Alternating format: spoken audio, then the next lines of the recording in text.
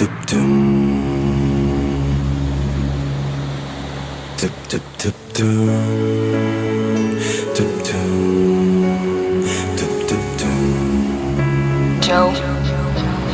you know this road.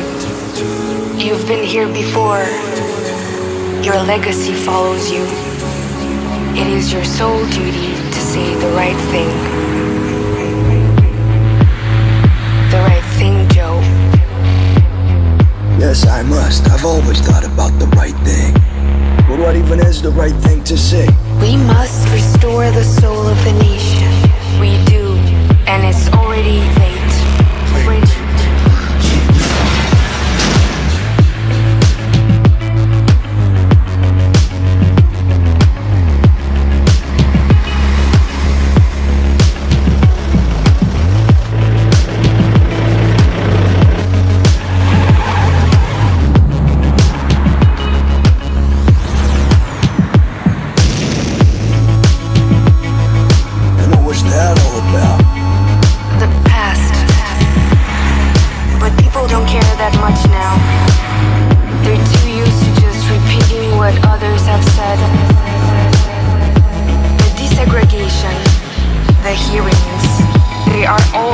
You now.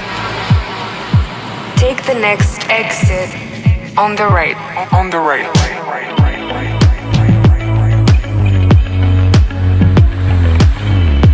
Listen, why do you help me? You have a warmth. People are pleased to see you.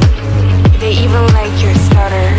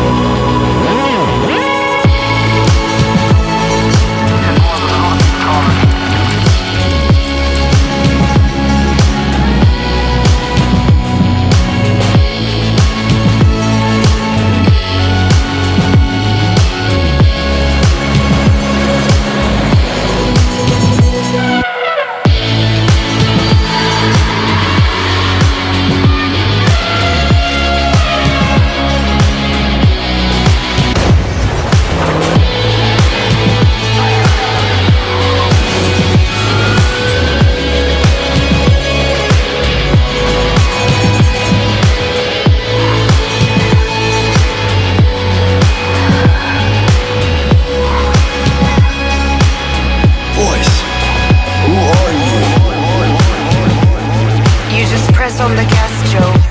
I'm taking care of the wheel.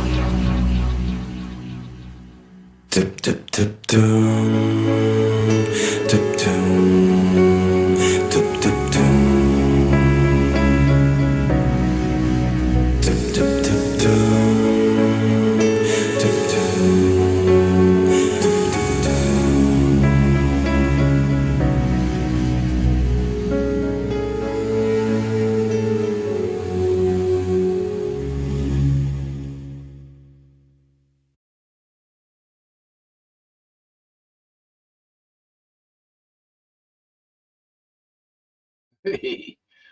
Yeah, so good clip. Like it. I like the music too. Music's great. Very much like my pet goat. Yeah. Remember that one? Should be still around. Or one pet goat, something like that.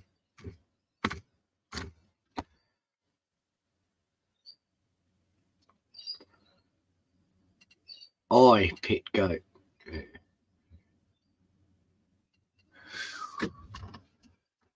it is. Okay.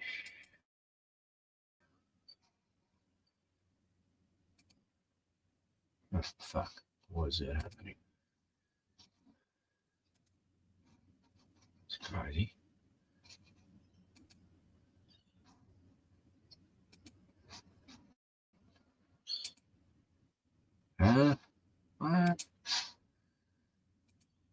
adding to screen. That's fucking weird. I have to do it again. That's a new fucking problem I've got lately. Normally you can keep it open and anyway, yeah, remember this weird fucking satanic clip?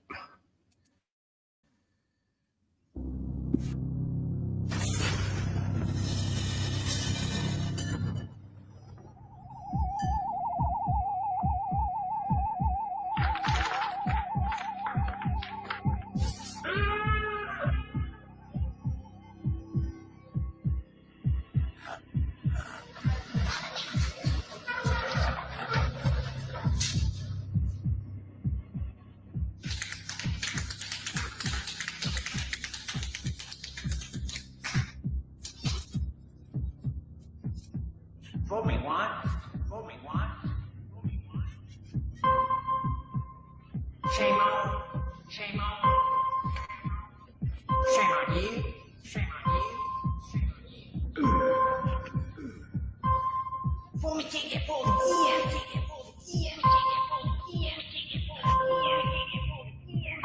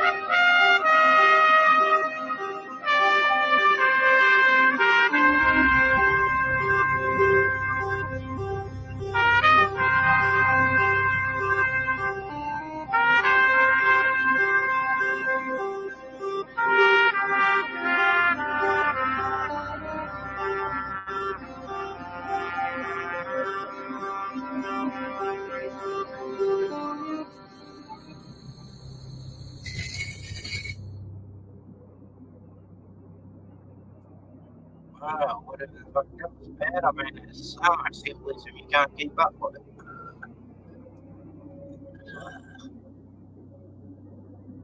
That wasn't the clip actually. I remember that was the second part of Boy Pet Goat. Boy Pet Goat. Boy Pet Goat was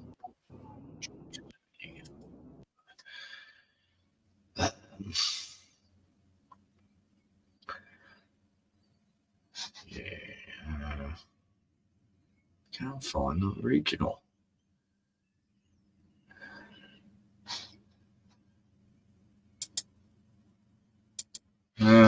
Yeah, what is the original one?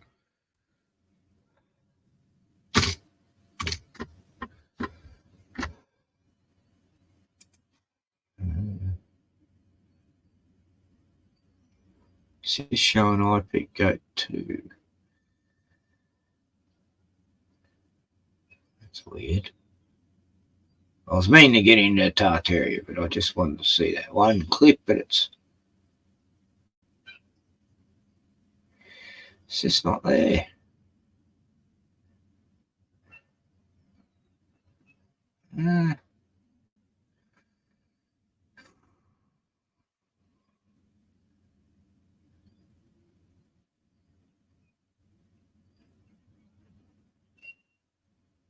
I get it.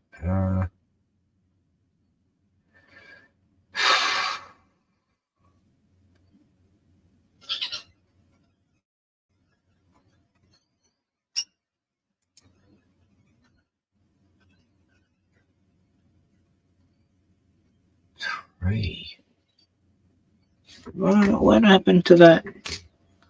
It's the 911 thing. Oh, typing. I'm missing numbers. I'm typing in the dark. Shit.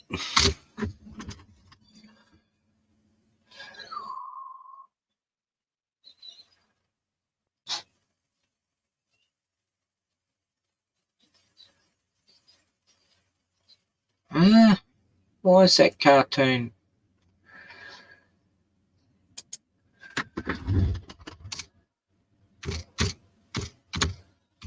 It's vanished. I mean, what? There's only 2.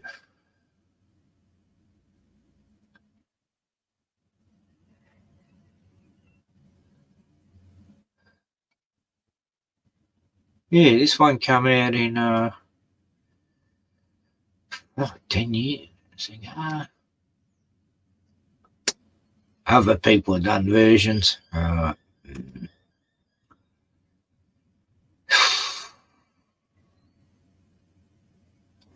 get it. Where's the original?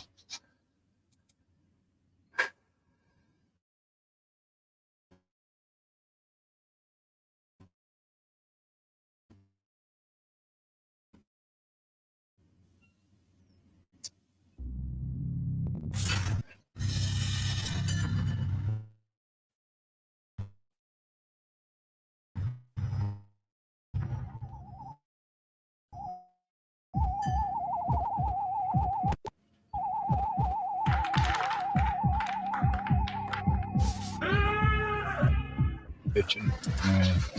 Not if anyone's here. Doesn't matter. Am I tripping? Because I remember the clip different. I remember George Bush reading. Yeah, anyway.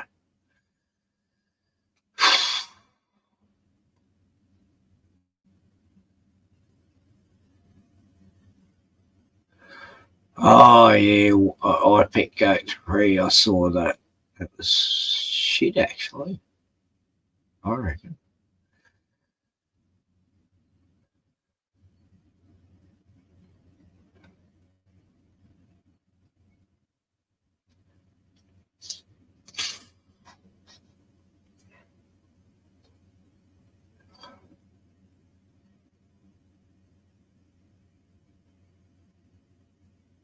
Mm-hmm. Okay. It was the moment President Bush learned that America was under attack. 9:05 a.m., September 11th, 2001. The second plane had just crashed into the South Tower of the World Trade Center. Get ready. Miss Sandra Daniels was teaching second grade that day at Booker Elementary in Sarasota, Florida. 20 years later, she's still teaching. The memory of it lingers in my mind and in my heart, and I'm a part of it as well as it's a part of me. Good morning. The visit from the president was a big deal. They had been planning for months, rehearsing their reading lesson, The Pet Goat. Get ready. Go. Miss Daniels remembers vividly the moment Bush's chief of staff, Andy Card, walked up to whisper the terrible news in his ear. I'm thinking, what happened? And I'm thinking, did something happen with Mrs. Bush? Did something happen to the children? I would have never imagined what happened actually happened.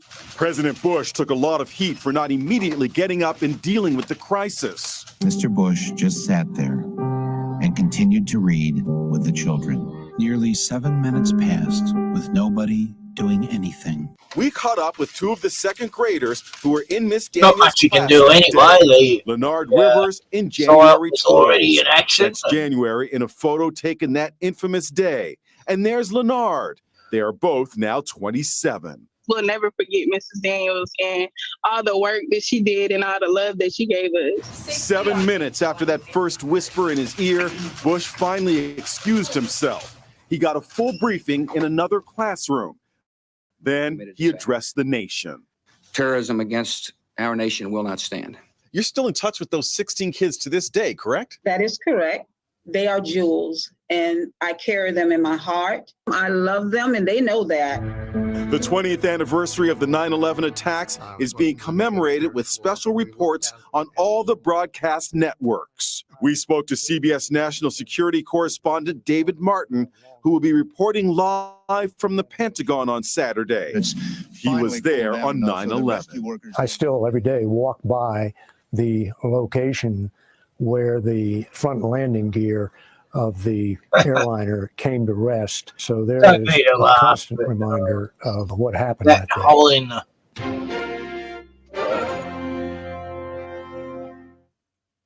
It was a weird day. It was the best of times and it was the worst of times. When aeroplanes, 4 of them, disintegrated into dust. Never thought I'd seen that. And I haven't seen it since, but yeah, these planes just disintegrated. Just vanished. Just fucking wiped off the planet. Along with a certain couple of buildings and shit. But anyway, I don't know. I wasn't there. I can't, Oh, it's still hot. I cooked that about 3 hours ago. It's still hot. Dog food. I put cabbage in it. I've got a pumpkin with the peels chopped up. Corn, peas, beans. Spaghetti. Kangaroo meat. Few other things I've forgotten. Yeah, Bruno's gonna love it, aren't you, buddy? Oh, fuck. What are you doing? What are you doing out there, Bruno? It's cold. Oh. So, here I am on a channel I haven't been on for a while. I tried streaming on Rockman, but no one turned up, and Rockman's not a very well-known channel. Yeah, got strike last week. Medical misinfo. Yeah, someone called misinfo. I don't know why she complained, but apparently misinfo complained about me, and yeah, got the channel, got the strike for, can't stream for till Wednesday or Thursday. And yeah, so sub to Rockman channel. I don't even know how I'm streaming on this channel. I thought it got taken down. turns out I was like, don't know why. I checked for months and I couldn't use it, and it's back again. Off the grid with koala again, yeah. Which is, actually what happened. I was off the grid with lots of koalas last year. Yeah.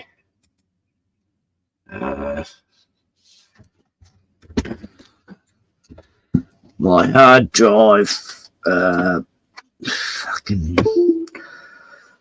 platformy HDD clone thing stopped working. It's brand new. Anyway, I think it'll work now. I should get all these things popping up on the screen now. Oh, well, that's the third beer. Third beer of the day night. There we go. Get 2 hard drives.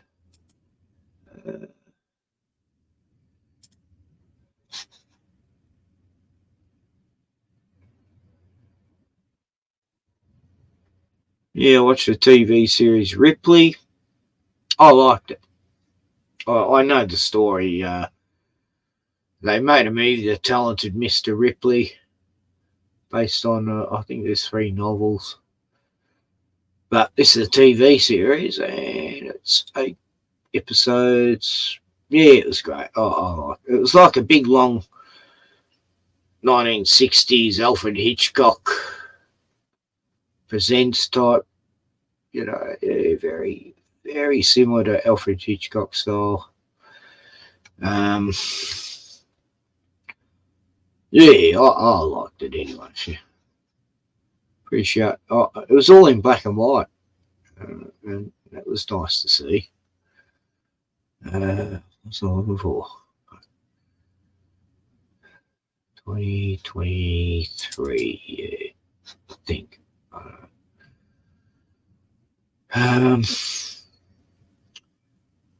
Yeah, I'll get on to Tartaria soon.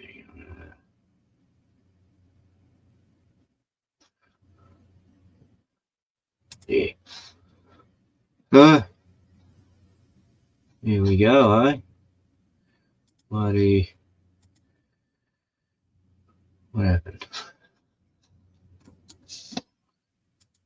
I'm using the worst mouse. You do the wrong click and it'll turn the whole computer off. Anyway. Annie. My koala compilation. Bruno. When I was on French Isle with Annie and Bruni. Okay. The last days of Annie, this was. Didn't even see you there, mate. Hey. It's all right. It's okay. I'm not going to get you. No, I don't want to get you, buddy. It's cool. Hey, mate.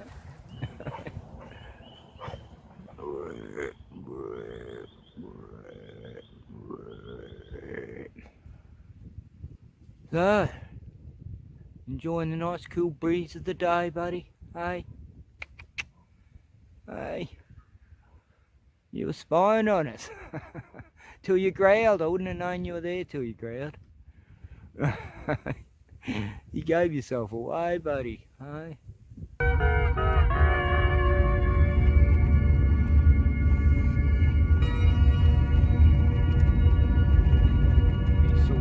Bicyclists.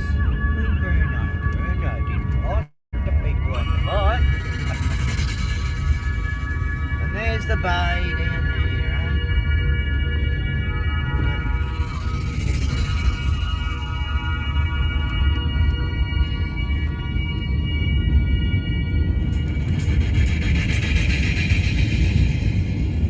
He's walking towards us.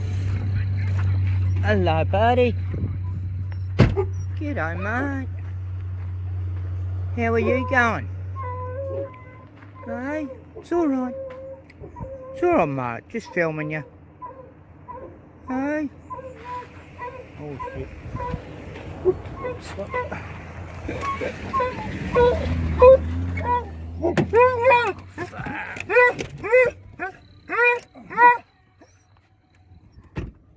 God. Hey. You good fella. Look at you, Clyde. It's all right. You want to say hello? Hi, buddy. Good boy. Good boy. See ya. Okay. Yes. Just didn't want that car to bloody get the koala while he's... Oh, God, Annie. It's a fucking koala. Shit. And you made me car go. She knocked it out of gear. And the car was driving up the hill by itself. Yeah, we got to see koala. Cool. Why is this me one all the time? My cookie. That was a young fella. Hey, buds. Sorry, did I wake you up? Hey?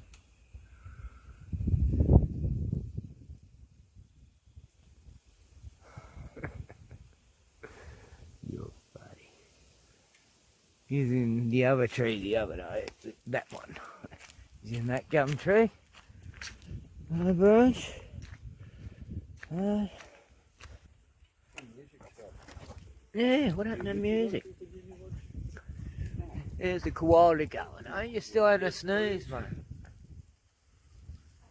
I'll undo something.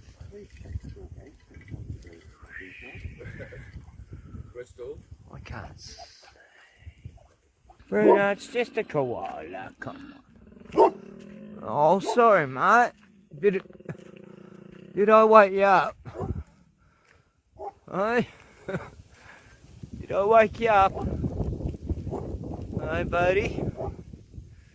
He's the same one as the other day.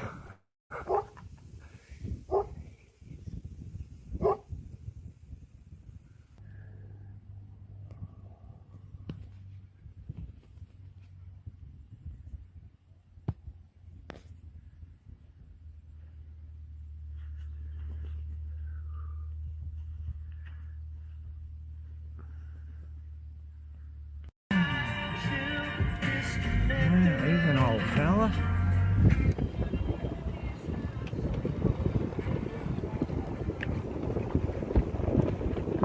Oh, you got a baby.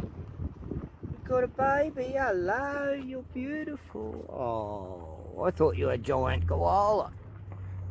Hey, where you off to? Hey, buddy.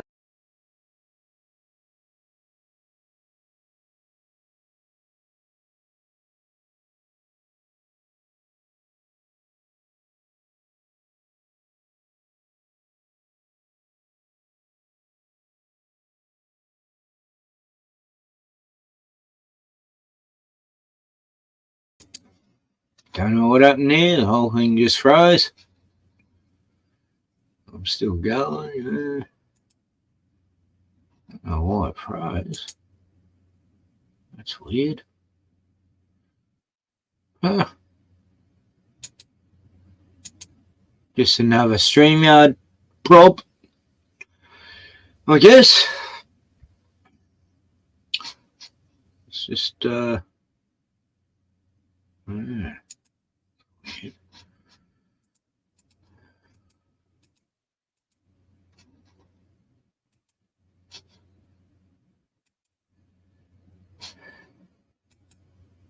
It's just, I'll redo it. I'll try it again. That's fucking weird.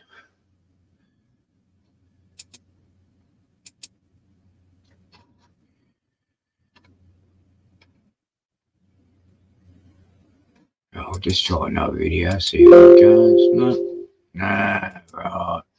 It's fucking playing up this fucker.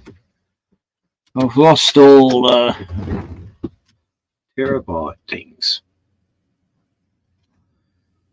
Weird. So it wasn't StreamYard. It was here. Yeah, so some reason, you know, I bought this fucking thing, what was it, $89, and it's, what do you call it, a platform terabyte fucking holder thing. Yeah, it says it's alright, but it's not. It's fucked. I'm going to take it back. I've still got the receipt. I decided to keep receipts now because everything fucks up these days. Try again.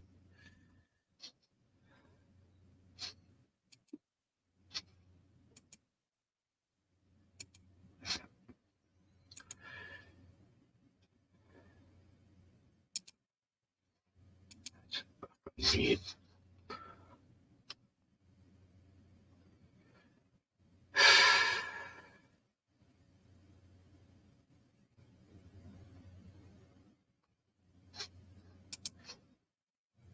What? Nah, it's still fucking up.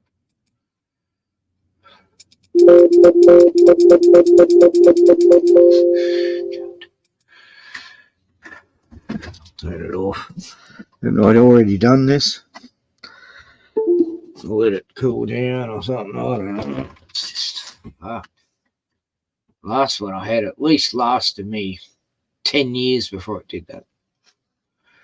This one I've only had for 6 months. Not even that. So, okay. Like that. Let's go to YouTube. So, I just wanted to share my koalas. Now it's kangaroos. Hang on. Before I share, I've got to get to the page I was going to share.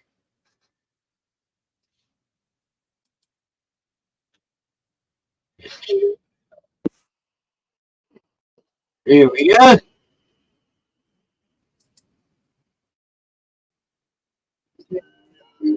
In order to firmly grasp the ideas presented, this is what you will need to know. Okay, Mainstream sit back. history, alternative histories like Atlantis, popcorn Lemuria, religious doctrines, the history of the occult and astrotheology, and the Covering history of everything. Rome and Christianity.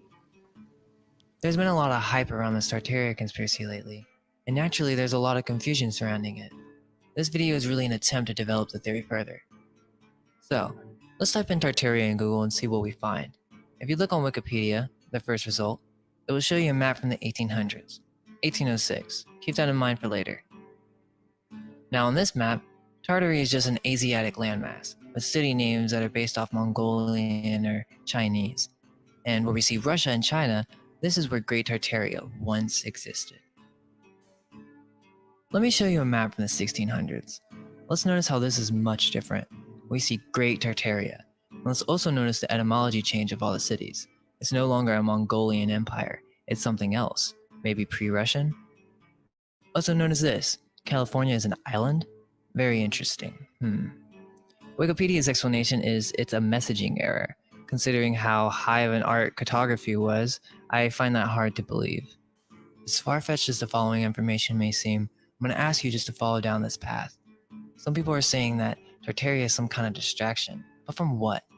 And is this theory any more of a distraction than Netflix and video games? Do you honestly feel satisfied with the history they teach you in schools and churches? I understand that most of you are believers of evolution and Big Bang Theory, but let's just explore a very different alternative to conventional history. I don't know everything about the past. I wasn't there. Nobody was as far as we know. Science likes to think it has all the answers, yet scientists still can't tell us how consciousness came to be, the connection between consciousness and matter, why the hell we're all here. My goal is just to get the message out there to those who are genuinely curious about what's going on in this life. It's an understatement to say that humanity is lost. It's been pointed out by many historians that humanity is much older than we have been told. It's possible that civilization goes back millions of years, and we could be in some kind of cycle. What's clear is, advanced civilizations did exist in the past. If the monuments don't convince you, consider the myths and legends about gods having to deliver culture-important knowledge. There are hundreds of books written on Atlantis because it was a real place. The first story we really hear of this is from Plato, and in Critias is telling Socrates a story. He says, "Look, Socrates, I got this crazy story that this wise sage named Solon told my great-grandfather, who was also named Critias. And my grandfather told me the story when I was 10. My grandfather started by saying how wise Solon was and that he was one of the wise 7 sages. And he, Grandfather Critias, was going to some poetry youth meetup. And there, Solon, his teacher, is trying to tell a story about the greatest achievement that the Athenians ever did. But he says, and which ought to have been the most famous, but through the lapse of time and the destruction of the actors, it has not come down to us. I thought Socrates was an Athenian. Socrates is hearing this story from a young man named Critias. Critias is relaying a story he was told at age 10 by his grandfather, who, when he was young, was told this story by Solon the sage. Confusing, right? Well, it's meant to be. So Solon is now starting the story saying basically, yes, we did something really great, but you don't know about it, young Critias, because these actors have been destroyed through a lapse of time. Okay, Solon continues telling Critias about a certain district in Egypt named Sais, and how they had a great connection with the Athenians at this time. So Solon was taking a trip there, and he was received with great honor, and he started a conversation with the priest of Egypt on past human antiquity, or basically ancient history. Now it says that Solon and none of the other Hellenes had nothing to say on the matter, and I think when Plato was writing this, he was implying that the priest didn't really want to talk about it that much. They were just listening to see what they knew, and at the end of the conversation, they didn't know anything, the Hellenes. They were clueless. So it goes on to say that on another occasion, Solon asked the priest again. And here is what I'm trying to show you guys. Solon was trying to pester the priest. It was like trying to show the priest his outstanding knowledge so the priest would talk about what they knew. Why? Because Solon knew that the Egyptian priests were much, much wiser. So Solon tried to impress them, talking about his knowledge of Pharonius, who is called the first man, and about Niobe. Now I'm going to take a little break here because I want to show you something. What does this have to do with Tartaria? Well, let's look up Pharonius and look up Niobe. This is basic Greek mythology, just the old gods, right? Let me remind you what we're talking about here. Solon is trying to tell the priest of Egypt, hey, this is my esoteric knowledge and how it pertains to ancient history. Plato is literally showing you in play format that Solon was one of the sages of the Greeks who knew the secrets of their mythology and how it pertains to ancient cultures. Niobe was the daughter of Tantalus, and according to Wikipedia, Tantalus was a Greek mythological figure most famous for his eternal punishment in Tartarus. I'm going to tell you what the secret of Pharonius and Niobe is, but let's take this one step at a time. Let's continue. So Solon tells the priest, yeah, look, here's the secrets of Pharonius and Niobe. And the Egyptian priest says, O Solon, Solon, you Hellenes are never anything but children, and there is not an old man among you. Solon in return asked him what he meant. I meant to say, he replied, that in mine you are all young. There is no old opinion handed among you by ancient tradition, nor any science which is hoary with age, and I will tell you why. There have been, and will be again, many destructions of mankind, arising out of many causes. The greatest have been brought about by the agencies of fire and water, and other lesser ones by innumerable other causes. There is a story, which even you have preserved, that once upon a time, Paetheon, the son of Helios, having yoked the steeds in his father's chariot, because he was not able to drive them in the path of his father, burnt up all that was upon the earth, and himself was destroyed by a thunderbolt. Now this has the form of a myth, but really signifies a declination of the bodies moving in the heavens around the earth, and a great conflagration of things upon the earth, which recurs after long intervals. At such times, those who live upon the mountains and in dry, lofty places are more liable to destruction than those who dwell by rivers or on the seashore. And it's from this calamity the Nile, who is our never-failing savior, delivers and preserves us. When, on the other hand, the gods purge the earth with a deluge of water, the survivors in your country are herdsmen and shepherds who dwell on the mountains. But those who, like you, live in cities are carried by the rivers into the sea. Whereas in this land, neither then nor at any time does the water come down from above on the fields, having always a tendency to come up from below, for which reason traditions have preserved here are the most ancient. notice how he's talking about 2 different cataclysmic events. He first is speaking about a myth that Solon's people have preserved, and then he states on the other hand when the gods purged the earth with a deluge of water. So we know there's a distinction there. He's had many destructions. The myth goes Pathon, having yoked the steeds of his father's chariot, wasn't able to drive it in the path of his father. Could this mean that once Tartaria became a global empire and its motives didn't follow the same path as its predecessor Atlantis? And because he couldn't drive the path of the father or remain as true as was the once great Atlantis, the chariot burnt up all that was on Earth, and he himself, Tartaria, was destroyed by the thunderbolt. Could it be that Atlantis was destroyed because of natural progression through the ages, and perhaps Tartaria was destroyed for its evil motives, or its evil takeover? After the flood of Atlantis, this great nation tried to recreate Atlantis once again, only that it must have been forced so the civilization fell in cataclysm. The priest is saying, look, here, this tradition goes way back, and everything we know and all the science that we practice are ancient, very ancient. We preserved our sciences. He called the Greeks children, saying there was not one man among you. And remember, this is Plato, where we get all our sciences from. Now the priest said, the people who live on the mountains in dry and loft places were more liable to destruction when referring to Solon's myth. This is a very key factor. Okay, so that's the first understanding. There was an ancient advanced civilization in the past, and it was destroyed by water, and this is Atlantis. This is what we call pre-Diluvian, or pre-flood era. I want to start this off by just making sense of our timeline. If you're new to this stuff, then bear with me please, because I'm just going to explore out of our conventional timeline here. So we need to use certain terms and cultures to help us understand where we are before I can really make my final thesis. So we have this Egyptian priest, and he's talking about a pre-Diluvian age. So what was Solon talking about with the secrets of Pheronius and Niobe and how it relates to antiquity? While researching for this thesis, I had an inkling to look up the Gaelic etymology for Tartar. Let's see what it says.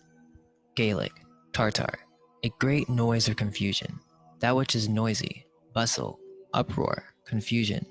A Tartarian is a slang, bad word for a thief. Then get this, it also says that the word is often accounted for by the story of an Irish soldier who in some eastern battle had called out that he had caught a Tartar, or a thief. This brings me to the Irish origins of civilization. We're told by authorized history that human civilization migrated east to west, but in this theory, a group from Atlantis survived and preserved the knowledge, whether they knew the flood was coming, Still we know Tartars for around certain today. that they landed in Ireland, and here somehow they survived. It's possible that this is the beginning of what we know as civilization, instead of east to west.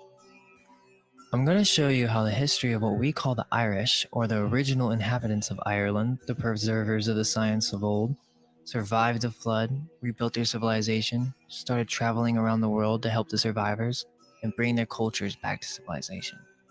Long later, those we know as the Greeks and Romans completely renamed these people, branded them as savages, and basically rewrote history for the masses.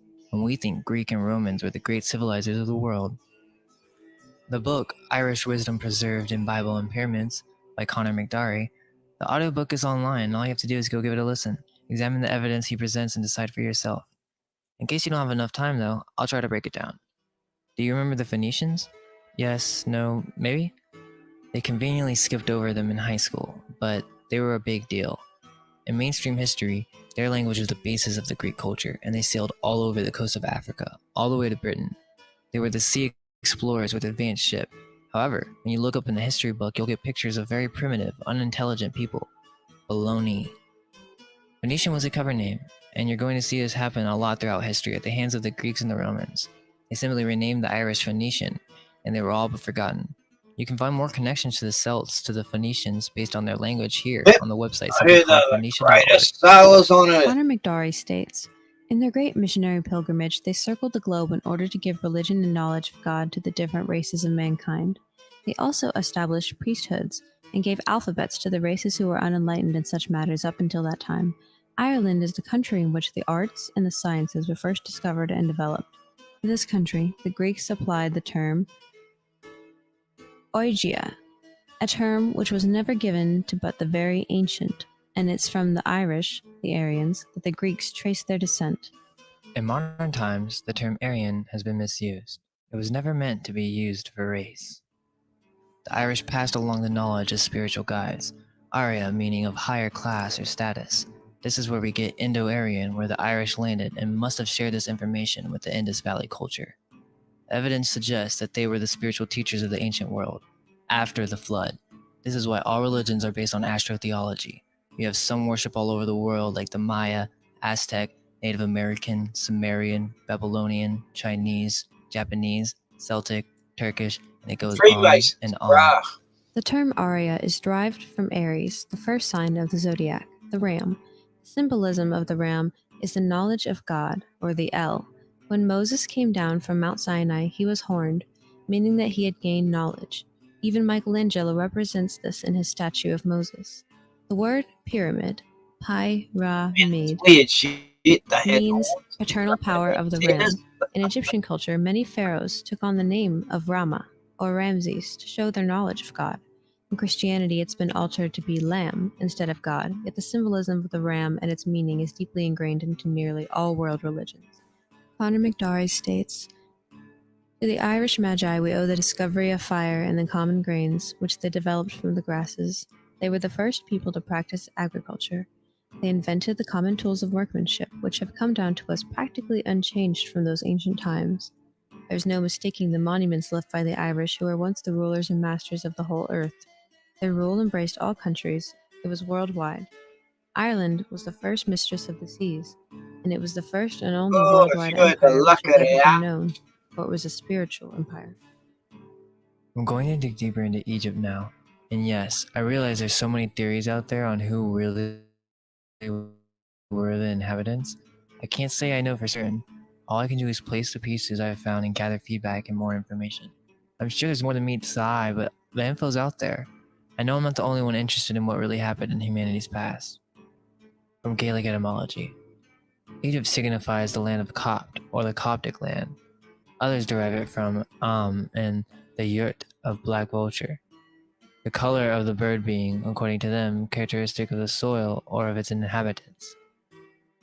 Let's go back to the story of Critias in Egypt. So Solon is in Sais, and he's talking to one of the priests. Now, to make things a little clearer, let me explain. The sage and the civilization of Egypt of the time was most likely of a darker complexion. We don't know for certain, but it's apparent to me that Solon, and that is what the priest was talking about. He was telling Solon about his people, the Irish, or the Chaldeans, Phoenicians, Babylonians, and of the many names they were called.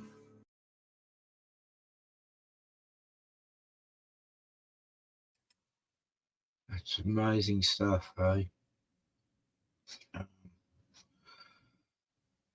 Yeah, so there was a song out years back when I was young. I wasn't sure what it meant, but it was by this guy. He's pretty famous.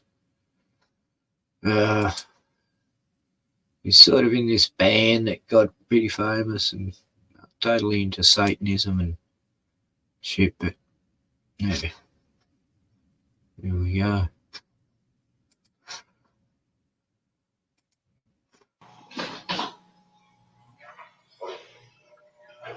How do you spell I? You know, when you say I, genocide, not a capital I, and it's not EYE. I, captain, and that. How do you spell I? You know, when it's. Oh, yeah, that's it. AYE, I mean, didn't know that. Okay, let's go. You ready?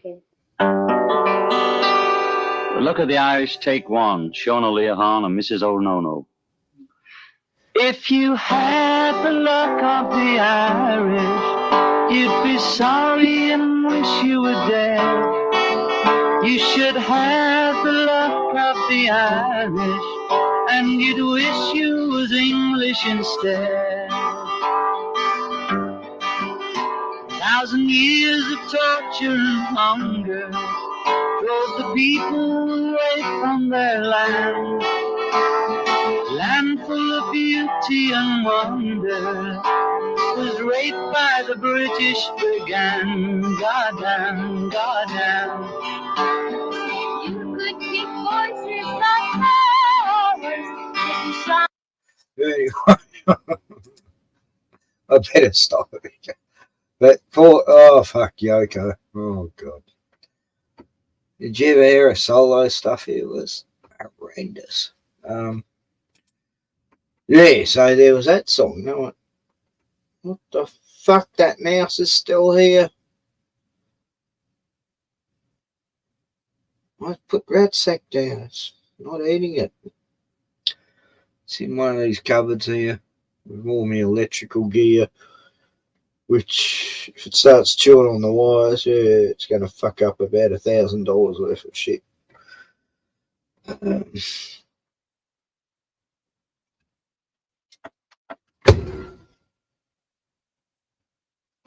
So, Bruno, there's a rat. There's a rat. Right. It's a fucking rat. Gonna get the rat, mate.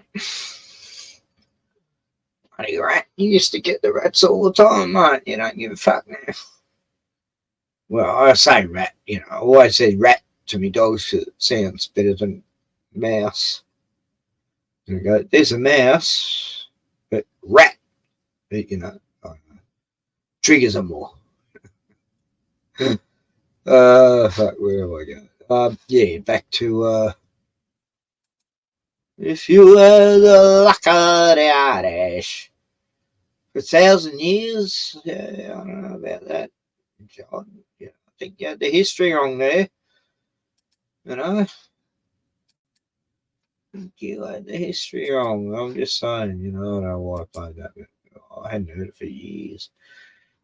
I just felt like playing it. I didn't play it. I was on in case I get copied. According to the maps in the 1600s, the biggest empire was the Great Tartaria Empire. I'm not sure what culture this was. It's a I'm not saying this Tartaria. is an Irish culture. I'm just bridging the gaps so that we can understand why Tartar is associated with Irish etymology and how it came to be.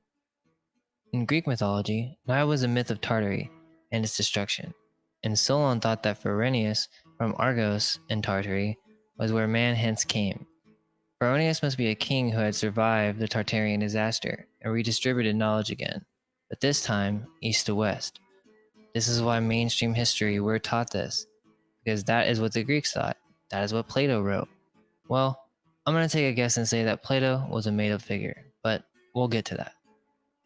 The priest was unimpressed with Solon because the Hellenes, or the Greeks, stole all this knowledge. Plato was just a They piece had of no Plato. preserved knowledge. They stole knowledge, renamed it, and took it for themselves. Not only that, but Solon didn't even know where his own people came from.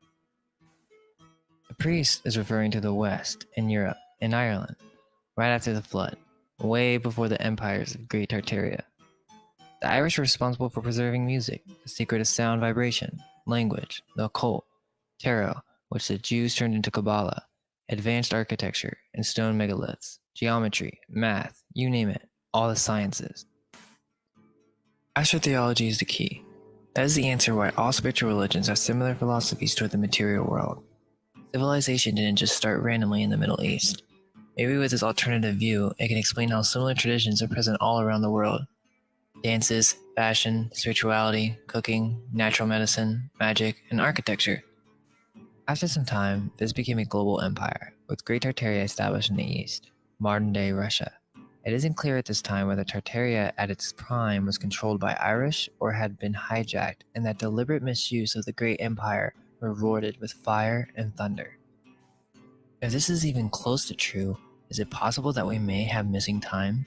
I mean, after all, our calendar and time is based on astrology, and then finally determined and made law by the civilizers of society. It's really not crazy to assume that time has been constructed by these officials that took over the old empire. And I'm talking after flood. There's so much confusion because there's been multiple cataclysms on this earth, and that has been forgotten by the human race. I'm not talking floods, I'm talking earthquakes and things falling from the sky and who knows what else. It's not just stories. In this last global empire, whatever it was called, Irish, the Tartars, or the confusion, or the thieves, was destroyed and stolen by the Greeks/Romans. And they conquered and cursed these nations forever by destroying their lands and rewriting their etymology. The word phony being derived from Phoenician is just one example. I have reason to assume that there was a great culture in America, and this will be further proven as we go on, but let's look at these maps again. I want to show you these mountains right by Salt Lake City, or where it's supposed to be.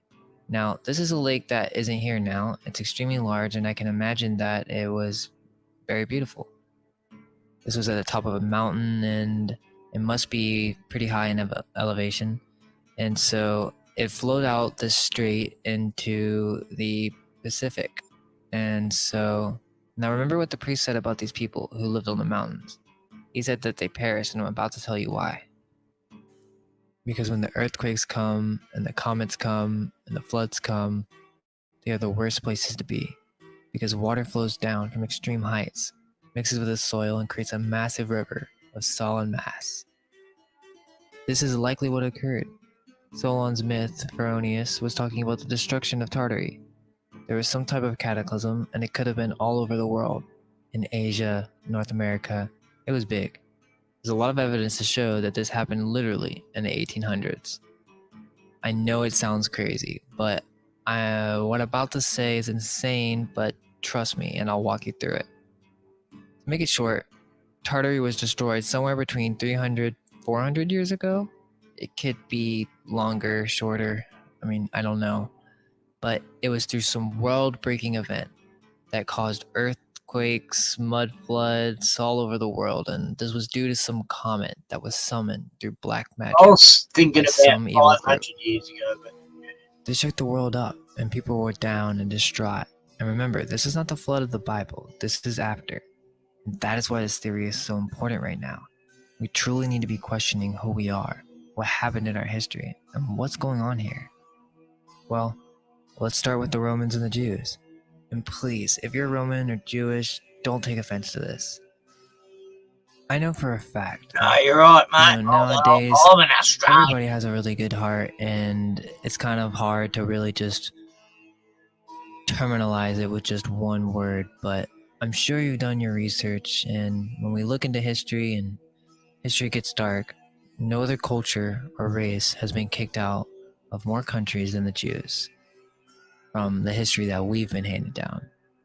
And there's a really dark history here, guys, and I can't really go into it in this channel, but it does explain so much. I know The Jews took the knowledge of the Irish, and they basically were a cult of the original knowledge of the Druids. That's the Kabbalah. It's the original tarot and the symbols that came from the Aryan priest of the global world empire after the flood. They took this knowledge, started practicing dark black magic, and basically, through sacrifice and horrible religious ideologies, from the ancient Solomon's Jews temple warped and times. perverted the knowledge of the Irish. Now, I don't know if black magic was used in the destruction of Tartary or not, but you tell me what happened. Tartaria could have been filled with peaceful people, because after the fight, they could have been easily subdued by the Roman soldiers. The Romans were the true Tartarians. They were the thieves. What we know as Tartaria is but a lie. The Romans and the Greeks named it using the language of the Gauls. Why? Well, we need to look into an important figure known as Josephus and how he influenced Rome. On Wikipedia, if you search Flavius Josephus, it says, during the First Jewish-Roman War, the Romans were battling the Jewish forces in Galilee. Now, Galilee is just one connection, even though it is in Israel. However, let's just reestablish this connection. So, what's happening? Before Christianity had begun, the Romans had their last and longest battle with the Druids. Well, the Druids were the Jews who hijacked the teachings of the Gomerites and stole it for their own perverted ways, became corrupt, and started sacrificing. That is why we hear about this happening in Carthage and Rome to please Jupiter. And this gets dark, but let's go on. The Gomerites were the Irish people, and this must have happened long after Tartary had been destroyed. So what is going on? All this knowledge that we have is just knowledge from the age after the catastrophe of Tartary, or the story of Tantalus, the father of Niobe. But here's the key to understanding this whole conspiracy. This was not Atlantis. I'm proving this through Plato. Plato could have been made up. It's entirely possible that the Greco-Roman civilizations never existed, and whatever empire was the culprit behind the deliberate destruction of Tartaria, or it was just an accident. But whatever happened, someone rewrote history after this happened. History is always written by the winners. When two cultures clash, the loser is obliterated, and the winner writes the history books. Books which glorify their own cause and disparage the conquered foe. As Napoleon once said, what is history but a fable agreed upon? Dan Brown, The Da Vinci Code. Let's recap. There was a flood, a deluge. The whole world went dark and was lost. The Irish civilization were the ones who preserved the knowledge from Atlantis. They distributed it throughout the world, and there was a worldwide global civilization. This is when Tartary existed. A group or empire or cult or whatever you want to call it, Rome, came to power through evil, black magic, with a plan to create a new world order. Cataclysm strikes all over the world. The greatest of all empires is destroyed, Great Tartaria, in which the Greeks wrote myths about. This evil group rises, takes over, history is rewritten, and all ancient history is systematically erased by these power-hungry peoples, whoever they were. All the remaining empires and people were forced to join or be killed. This gives me a better position to assert more theories. Now, if this is so, we need to establish some sort of timeline because what's going on? The first clue is in old 1600 maps. There's an I before the 600. Once you look into that, and then you look at the records of the Dust East India Company, they have the same thing. The best way I can explain this whole thing is that the 1600 ones are Spanish or European. They are all made from the European Union. And where did they get their source maps? Okay, I'm going to get theoretical, but I feel as if I have to start somewhere with really figuring out what happened. What we know is the Renaissance, the European Union forming after Rome from Germany, and then to Spain, Britain, etc. It's a fabrication. It's well known these days that Shakespeare was just a character. How much more of our history is full of these fictional personas? And shoot, if he isn't real, then maybe we should all just stop acting like we know it all, because with all these unsolved mysteries in the world, it really goes to show how little we understand. It's about 4 years Before old. Tartary was destroyed, remember, I said global. So they were in Europe, and that's why you see Hey, crazy LJ. architecture that all Yeah, looks similar with pseudoscience. unique varieties, but it's all the same idea all over Asia and Europe and North America.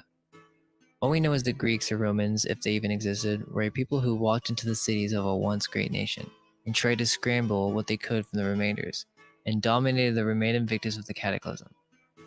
One question that bothers me, and I would appreciate any input or ideas, is why were the remaining survivors of this great empire not be able to strike back? They must have been targeted, or something beyond belief happened that we can't really understand today with our modern minds. Now in part 2, I'm going to go in what happened with North America. Was there a great empire where the Grand Canyon was located? More proof for the mud flood with buildings underground and strange architectures in big cities. I know that was a lot of info, but we really felt compelled to try and bridge this Tartaria mystery with astrotheology and the story of Irish civilization. There's still a lot of interesting stuff that we didn't have time to mention, so stay tuned for more videos. Like and subscribe if you feel inclined. Until next time. Release all that you think of as true. Relax the mind and ask the question, do I truly understand what this reality is?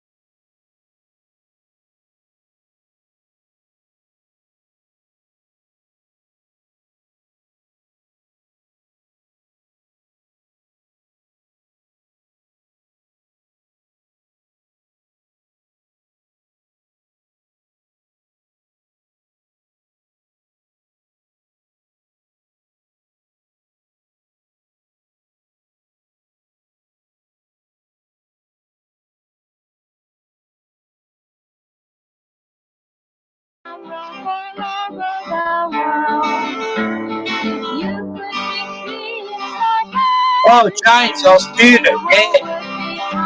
Thanks, mate. In the pool, they told us the story how the English divided the land, of the pain, the death, and the glory, and the poets of old Ireland. If you could make change with the morning dew, the world would be like always day. If you walk over rainbows like leprechauns, the world would be one big bloody stone.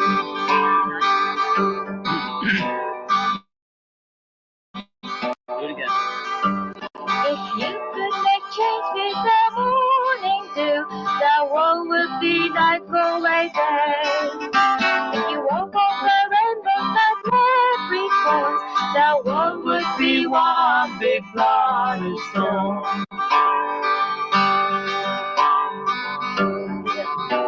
Which one? Why the hell are the English there anyway? As they kill with God on their side. Blame it all on the kids and the IRA. As the bastards commit genocide. Genocide.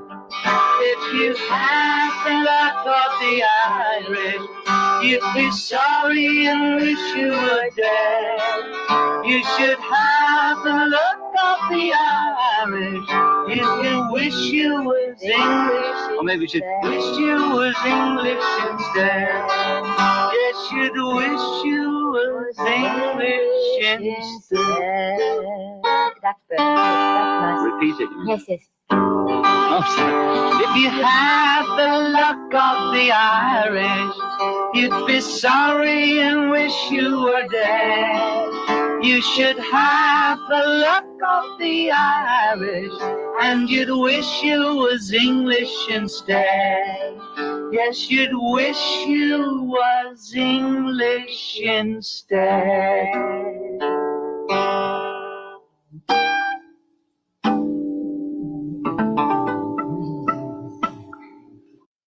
Easy. Yeah, that's pretty condescending type song, really. It's almost, to me, it's like him singing about being proud to be English, and yeah, it's putting shit on the Irish. That's what I take from that song anyway. You know, it's sort of like he's reveling in the fact they, you know, maybe he's making a statement. Yeah, I don't know. But I remember hearing that in the early 70s, that song. There's a much better version. That live version wasn't very good. But yeah, the Irish and the Scottish got a raw deal. Yeah, the embargo shit, you know. Well, they could grow as potatoes for a while. They had a seaweed they'd drag out of from the shore, and they'd take it up on the rocks, and they'd make soil out of it, you know. Yeah, tough times. But yeah, I mean, why else? You know, why would they make it tough for them unless they were an important race, you know, in history, and they want to destroy history? So let's fuck up the Irish and the Scottish. Yeah, I'm part Scottish, part English, part Spanish, and part fucking German. Yeah, that's the proudest part of it. Oh, yeah. No, I love my Scottish and German heritage. I think, you know, it's a good mix. Yeah.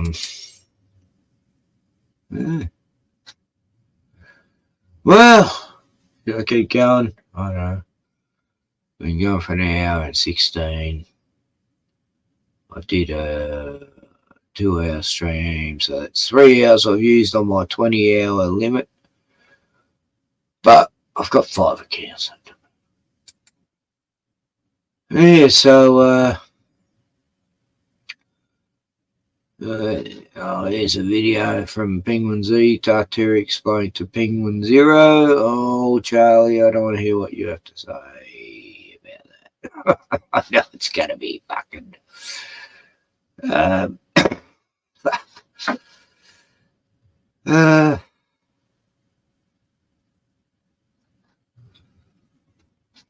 Alright, I didn't realise he did 10 parts to that. Okay, here we go, the Phoenician.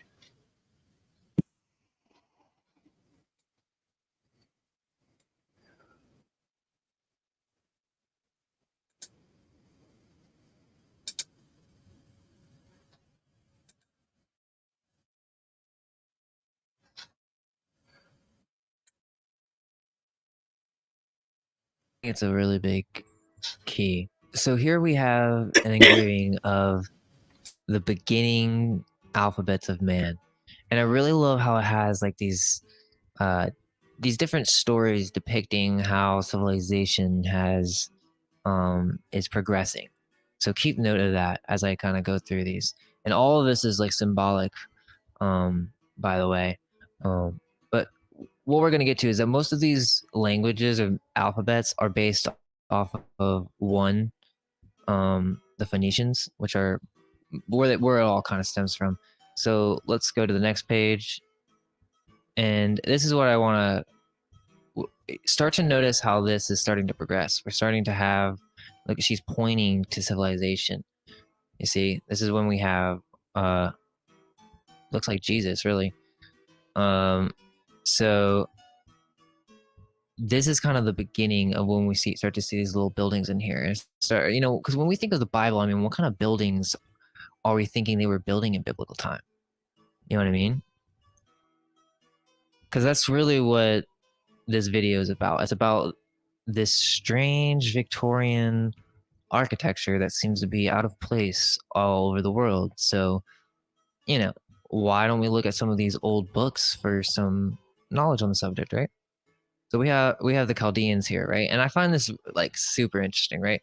We have them worshiping or sacrificing to the gods. Why is he showing that here? You know what I mean? We know a lot about this, right? In his history, how they've sacrificed or gone. The Chaldeans went very pagan in their ways. I think that's what they're kind of trying to symbolize here. So let's move on to the next page. And here we go. Here's where we're getting into some bigger answers. So now we have Syria, and then we also have the Phoenicians. So what is this? You know what I mean? Like, when we think of the Phoenicians, I don't remember anything about dome buildings. I remember hearing that they were very, they sailed all on the coast of Africa to Britain and all that. And what is this about the Egyptians coming right after? Does this have anything to do with the Phoenicians?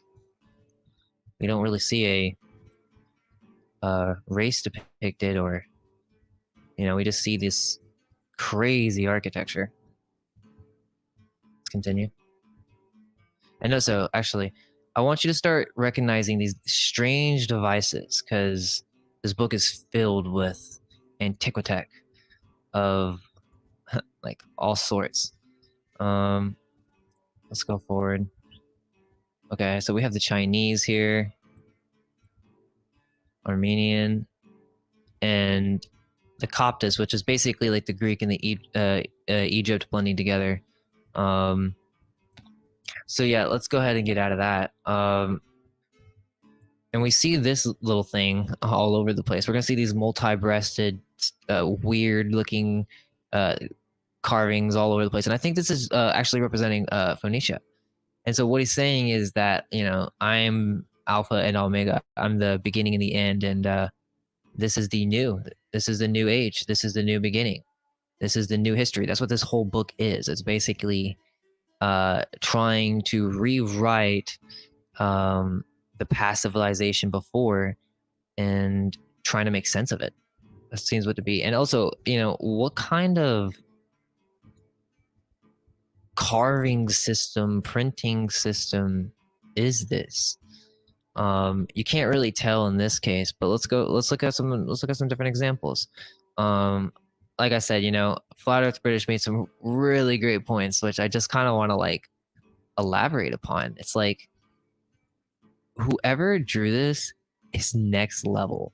Like we got these thousands of different individual people doing their own actions. It honestly kind of reminds me of like 3D and like computer simulation of some sort. I mean, like you hear of all sorts of types of devices in the past that were automative of some sort. And actually, there's this other book where I'm going to get into that in a second, which will go over that.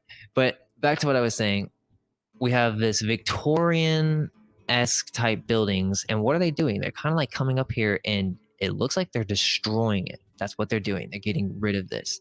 And, what time is this? Well, this is supposed to be the Temple of Solomon. So this is why this book is so important, because when we go to look at what the Temple of Solomon looks like, or how it's depicted in here, it's depicted like some Victorian modern architecture. You know what I mean? Like, is this really, is this really what we were capable of building? You know what I mean? Is this what the Hebrews built? Well, the Bible says that the Phoenicians built this. And like I said in the first video, the Phoenicians are the Irish. So the Irish built this. The Phoenicians is just a cover name. It's just like a little scapegoat. Like you're like looking at the Phoenicians, you're like following their tracks, and then, you're creating a little history for someone that never really existed. So why wasn't the Gaelic language mentioned in these languages? Do you want to know why? Because this is a Roman book. This is, or supposedly, right? So what I'm thinking is that whoever wrote this or whoever came out with this information is, after Tartaria, or what we know as Phoenicia, or the Irish, or whatever you want to call it. So here's the thing. I'm speculating that the Phoenicians had some crazy tech. I found this this website where it's talking about some crazy inventions.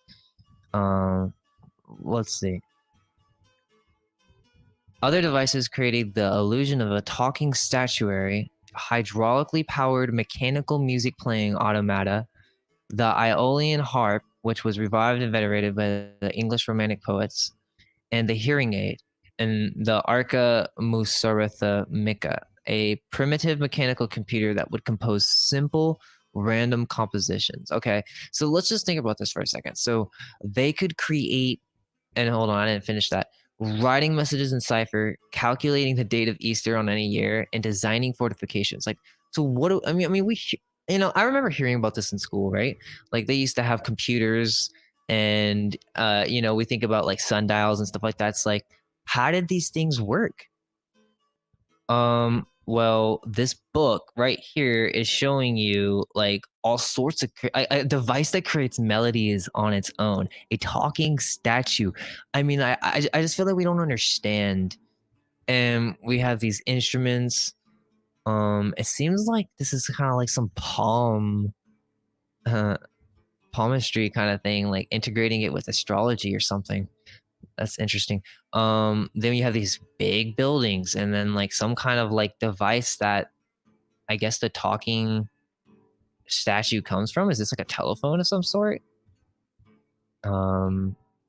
Study of the ear, astrological references to the ear. So I start to speculate that we have all these engravings. These, this has a specific look to it, right? You have all these different engraving type looks. Let's go back to this All right. So we have, all right.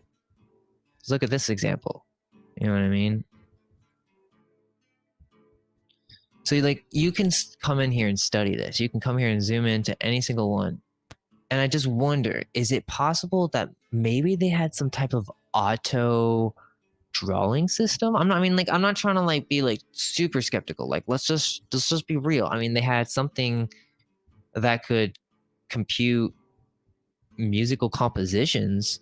You would think if they couldn't do photography, they would think of something, you know, and if they're the ones building all these buildings, then I don't know. These buildings are so great and so magnificent. I would assume that, who knows, maybe they left over some type of printing technology, and the people who came and did this mass murder, I mean, like, this is some crazy stuff here. Why are they doing this? Well, there was some secret knowledge here. And I believe the Jews, right, in Jerusalem, whoever was left over and survived and was remaining in this magnificent temple that was created by the Phoenicians, right? They wanted access to whatever the Hebrews were hiding. And that's what we know as, you know, the Roman Wars. And that's what this is. Some crazy, dark, horrific stuff, right? But why did it happen? Because they didn't know what was going on. All this stuff was left over, all this magnificent architecture. You can see all this kind of like mud stuff. What is all this? It's all ruined. Well, so is this a depiction of Solomon's temple right here? Like, this is what they're saying was in biblical times? And look at what they did to an entire nation. I wonder why, right? There's a lot of confusion. Here we have a depiction of the goddess Diane. And this is from Phoenicia, which obviously the Romans took, but let's look at where it came from. So let's see. This is because the cult of Artemis, introduced by the Greeks who populated part of the coast at the beginning of the first millennium BC. So who was the one who gave the Greeks the alphabet? I'm going to assume that they also gave them spiritual like concepts and symbolism. So, and then this is a older depiction of what now we just have her depicted as, you know, with a simple tunic, and it's not so graphic. So this is the older depiction of what we have in New York, Statue of Liberty. Okay, and here we have an older depiction of the Statue of Liberty, or Diana. It seems to be some magnetic levitation device of some sort. And you'll see these strange devices all over the place. And I think what I think these are symbols, meaning like these engravings that we all know, whatever artist or whatever created this, you know, this has been kind of manipulated to be now kind of like an arcane symbol. Meaning like I don't even know if like the technology actually looked like this, but now, you know, there's another one, the fasces. Let's look at that. Let's see. So here we have these instruments of torture. But I think that this thing right here was some type of sonar device, you could say, some deadly weapon of multiple flutes tied together that could do some serious damage. Do you really think this would like hurt someone? I mean, like, it just seems kind of like doesn't seem like the most efficient way to make an axe, right? Well, that's what I'm trying to say. Is I think that this is all symbolism. Somebody like knew their stuff here. So we have the Temple of Solomon that in the Hebrew Bible actually says was created by the Phoenicians because of their crafting abilities. You know what I mean? Which I think is just a cover up. Look at the size of this angel compared to this temple. And that's an angel. You know, we could be like even like a fourth of that. So basically, this is massive. So if we zoom in here, we can see the astrological symbolism of the man, the eagle, the ox, and the lion. And this just all goes back to the Irish. So I think they call this the Phoenicians, right? But this is really the Irish created this. Okay, so let's start to make some connections. In the Book of Mormonism, we have this illustration, and I really want to start to tie it together because, you know, I've been looking into the Tartaria conspiracy, right? And then you start to discover that all this strange architecture has this these similarities that keep repeating. And you know, once you know what the Book of Mormonism is about, you could start to look for certain clues, and I think this is one of them. I'm guessing it's called the Liahona. I don't know exactly what this is called. Now, it's the orb and the cross, but I believe this is what it's based off of. And the reason why is because in the Book of Mormonism, a tribe from Jerusalem is trying to escape this like harsh rule or whatever. And basically God is telling them that they need to get out of there. And I have the quote here. Let's read it. So,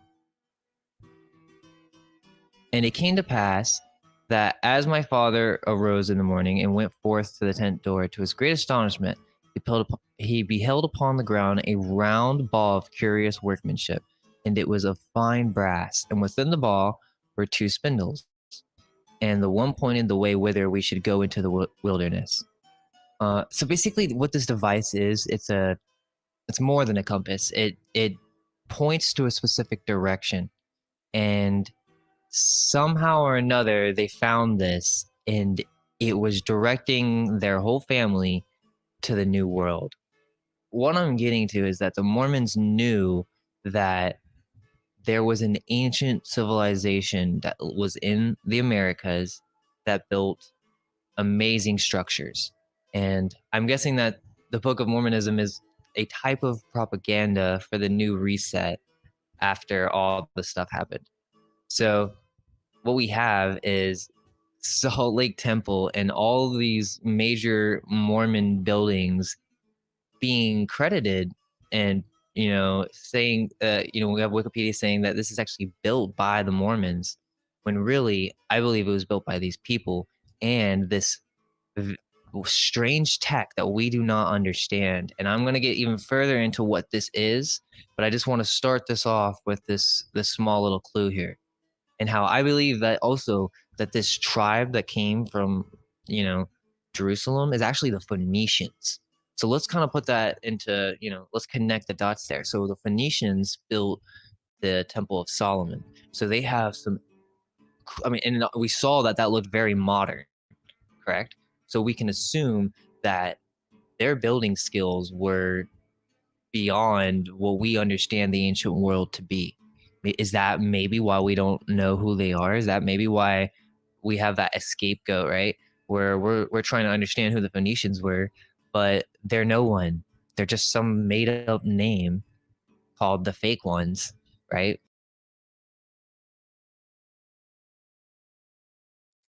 Yeah, I don't know. What I know is from the Bible, Solomon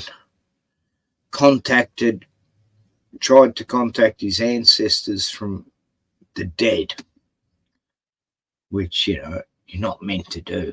You know? And he did. He contacted his father or whatever. Anyway.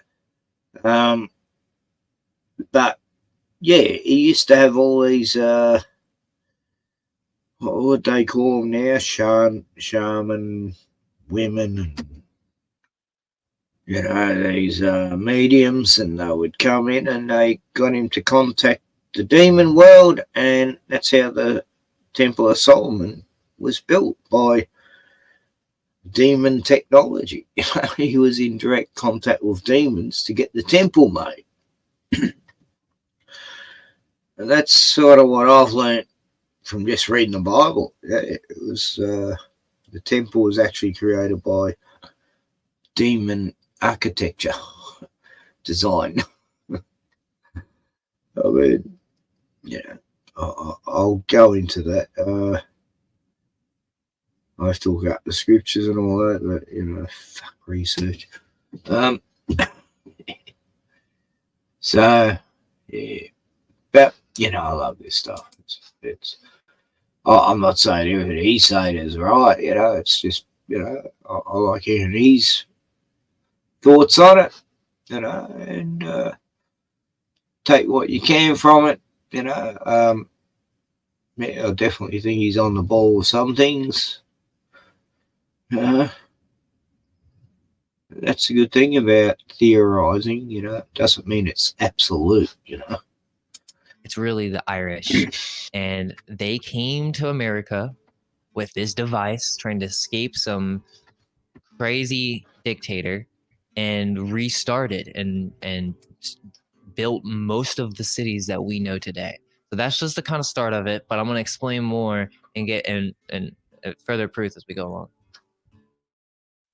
Okay, so I'm building like little like steps for us, you know what I mean? Because like this stuff is not easy. I mean, like type this stuff in. It's not like there's like a step-by-step guide on understanding this. So it's like I'm giving you guys little building blocks, all right? So now that we understand who the Phoenicians were, right? The Irish connection between the Tartars, that's my first video, right? Now we're going to go over crazy architecture that doesn't make sense. And this is one of the earliest maps that you can find on the internet. And it's just so telling on what we've lost, right? So let's remember, Phoenicians created the Temple of Solomon. Okay, so we're gonna see a lot of cities here, and this map is upside down, probably to cause more Tartar confusion, right? So it's completely upside down. Over here we have India, and then this is Russia, and then Europe is over here to the east, which is really, this is the west. So this is west, and then here to the left of the screen is east. So I'm still studying this. I'm still trying to understand this. Yeah. So for the most part, if you look at this map and just kind of hover around, there's a couple big cities, and we see one in Asia over here. But to me, after looking at this map, the biggest one is over here. Where's the oceans? And I do think on this map, scale counts, because this must have been some type of older map that was depicting what this continent looked like a long time ago. Because when we come over here to Roma, why don't we see something like that? This is from the 1400s. Bologna, we'll go into that. So it's like, even here. So did this spread out? This is Gallia in the past. So it's like, did this spread out over here to Tartaria? And now we have all these insane buildings, cities. This is the old Rome. This is the old church. This is the old empire. And if they were this big on the coast, you would think that they could easily just sail over to the Americas. All right, so let's recap. Tartaria becoming a global civilization was a product of the Irish Ari spreading the knowledge to the entire world, becoming known as today's Phoenicians. I believe this Aryan race, or the civilization that followed it, possessed advanced knowledge, and I'm talking knowledge about the nature of reality, self, and magnetism. This explains why there's so many out-of-place buildings and architectures that just don't add up with the explanation of history that we're told. In the Bible, we get references of the Tower of Babel, and that there was only one language among men. Could this be why we were so advanced?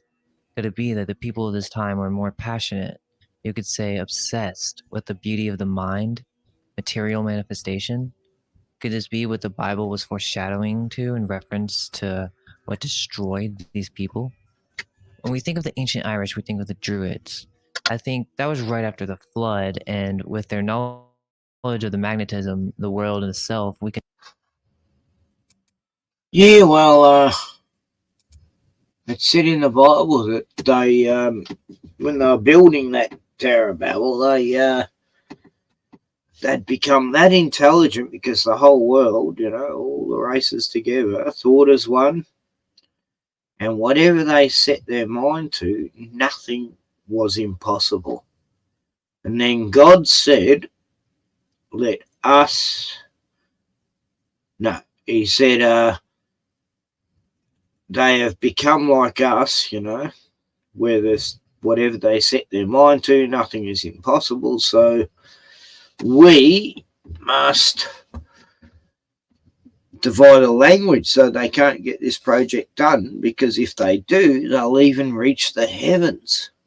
So it was like humanity was at the point where they could reach the heavens, which they were trying to reach where God was, And Nimrod got his big fucking missile and shot into the heavens in, defiance to God. And yeah, I mean, what a incredible story. What the fuck really happened? I'd love to have been back then, just to see what was. Yeah, I mean, wouldn't it be good to have a time machine? See how history really unfolded. But yeah, this is pretty complex stuff, I guess. But that map just does my head in. It's too complicated. I mean, I should, that'd be a good map to have on your, toilet wall while you're having a shit. You could look at that map and, have it on the door. Can assume that after generations that the Irish Maybe spread into East Asia. I think most of these architectures that I'm about to present have a similar fingerprint, or we can see similarities between all the symbolism and the way that they even built these structures. They all have a similar Victorian type feel. So let's start with the Tower of Babel. I mean, come on, do you think this is just entirely made up? The artist was inspired by something. I mean, it's one of the wonders of the ancient world. And now that we know who built the Temple of Solomon, right? Maybe we can assume that Babel was a point in time before the Irish was fully spread out, right? Where they had one language before it started to become tainted, you could say. And right, I just got to interrupt there because I just want to say the Tower of Babel, right? That was after the Baal, the Abraham going up to get the Ten Commandments thing, and everyone was worshipping Baal all over again and shit. Yeah, so it's actually the oldest religion, satanic, occultic fucking religion on earth is Baal. It's simple, Baal. And then you got Baal Babylon, Babylon. You got Canaan, Canaanites, which has the A's in it. Anyway, that Babylon come from Canaanites, from Cain. Cain was the one who went out and, got all the animals, and Abel was the homeboy who was a musician and tended to the fields. Is that how it worked? Oh no, Abel was the shepherd and Cain was the gardener. And the gardener got fucking... He took all these veggies for a sacrifice and God said, that's pathetic. And Cain, little homeboy, muso, mummy's boy, was slaughtering animals. And he'd bring offerings of sacrifice, lamb, and all that, and God was happy. And like, how does that story even make sense? So Cain was actually. Anyway, Cain was the first person to kill someone on earth. And the earth cried out when the blood of his brother hit the ground of earth. And then he was a marked man. But the mark was good because everyone wanted to kill Cain. So it wasn't just. See, he went out to meet others. Everyone says, "Oh, Adam and Eve story." The first, and then they had kids, and Cain and Abel, and then Cain left, and then he met others, and they become a tribe, the Canaanites. And who were these others? Weren't they meant to be the first people on earth? So I don't know. The Adam and Eve story. Maybe we did have two original parents. Who knows? But at this particular time in history, there are others on the earth, and they were giants. And I think what happened was Canaan.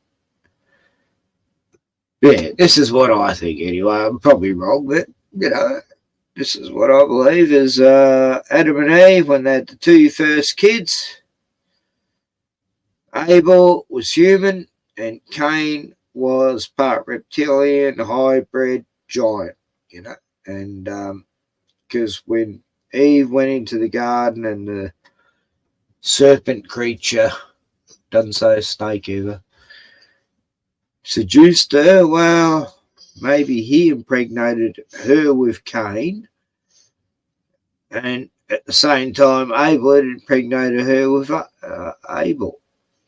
Adam had impregnated with Abel. Just a theory I've come up with fucking 40 years ago, before I totally understood about giants. But yeah, the Canaanites were giants, I think, and but who knows, our history, the order of the Old Testament could be another order. Like, what if the Old Testament only happened, 1,000 years ago, and that Jesus wasn't that long ago? It's very confusing, isn't it? But things ain't what they tell us. That's all I know. And all these people were working together willingly, passionately, to create a tower like no other. And this kind of is ringing some bells towards all these strange architectures and the people who may have built them. I actually never had heard of this, but I found this out on John Levi's channel, really amazing channel. Let's look at this. This is Bologna from Italy in the 1700s, or what it's supposed to be. And I just didn't know that there was skyscraper type medieval buildings, I guess you could say. I just think that this is definitely shows an understanding of architecture that I don't think we really prescribe to the ancients, especially, 200, 300 years ago. And now we only have 20 of these towers left, and this is what it used to look like. Freaking incredible. I'm going to try to pick up the pace here. There's so many different examples, but let's look at another wonder of the world, the Palace of Versailles. There's this awesome video on the Conspiracy RS channel, and it goes into all sorts of stuff like waste management, and there's so many different connections between what I'm about to say and all that. But let's just keep it to the architecture.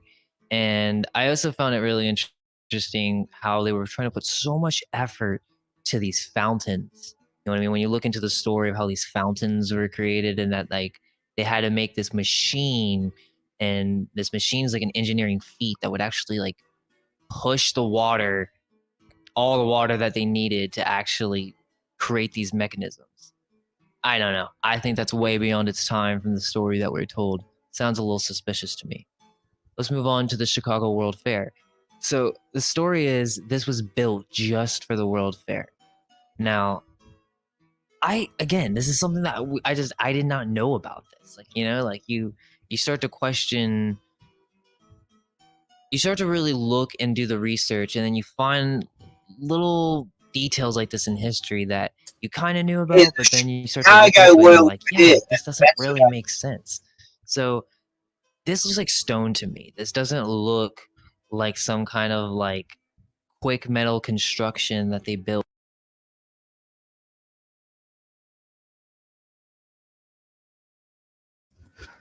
Yeah, look at that. That's meant to be just built for the World Fair. Come on. And the weird thing about the Chicago World Fair in 1893 was the devil of the White City, you know, H.H. Holmes, you know, allegedly killed 200 people, started a hotel where he had a torture chamber in a hotel where he gassed people and kill them and rob them. And yeah, I don't know. I've read the true story of H.H. Holmes, and it's hard to decipher what's real and what's not with that story, because a lot of it was exaggerated by the media.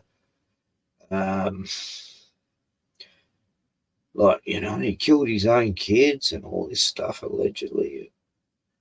Oh no, the H.H. Holmes thing at the Chicago Fair where he started, he opened his hotel when the fair started and had all these rich people stay, and then he put him into these traps down under in the hotel.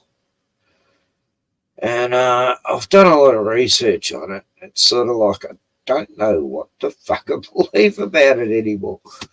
So I've read the, you know, I got the audio book of the true story, which I'm 3/4 of the way through. Fuck, it's a long book. And I've been listening to it for the last year.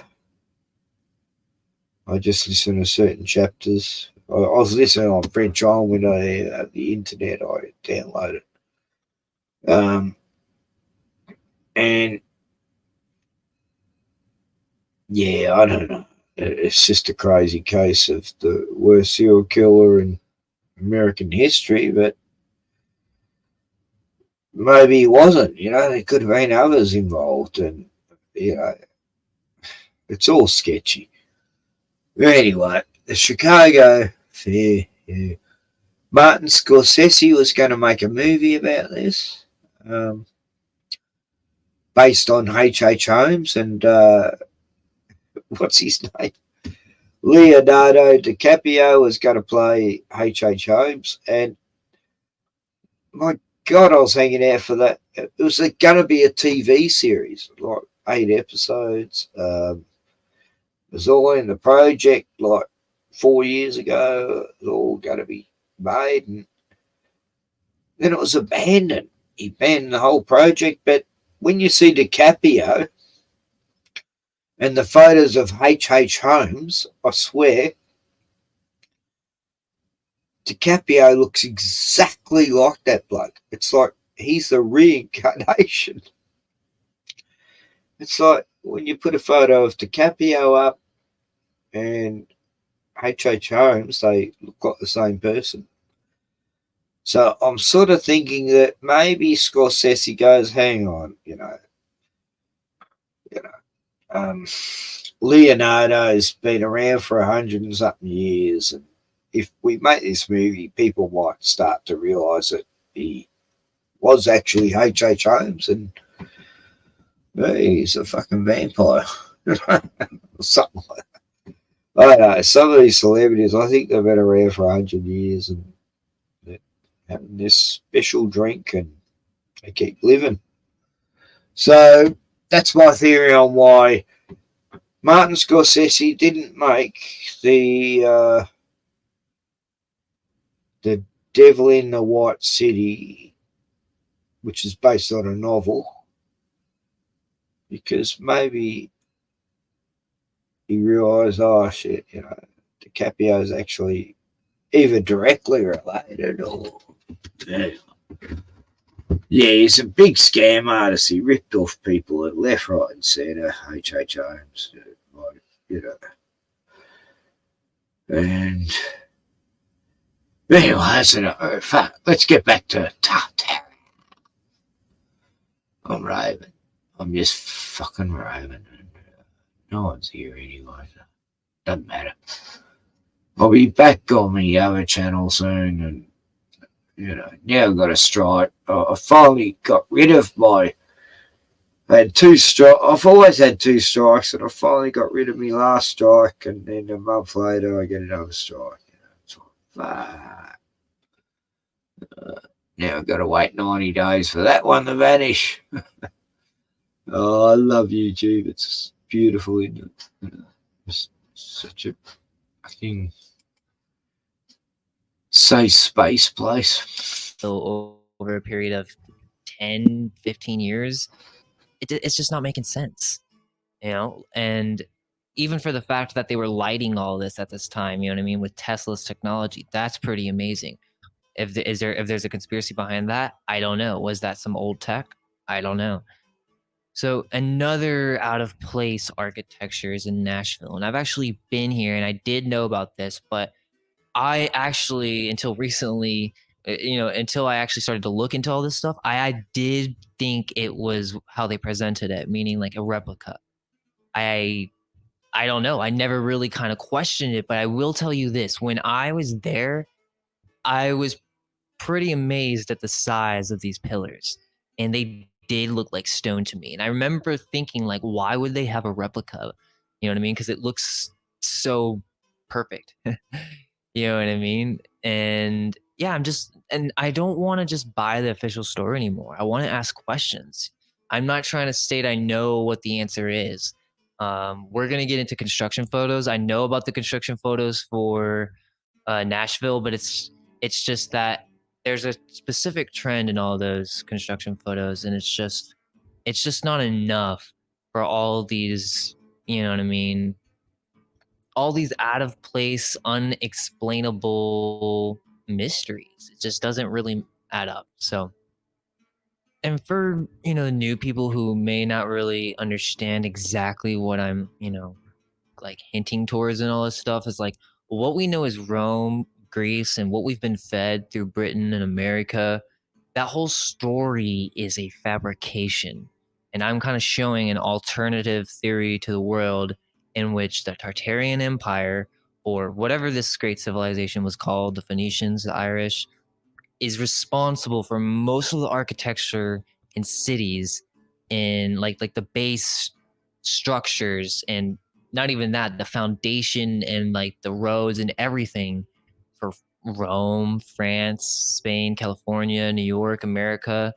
And in the 18th century, something crazy happened, right? And when we're told that America is founded in the 1776, right? That's really when Tartaria fell, and they just are starting to, get on their feet. Or, there's been like a reset, and they're just now kind of taking over and getting their feet settled. But we'll get to that. So, all right, so it's more than just the architecture. I would say that's just the first clue. The next one is that a lot of these buildings have been repurposed as spiritual buildings, or what we call churches. I'm not sure if that's what they were originally intended for. A lot of these churches have, again, similar patterns. They have these organs that are built into the churches, and it's quite consistent. Like the architect must have taken sound vibration into consideration when making these temples.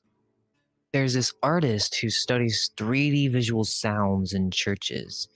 And what she's found is that in these old churches, there's these fractal like recordings that she basically finds in the water, and she has a couple different techniques that happens when she's, she makes different sounds in these churches.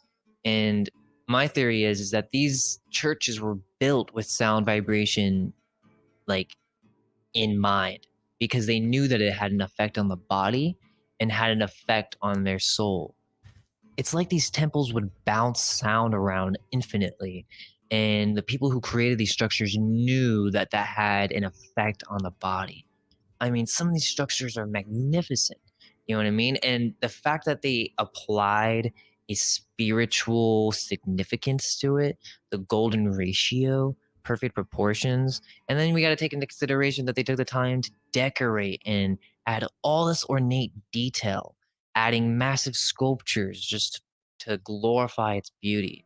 I mean, this is insane. And we can't even really imagine because so much has been destroyed. I mean, think of the map that I showed you. None of that stuff is there to the same degree. Think of the sculptures from the Chicago Fair. I didn't even know about that. There's this crazy book that I've actually known for a long time, but I'm just now tying it all together with all the knowledge that I'm learning now. And it's Natural Magic by John Baptista. I can make so many videos off of just this one book alone, and I'm probably going to do that.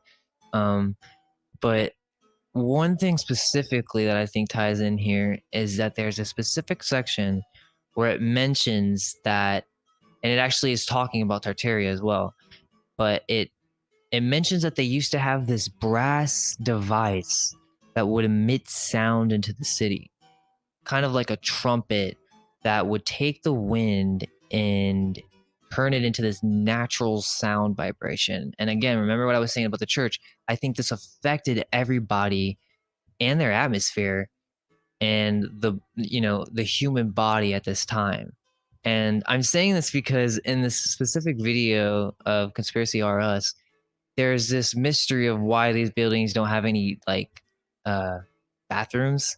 And I'm not really going to go into that right now, but this is definitely the start of where I'm going with that conspiracy. But let's continue with just engineering feats that don't make sense for right now. So we went over the machine of Versailles and how the fountains that doesn't really tie together for at the time when they were creating all this, and that it seems like a lot of effort for them to try to like build this crazy machine to be able to just have a display of fountains. But there's also these canals in America and Peru that don't really add up for the time that they were created. We also have railroads, city plans, and streets that were already here, and we kind of just took over and used it as a base. We also have star forts, and this is something that I did not know about until I started to look into this this alternative history. This is like all over America, and it's even on the Statue of Liberty.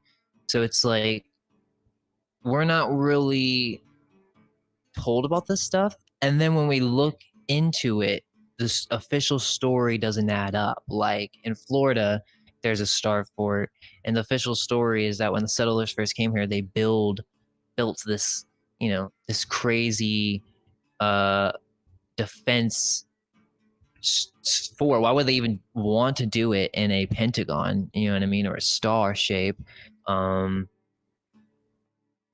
It's because maybe it was something else, and the settlers came and saw these different structures, used them as defense forts, and now we just have like the remainder of what's been eradicated. I went into the Mormons, but I'm just going to go over it again. I think it's a really key factor when we're learning about this alternative history. It's like the only kind of like source or something that we can kind of just look at and be like, oh, wow, like this is what's put out by some officials. I mean, I still think it was propaganda, but it's kind of crazy that a guy, John Smith, is putting out all this information that is kind of going along with everything that I'm saying. But it's basically about a guy named John Smith who was contacted by an angel named Moroni, and he's told to go dig up these golden plates in a hill nearby. So John spends like 5 years looking for these tablets, and eventually he finds them. And the story that's on these tablets are about a family from Jerusalem who, by God, were told to venture out into the wilderness or into the new world. Okay, and small tangent, I already went into the little device thing, but all these different architectures that we've been looking at, and like if you look at them in Rome too specifically, they'll have these little like devices at the top of the steeples or at the top of, you know, the temple. And with everything that we've been learning about, we know that they've had automated machines. God is telling this family, hey, follow this ball or this device, which seems to be made of some type of mercury metal type of corporation. And also, I find it very interesting that now that device is kind of symbolic for Christianity, the ball and the cross. Why? You know, I have reason to believe that these devices were ether charging devices that created electricity. But here's the thing, it was created from the sun. I mean, think about it. These guys worship the sun, and I think there's so many different reasons why they did, but one of them is that's where they got their, that's how their technology worked. It worked based off the sun. And that's what that device is. That's what these architectures are. That's why they have all the symbolism integrated into them. Because, and I'm going to slowly show this, but one of the key technologies is this device from Mormonism. So I just wanted to bring that up one more time. Is one of the devices that they use to somehow generate electricity, generate heat, generate something, is this ball device. And it could be that maybe the reason why they're on top of the temples is just to kind of like serve as memory towards the way they got to the new land, or, you know, maybe even to the fact that this device is the base principle of all their technology, meaning it takes sun energy and converts it into electric energy. Okay, so I'm going to go into a theory on how I believe they built such massive stone structures, and I think this is like another technology, and this ties into Coral Castle. I'm going to have a lot of these links in the description, and this specific engraving I think is a key factor right now.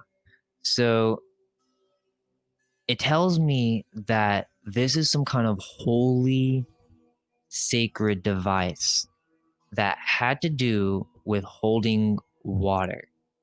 And I find this really interesting because I was researching Coral Castle and I found that Ed Lee Skolnick wrote a bunch of books on magnetism, and he wrote that he found the secret of the ancients. And there's a bunch of YouTube videos on this, but there was this one guy who was talking about how what he believed that Ed was doing is he was charging the water with the sun. He would put the water in a stone basin and charge it, so where the sun would separate the different electrons in the water, changing its magnetic properties. And what he was saying is that if you put this onto a stone, right, like where you would pour this onto a stone and then you emitted a frequency onto this water puddle that you had on the stone, you could, after time, make it like clay to a point where it could be manipulated. So what I think they could do and how they got such huge slabs of rock, I'm not 100% on how they did everything, but I'm just trying to tie in little pieces of the puzzle. I believe that all these different technologies that we see in the Hebrew Bible, the Ark of the Covenant, even this little vase that they seem to all have in the Temple of Solomon, these are different devices that the Phoenicians or the Irish used to build these structures. Okay, and that's why the Romans came in, and that's why they wanted all this stuff, right? So that they could have the power. So these devices, or this one specifically, was made for charging water in from the sun. I mean, let's look at the imagery. Okay, we see a lot of different types of symbolism here. So that's enough of that. Let's go back to what I was talking about with the Mormons, because there is something else that is pretty interesting. So we hear that they leave for the New World, they land in South America, and this is the foundations of how the New World is started. The family is creating a great civilization in America. And I mean, you can see in the illustrations too, like these big stone structures, which is what I find so, weird or telling. But little tangent, John Smith was a Freemason, back to this being propaganda. In the Book of Mormon, it actually says, though, that there was someone else there, meaning that maybe the story that they're telling you of this tribe coming as Jews coming into America, maybe the way they're presenting it might be accurate, but for the most part, it's interesting that in the book they're actually saying that there was another people there. This is what it says. It says, that I, Jacob, had faith in Christ who should come. He sought much opportunity that he might come unto me. And he was learned that he had a perfect knowledge of the language of the people.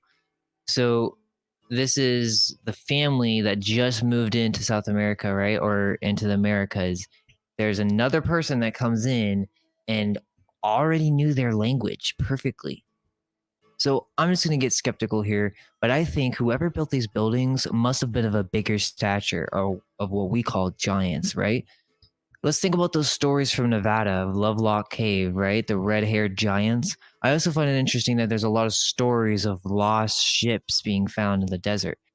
In my first video, I go over how California used to be an island, and if you look at these maps, you can actually see that there used to be a river that went into this area of Nevada. This makes sense. Maybe these were the Phoenicians, and this story that we hear of Lovelock is just some stupid cover-up, right? Just some stupid thing to make you think that if there was giants, there were these crazy cannibals, right? So it's kind of like alternative media. It's like giving you what you want, right? Just to feud like the entertainment side of the newspaper, right? But at the same time, they're covering something up. So that's what I think that is. So now that we kind of know a little bit more truth about the Mormons, are we really going to?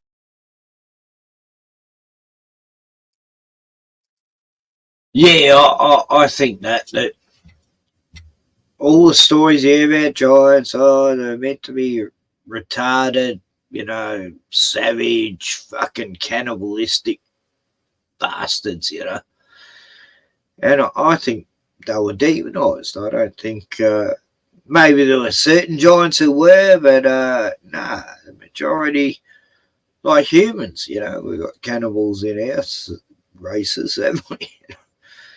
But yeah, I don't think giants were all like that. No, not at all. I think they were very smart, most of them, and smarter than people, some of them. And they read big books. Yeah. Ever since I was a kid, I was obsessed by giants,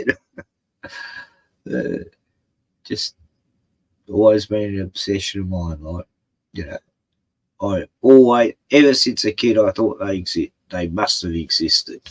Too many stories about them. Every comic I read, there was, Anyway,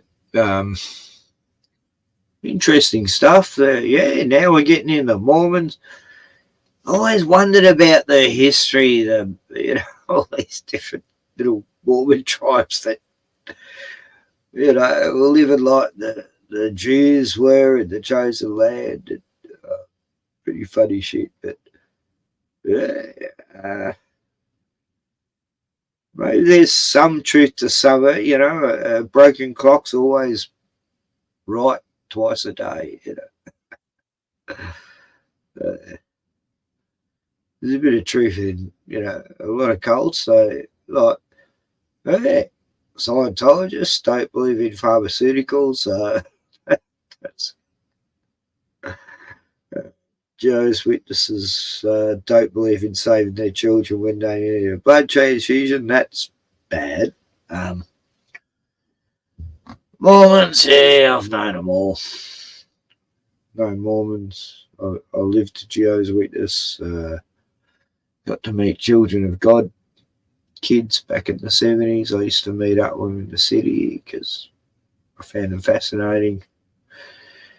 We become, like, yeah, I made friends with some of them, you know. Like, Melbourne was a time where everyone used to meet up in the town square, whoever the fuck you were. It's just, you know. Anyway, you know, you could almost feel Tartaria back in the old days, 60s.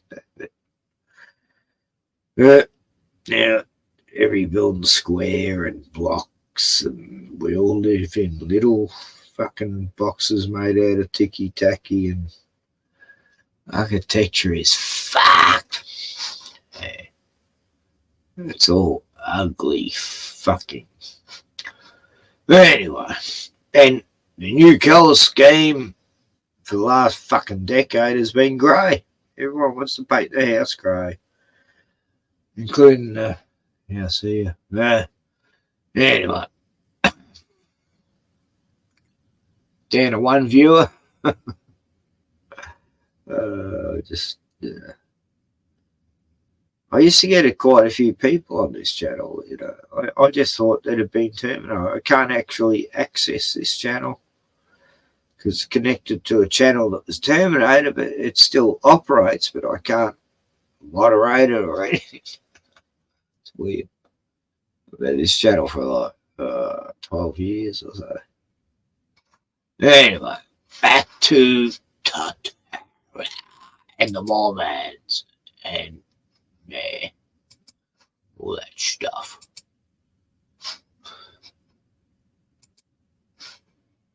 To believe that in the small time that they settled in America with wagons and oxen in a period of like 20 years, 30, even 40, let's just say 40 years, okay? Well, you're going to tell me that they built all these incredible temples in Utah? I don't believe it. And let's look at the construction photos. You're going to see a constant trend, okay? Constant trend where you're going to see this kind of like scaffolding around the structure already built. I'm calling BS. Like this is so obvious. And you know, like these are big events back then. Photography wasn't like, you know, something that they just kind of pulled out their camera and took photos, right? Like they had a plan for this. So notice, right? Like you type in Salt Lake City, right? They'll learn the history of Salt Lake City, and the first thing you get is Wikipedia showing you a photo of the construction of Salt Lake Temple. Why would they do that?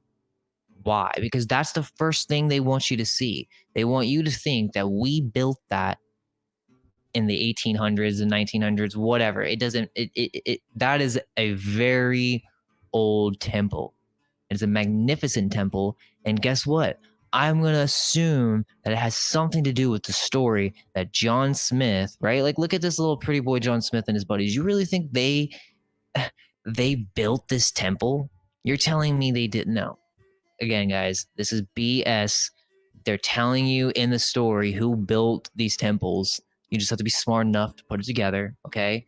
These construction photos are fake. You will never find solid construction photos of them showing you how they create stone dome type architectures or even doing huge pillars. You're not going to see it, okay? You're going to see these scaffoldings, and maybe they rebuilt the top of like the little steeples, because like what I think they do is they actually take these things down. They've taken them down so many times that they've kind of figured out to an extent how to rebuild those parts, but they definitely have no idea how to create those base stone foundations. And the reason why is because it's based on all this old antiquitech that they still have not figured out how to do, which says a lot. It really does, says so much. All right, I want to give a shout out to Tech Dancer. We're going to move on to the next section, which is mysterious illuminations of the 18th and 19th centuries. I mean, this is a really awesome article because, like, I just think it ties in with everything that we're talking about. Okay, I did not know what's so fascinating about this is the idea that in the past, right, we've gone over all sorts of types of inventions and different technologies that the ancients were thinking about. Let's ask this question. Do we think that eventually the ancients were like, when they were building all these big temples and they were building their big cities, eventually they were like, how can we start to light up the night? Right? That's going to be an obvious question that's going to start to be brought up. And so the first thing obviously is going to be fire, right? But we know that that wouldn't work after time, right? So they would have to elevate that idea. And that's what I think this is these illuminations are not fire based, and they are some kind of invention of, it could be mercury based, it could be purely some type of device that's producing enough heat to have an illumination, and the way that it's producing this heat is through some type of mechanism that we don't understand. And there's a lot of different depictions of this. I really, really appreciate this blog because it's like all this ties in once you see the bigger picture. You know what I mean? And then you're going to see all these different devices, right, on the top that we're going to see similar trends. Okay. So, what I take from this is that they had the ability to light all these structures on a grand scale. And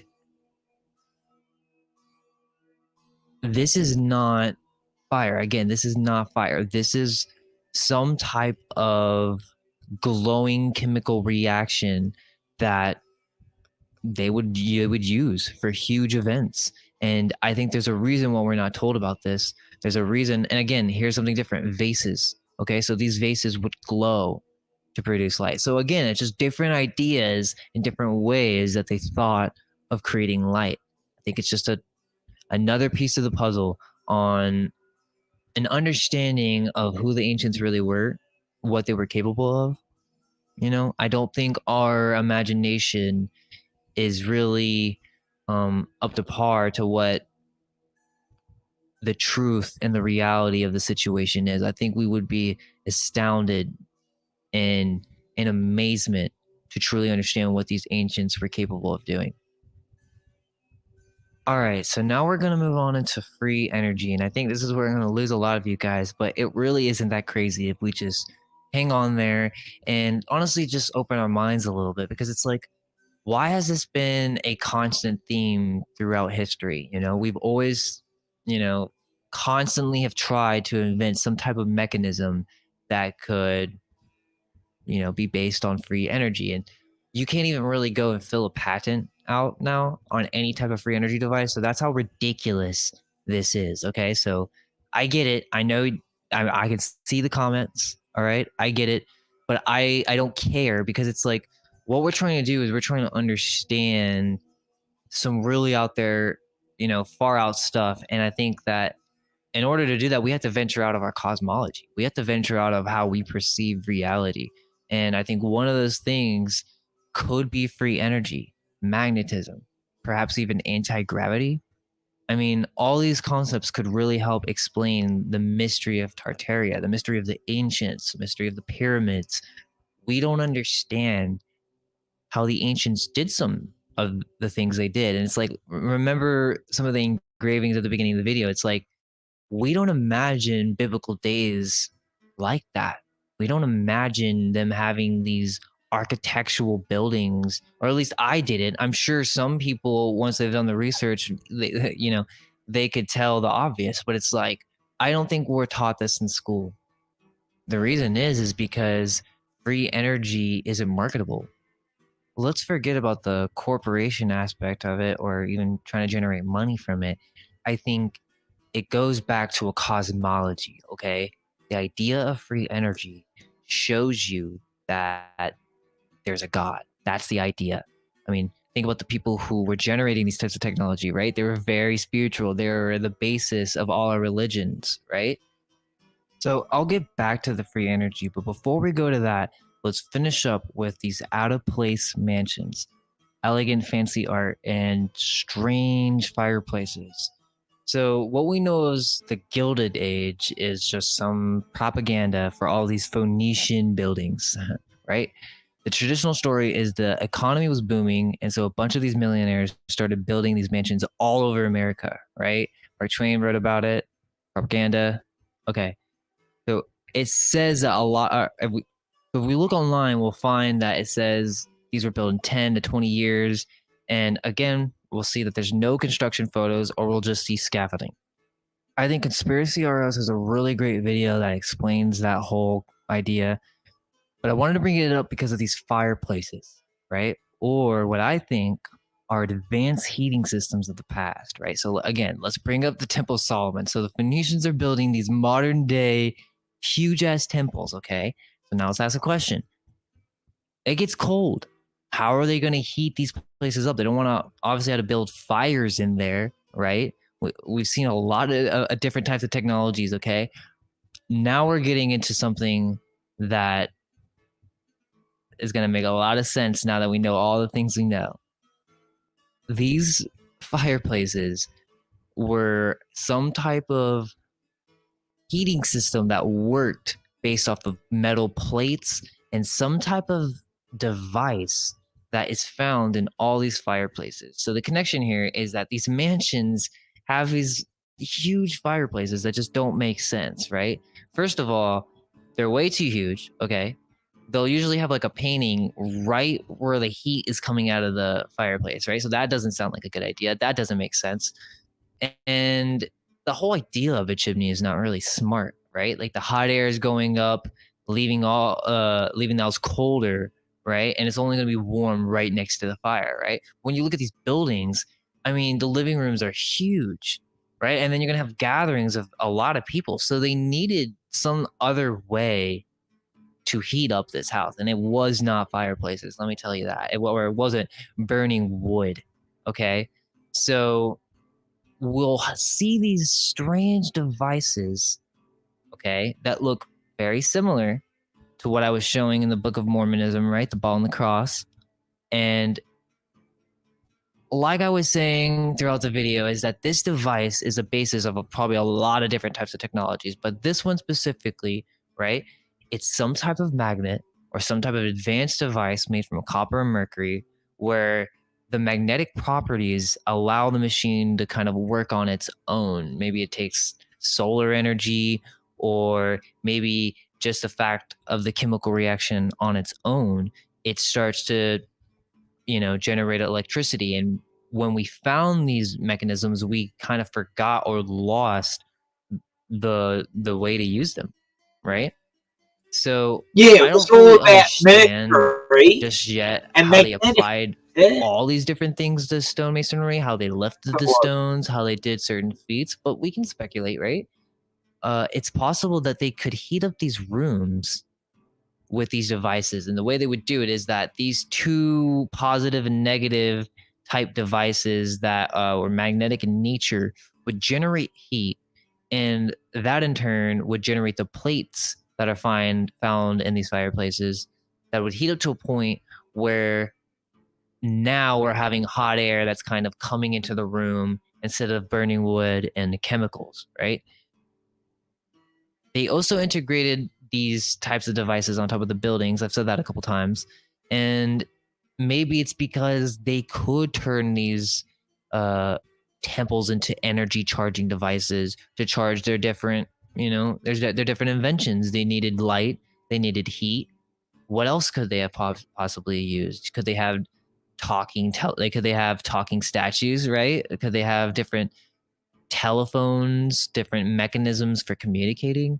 Well, which brings me back to what I was saying on the Book of Natural Magic, and that there was a device that created sound throughout the city, right? Or had some type of energy that was emitted. I know, Glenn. So free. everybody was affected by it, right? And there's this video on Conspiracy RS called Waste Management. It is super relevant right now. See you, Glenn. But they did not have bathrooms in all these different No, you knew temples. this channel. And I'm just going to start the base for a really awesome video later, but I believe, or I'm speculating, that they figured out a way to magnetize their atmosphere, right? In their cities. And what this did was it had an effect on the human body. Once you've looked into the occult enough, I mean, this makes And sense. it saves the And forest. so this magnetism was spread throughout the atmosphere, or this energy, right, or this sound. And I believe that this literally made us like gods, you could say, meaning like we had longer lives. That's what we hear in the Bible, right? The first families, the first civilizations, they had longer lives. What if we didn't poop? I know that sounds freaking crazy. Go watch that waste management video, and then you'll see what I'm talking Yeah, about. I've heard of this theory. So I we're don't starting know to see about the bigger picture, right? We have always some type of explanation on who may have created these buildings, how they were created, and now it's not so crazy to just talk about Tartaria, right? It's not just some crazy conspiracy where, you know, I've believed my whole life the kind of traditional story that America. Hey, Ken. Hey. Good, Yeah, good. so that's crazy. That, you know, there's a theory we never had to use the shit once, you know, but Mm-hmm. I don't know how that would work, you know. Like, Yeah, we didn't consume food. Yeah. Yep. Maybe food corrupted our bodies, Ken, and we were more like gods, like, you know. but right at the start of history, they're saying we ate the wheat and the animals and the fish. Mm-hmm. I don't know. I think, you know, all living things need energy, and that's what we eat. And you watch some of the castles they built, Ken. They had no bathrooms in them. I question that. Like, how do they have no bathrooms and stuff? You know, they. I've seen like movies about castles, and they got privies. Mm-hmm. They call them privies then, the toilets, and they got like a row of like 6 seats, so people were sitting next to each other having a shit. It's like, what the hell? It was just I like thought about, you know, Castle's 300, right. you know, I don't know how many years, but What's the you know, difference of they that might in the military? They had the same thing. The gunnies were all lined up on the back, and you set to sit I next to you. know, how degrading. That's how it was when I was in. Yep. That is so degrading. It's like, no, you're not meant to have privacy in the army, you know. You're all got to shit together and piss Mm-hmm. together. Yep. Shower together. Yep. Yeah. I couldn't get, like, that's why I never joined the army. I thought, no, I can't shit in front of someone, you know, that's fucked. It's weird because, you know, as my kids were growing up, I played soccer, and I used to play in the over 40s league, the over 50s league with my friends, and would go play at these indoor soccer places. And then after the game, was soaking wet in sweat and everything. It's like 9 or 10 o'clock at night, and only me and one other guy that was ex Air Force would go in and use the showers because they were gang showers together in shower. And everyone else was just scared to do that. You know what I mean? So I could take a nice Yeah. shower and then go home and go to sleep. You know? Yeah. I don't blame them. No, you don't know what psycho is going to come up behind you and drop soap. You know. Yep. Well, that's why they made soap on the rope for the Navy. Navy had soap on the Yeah. rope. You know, you drop your bar of soap, you're going to get something you didn't ask for. I know. It's an old prison story. Yeah. And it happened in the military too. Oh, mate. Same system. Just that the ones in prison aren't, you know, fighting and shit. I mean, not in wars, but. Mm-hmm. I saw you earlier on Eric's channel there, Farmer. Yeah, I You was pretty. Mad Pie Man, and you were Mad. He was over Mad Pie. Yeah, he stayed the weekend. Yeah, just needed a break from where he was. You know, he's been camping out in a industrial area in Melbourne, and you know, it's nice for him to come out where he can sit outside and not worry about. But yeah, it's pretty tough where he is, and yeah, so yeah, it was good he come down and was able to chill out, you know, without, you know, worrying about people harassing him.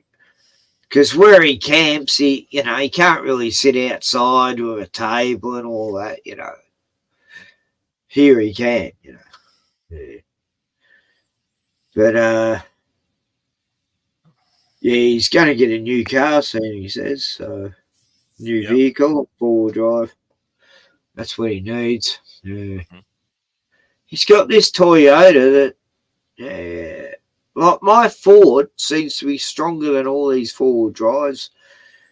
When I towed my caravan from here to Melbourne, I kept forgetting it was on the back because I didn't even feel it, And then when, my stepdaughter Tioni's boyfriend Ryan towed the caravan from French Island, it was having trouble getting up hills and, and it's like a $40,000 fucking 4-wheel drive Ford Ranger, whatever they cost. It might be 70,000. I don't know.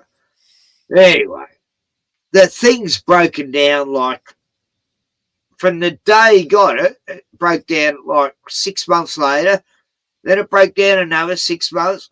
Like 4 times this thing's broken down in the last 3 years he's had it. It's a brand new fucking car. A Ford Ranger. Don't ever get a Ford Ranger. It's what I'm saying. Yeah. Anyway, he's going to go, yeah, I'm going to get rid of it and I'm going to get the latest Ford Ranger. And I go, oh, no. Not that. Why? Nah, I changed his mind on that. I go, look, you got to learn from that last one, brand new car, and the computer shit fucks up, so you got to put it in for a diagnostic, like it's in fucking a surgery, and you got to wait 2 months for him to analyze what the actual problem with this machine is, even though it's not a human, but they have to analyze it like it's a fucking living thing or something. It's like, get fucked with these smart cars and robot cars and shit, telling you to put your seatbelt on, get fucked.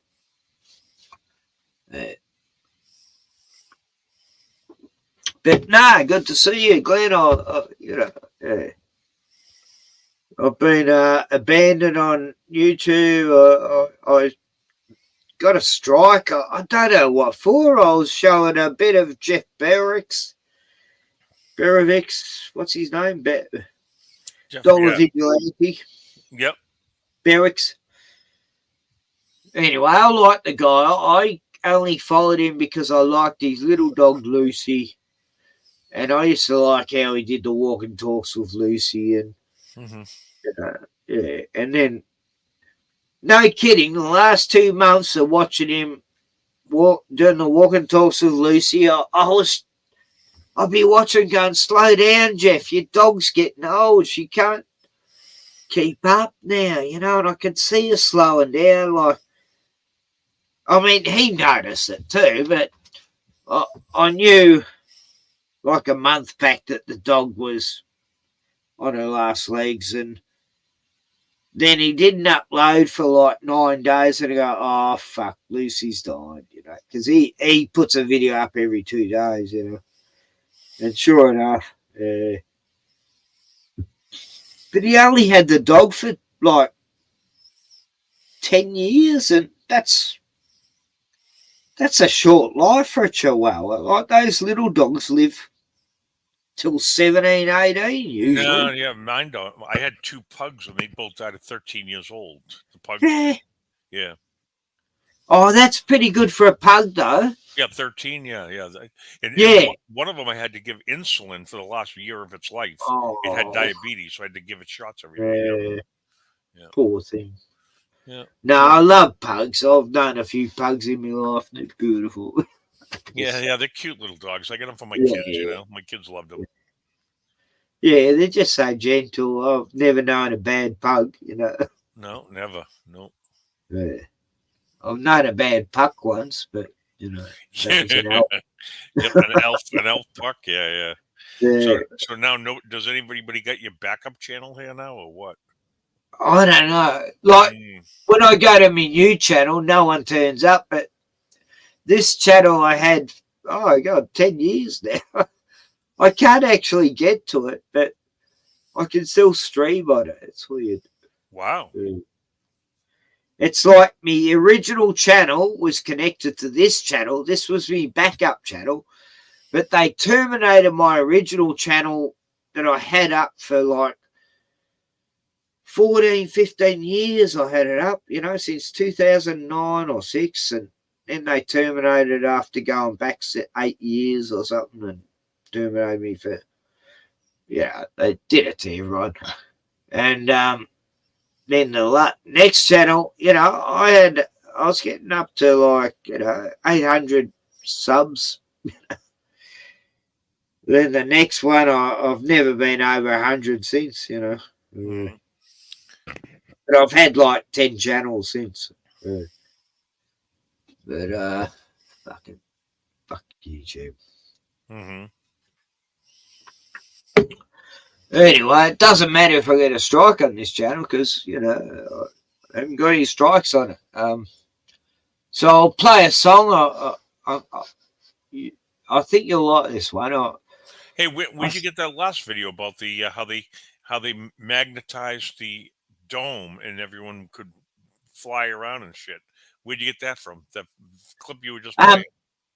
Oh shit! Yeah, everyone sub to Minds Unveiled. Oh, Minds Excellent Unveiled. channel.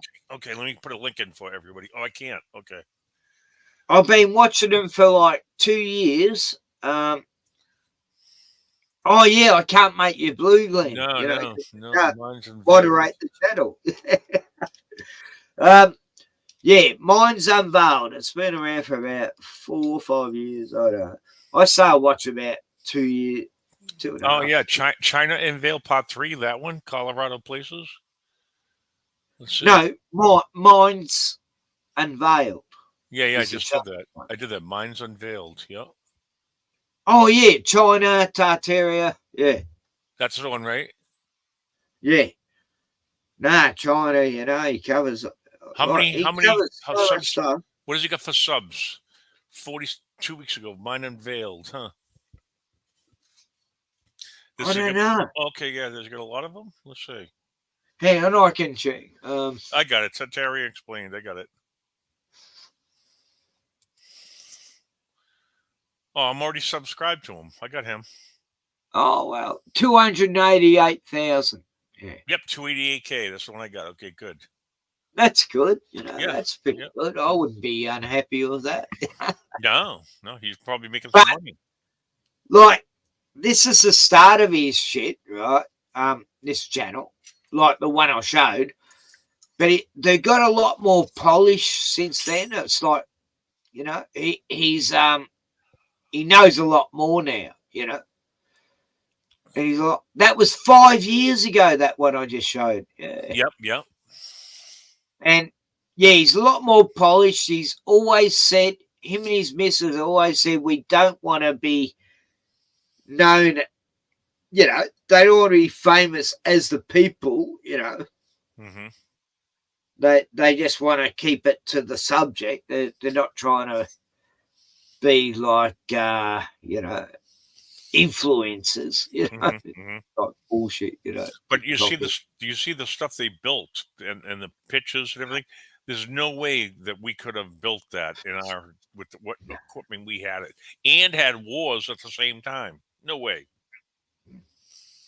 No, Glenn. I was thinking it like 20, 30 years ago. I'd be in Melbourne. I'd go, that building's not fucking 200 years old. It's like fucking 800 years old. And I knew those buildings were much older. And then you see the way the streets are, blocking out windows and doorways. Right. Yep, mud flood. Yeah. Everything you've been told is a lie. I just saw it in Sydney. You can see it in Melbourne, any major city, in our 6 major cities. Yeah. It's ancient technology.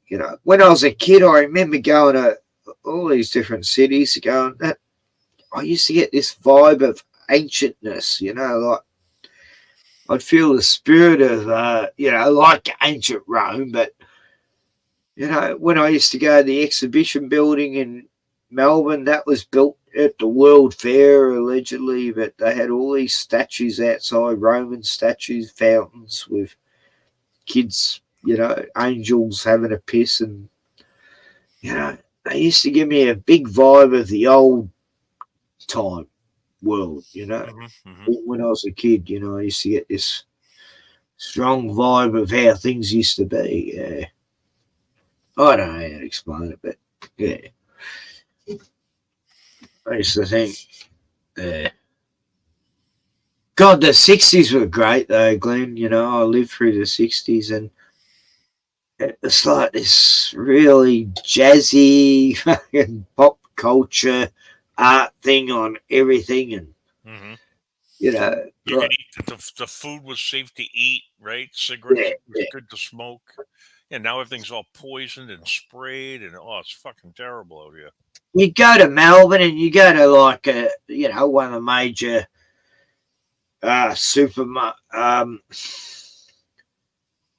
you know, shopping places, and you go to a canteen like Coles, you know, Yeah. and you know, you go to this canteen and it was like, you know, whatever, roast dinner, all the food was fantastic, and it was like a real, you know, all the wall paintings, you know, the decor was real like jazz style, like it's hard to explain, but it was like real mod art, you know, decor everywhere. It was really crazy times. But it was a lot better than the shit we got now anyway. Oh, now it's just ready to. We have a collapse coming. It's just you can't sustain this mess. It's a disaster out there, Ken. People can't afford to live out here. I mean, apartments out here. You wouldn't believe how a studio without even a bedroom is $2,100 a month. A one bedroom apartment here is $2,500 a month. 2 bedroom, 2,800. How can you afford that? God. Yeah. Yeah. How can they afford Like, that? You pay gas and half that in Australian dollars is way too much, you know? yeah, yeah. As I said, the people are getting squeezed in the Shafted. yeah, and they live over here. They're living under bridges. The homeless are everywhere. It's terrible out here. Very bad. It's going to be an uprising. They want to collapse. They want a civil war. They just had it with all this bullshit. And the thing is, it only takes one guy like a Bill Gates or a Bezos worth 66 billion. Yeah, you count your 66 billion. Once you take 1 billion of that and make housing for the poor people, you know, Yeah. that's all it takes. One of Elon those Musk, he can clowns. solve the housing problem. All these rich cunts could solve it just by writing a check, but nah, doesn't happen. See, those guys, they make it look like they have money, but I don't think they do because you don't see them out spending any money at all, and you don't see them tipping anybody. If you had that much money, you'd be going everywhere, leaving giant tips for waitresses, going out here, there, right? You don't see them do any of that stuff. They're not allowed to mingle with us. Yep. Oh no. Yep. Where's the clown there? We're the peasants, you know. We're Yeah. the peasants are revolting, you know. They're revolting to them, you know. Oh, and then they feed you all these stories. Oh yeah, Zuckerberg's building a $400 million bunker in Hawaii. Baloney! You ain't building shit over there, pal. He's another one. You can't spend a dime. If he's built, he probably already built the bunker 20 years ago there. Yeah, yeah. No, but if they control the information, that's just all fear porn bullshit. I don't believe any of it. You know? I don't believe anything. Oh yeah, Elon's the richest man on earth. Blah blah. Yeah, yeah. I think they're all rich. That it's not about money. It's about whatever they can do, whatever they want. You know. Oh yeah, I want to do this. Yeah, because they're part of the club. You know. Yeah, it's not about the money they're making. You know, that's all just a side story to make out they're actually part of the rich and famous elite and right. Yeah, he bought the club. Once you're in the club, it's not about money anymore. You know, you're always set. You know. But he bought Twitter for $44 billion. Give me a break. For a website, you could have started your own website and fucking saved yourself Yeah. $44 billion. You know? Yeah, why not just do your own one instead of buying Twitter and calling it Yeah. X? Yeah. You bought Twitter. Now you can name it X. Why didn't you just make X from the start, right? And not have to spend $44 billion. See, they're all full of shit, man. I don't believe a word these fucking guys say. If he's even real, if Elon Musk is even a real person, you know? Yeah, or Zuckerberg, they both look same like thing. Yep. they look artificial to me, but Oh, I don't definitely. know. Mm-hmm.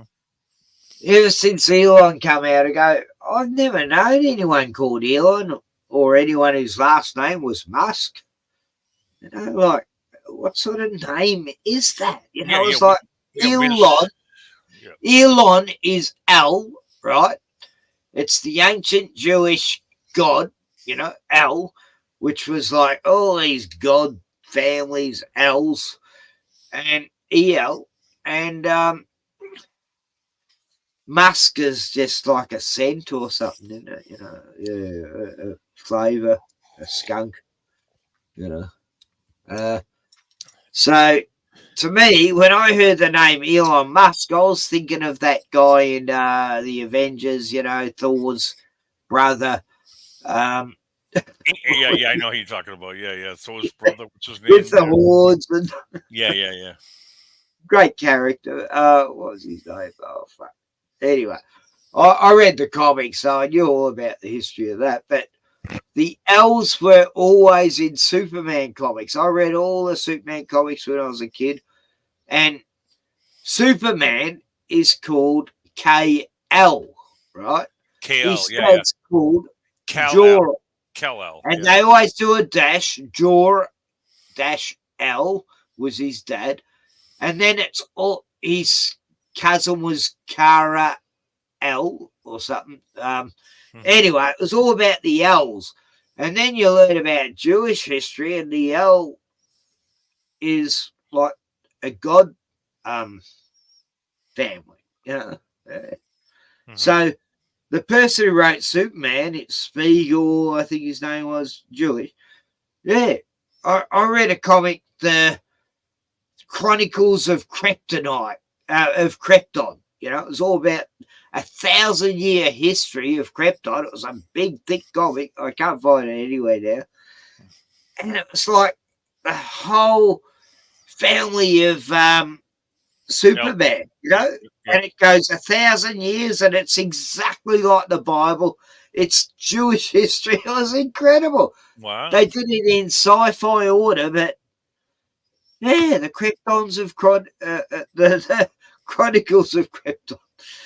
Yeah, it was a big giant comic, and I can't find it anywhere now. But when I started hearing, when I started studying Jewish mysticism and all about elves, and I realized how the whole story of Superman was created. Wow. KL. And the other weird thing with Superman was every person on Earth connected to him, right, had the first and last name began with L.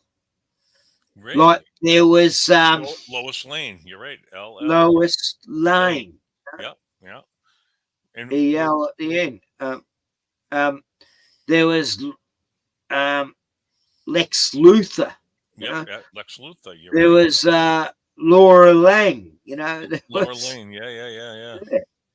There was the mermaid. Her name was Lonnie Loremi.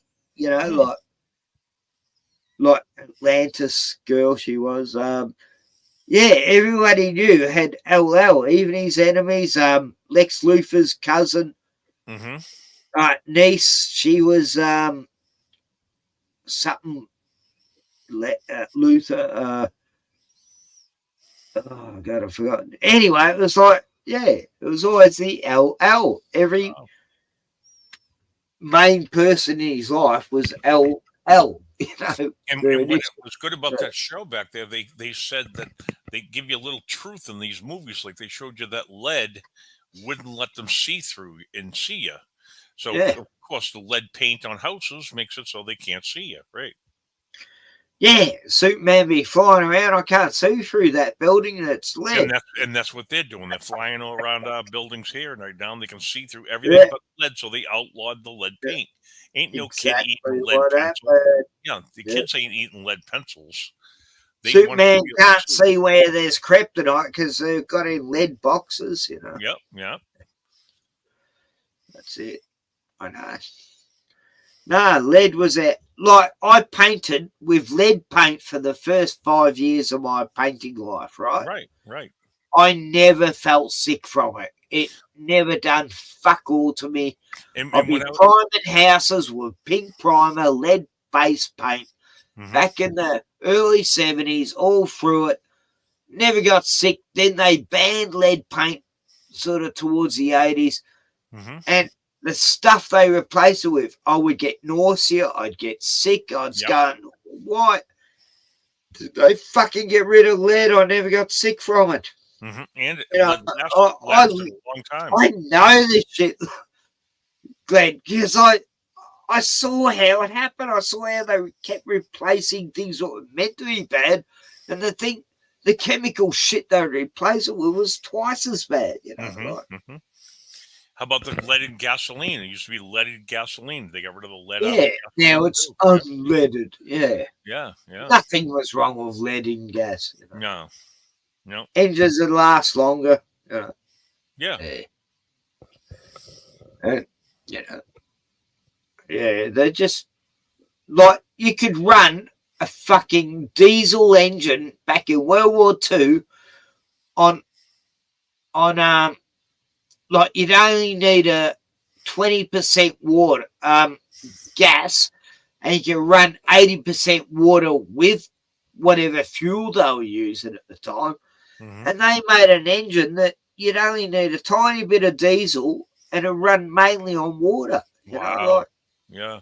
that was all these trucks and tanks, they were running on this stuff. They had diesel engines that you could add water to, and they ran perfectly, you know. Like, since the war was over, they go, oh, yeah, let's fuck this, or we don't want people to fucking realise they don't have to pay that much for petrol now.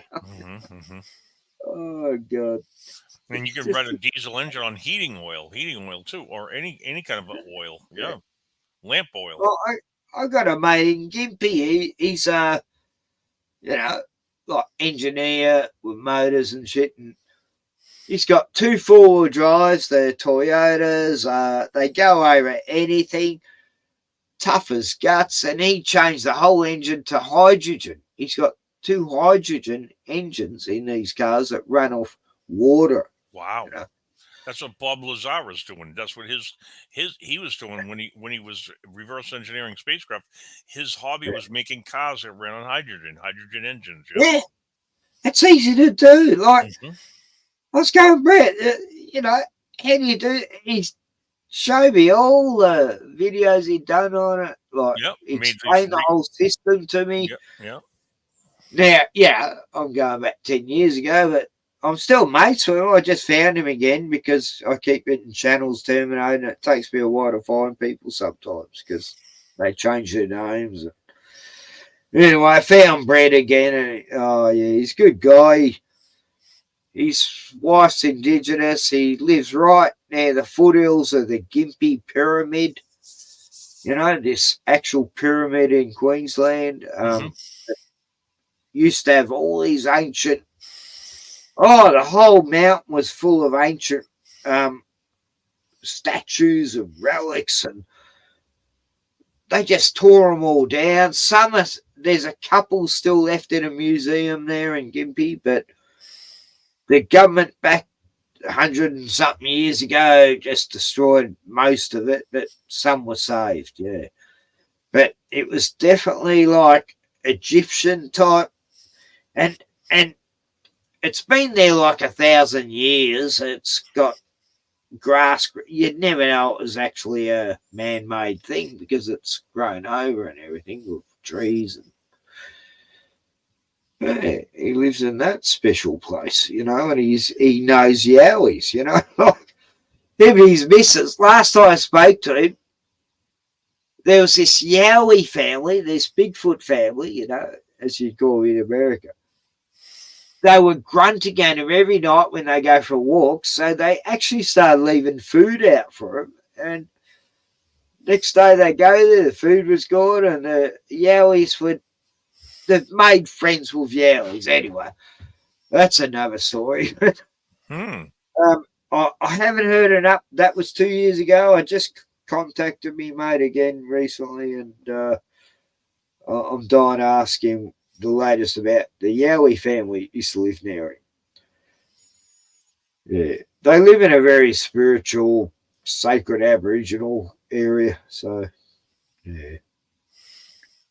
But I think because he lives there and he's an engineer, it's made him super smart. You know, he's able to run cars on water. You know,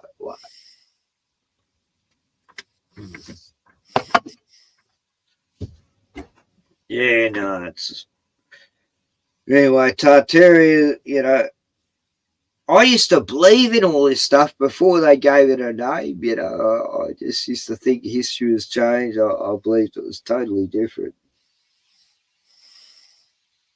I was thinking, you know, these Melbourne's a lot older than they're telling us. You know, Sydney and there is a theory that the flood actually happened like maybe only 400 years ago. Wow. And it was the Great Flood, and the Old Testament is actually the New Testament, and the New Testament is actually the Old Testament. Yeah. I mean, get that around. That's a theory out there now.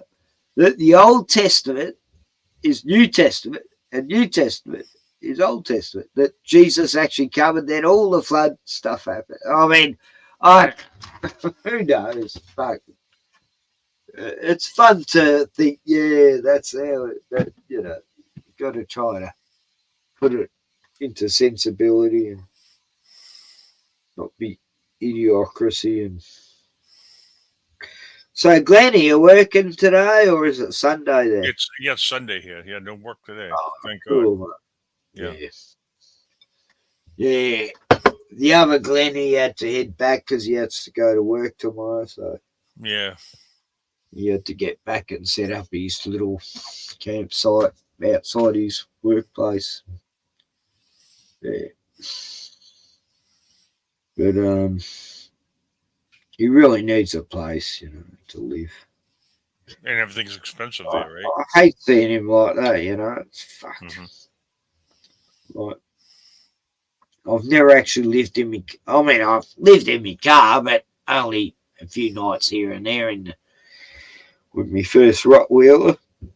But we had made a good time, you know. We loved it. I'm talking about 24 years ago, but 25. Oh yeah, do it now and with our body sore and everything now, living in the car, right? Yeah, 6 months I was homeless, but I was able to couch surf, and wherever I went, me and my dog were welcomed, and you know, we lived in our car as well, and had the best time ever. I loved it. You know, I think back, and I was going, that was the best of fucking times. We had nothing to answer to, you know, we were free. Yeah. And it was during summer, so it wasn't that bad, but you know, it was only for a short time, you know. And it was good times. All the spiritual shit happened back then. What do you think's going to happen this year? Anything happening this year out there? Yeah. Yeah, I think according to Eric Farmer, I was on Eric Farmer's show today. it's all doom and gloom, and we're all going to fucking die this year. And Mm. the end, might as well just give up.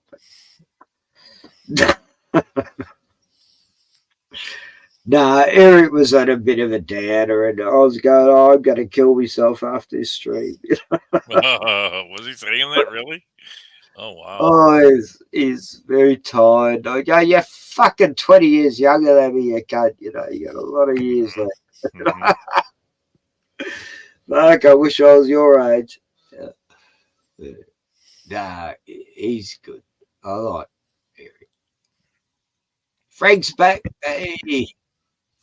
Well, think about it, Ken. If you were 20 years younger, and you were still, you could be still painting, but still, you'd have to come up with high prices to pay for all the stuff they got. They get the cost of living so high, you can't do it out there. You know. Well, because the paint was killing me, I had to give up. Like, you know, back in Mhm. 2003 or 4. I did job. Yeah, I've done painting jobs since, but you know, I can only do it small term because the chemicals really fuck me up. Yeah. Right. And I haven't painted for like the last 4 or 5 years. I don't know. I did a quite painting job. I went to a job. This guy asked me if I wanted to paint his place, and looked it over, and I thought, nah, don't want to do this. It's going to take fucking 6, 7 weeks, and I can't work that long, you know. Yeah. And so I gave him an insane price, and he hasn't got back to me since. Wow. Yeah, so I put like 6.5 grand I quoted to do.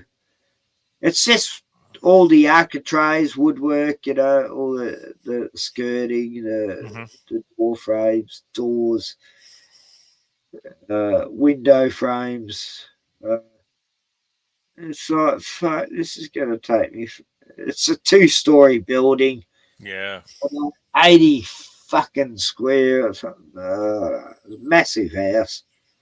It's like when I'm walking through, he's like a Indian dude, you know, super rich, obviously. But the super rich, they want the lowest price they can get. Right. Right.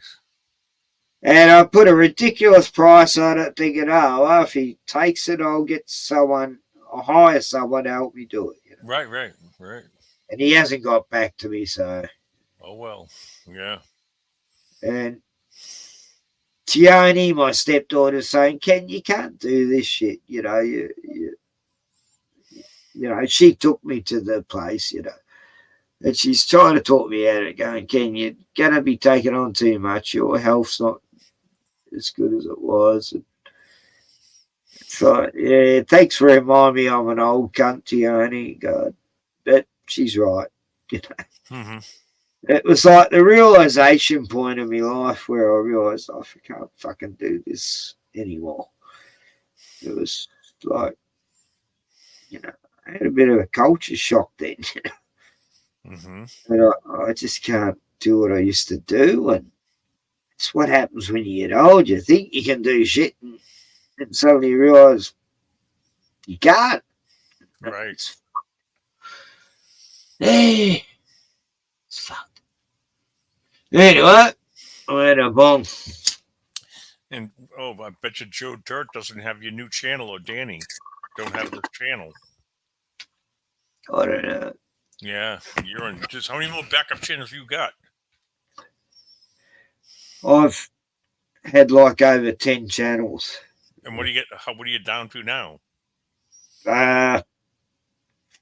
4. Okay, I've got to make sure I get the other channels in case something happens here.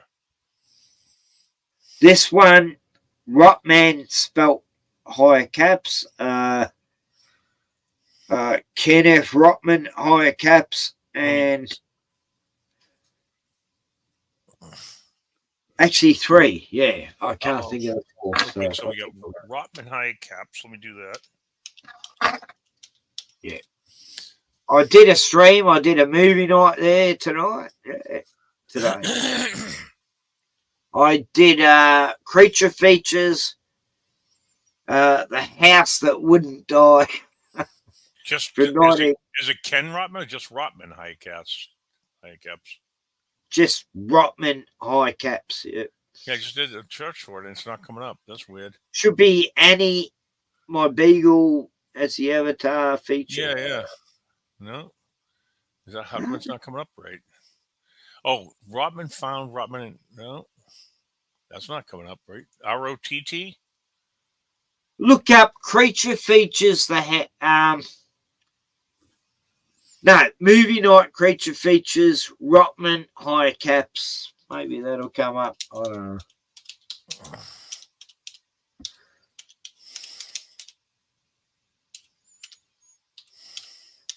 I played The House That Would Not Die. Yeah, it wasn't a fantastic movie, but a lot of movies have based their story on that actual film from 1970.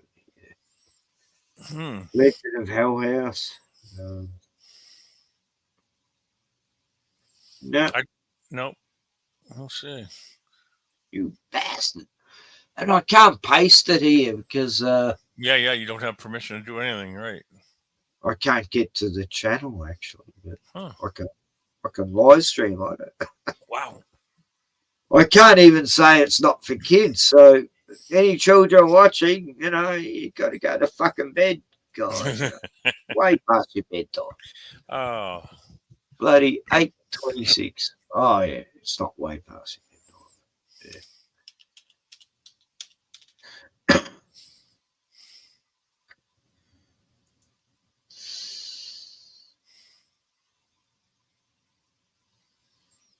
Yep, nothing.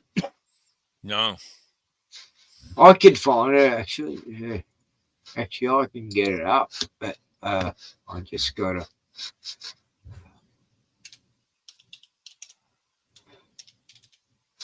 I gotta log out and log in as. No, I can't. No, what am I talking about? I can't even get there. Yeah. No, I can't find it. Nope, it won't come up. YouTube's blocking you. Oh, you. Yep. Some hypnotist comes up all the time with your name. Oh. Glenn Rotman, your hypnotist. Yep, he's all over the place. Yeah. Just evil.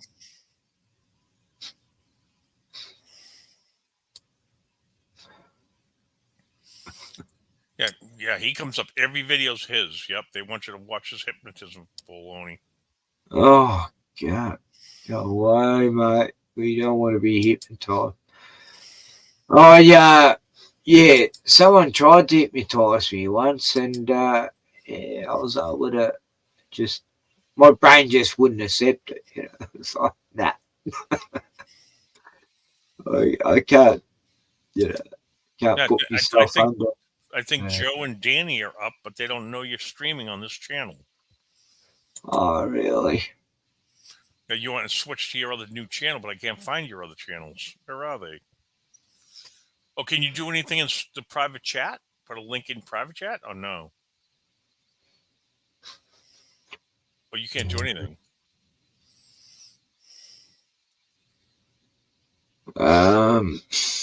No, because I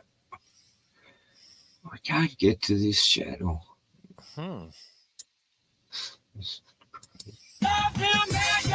Doing bad things, looking hot with an attitude. Goddamn bad girls, like a bad dream. Sure they want them, but I do. Singing, but I confess, damn, she got me good. 'Cause I love. This girl's into some sport. Yeah, You call that a bathing suit? Wow. Damn. How hungry are you, Kai? Really Oh, no. I'm super hungry. Making me hungry. Yeah.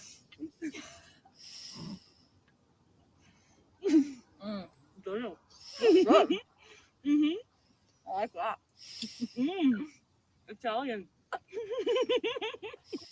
How hungry are you, Kai? I'm really hungry. But I confess, damn, she got me good. 'Cause I love them. Hello? I wish I was a little bit taller. I wish I was a baller. I wish I had a girl who looked good, I would call her. Wish I had a rabbit in a hat. Today, I'm doing a suspension test on the final Begode Falcon prototype, and I'm comparing it to the Begode T4. Let's see what we find out. Nice.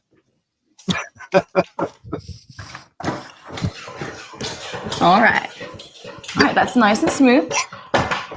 All right, a little easy to bottom out, but definitely super buttery smooth. I like He's that hilarious. a lot. So let's see what the Begode T4's got.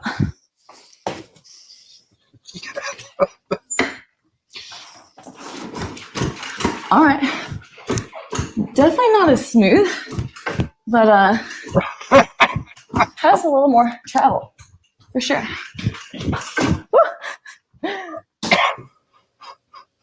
Today, I'm doing a suspension test. You know, what I was watching, Ken, is I was watching some military videos, and they had a SEAL team flying with these jetpacks over the water, landing on the back of a carrier on the thing. It was cool as hell, man. Showing you the new technology they have with the jetpacks. Have you ever seen those? No, not the recent ones. I've seen them like 10 years ago. Yeah, no. You should see you should see the new ones they got. It's unbelievable. They fly across the ocean like it's over land, and they come and land right on target on the back of ships and stuff with all their gear on, everything. Yep. Wow. It's I can't put a link in because I can't show you because I can't link anything here. Yeah, I know. It's let's see. Maybe you can tell me what it's called, and I can look it up. Let me see. I'll look it up for you. Yeah. It sucks. I can't put any links in at all. Can I? No. No, I can't either. But I can look up on YouTube and post it. But...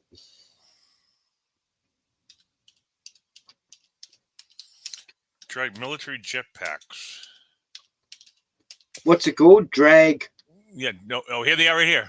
Royal Navy testing Iron Man style jetpacks. Yep, this is it right here. Okay, Royal.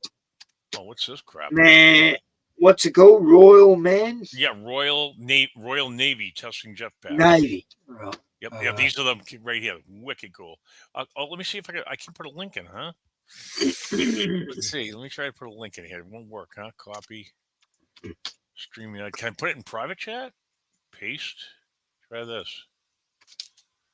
Oh, you can see it in private chat, Ken. Can you? Look in private chat. I got it. I put it in your StreamYard private chat. Can you see that link right there or no? Private chat link. Hang on. No. Oh, it won't show you the link I just put in there? Oh, yeah. Hang on. Yeah, click on that. Oh, I found it. Oh, cool. Yeah. There you go. Now play. Oh, can you play it so people? Yeah, can you play it so people can see that, right? Yeah, I'll pause it. I'll just pause it. Let's link it. There you go. Oh, this thing's cool. Watch these guys.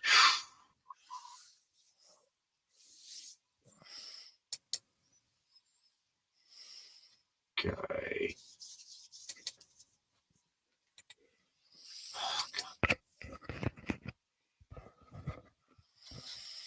Yeah, Royal Navy, Iron Man jetpack. Exactly. Yep. There's two of them I've got here. Oh, do you really? I thought I put one in there. Let me see. What's going on with this? No, I put one in. I don't know which one. Oh, there you go. Anyway. Yeah, they don't give you. They don't show you a lot. They only give you minutes worth to see. You know. Yeah. Okay, let's see what you got.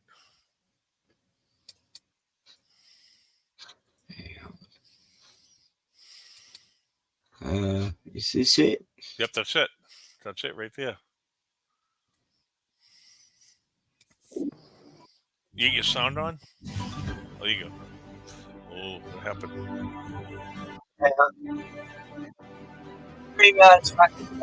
Oh, there you go. There you go.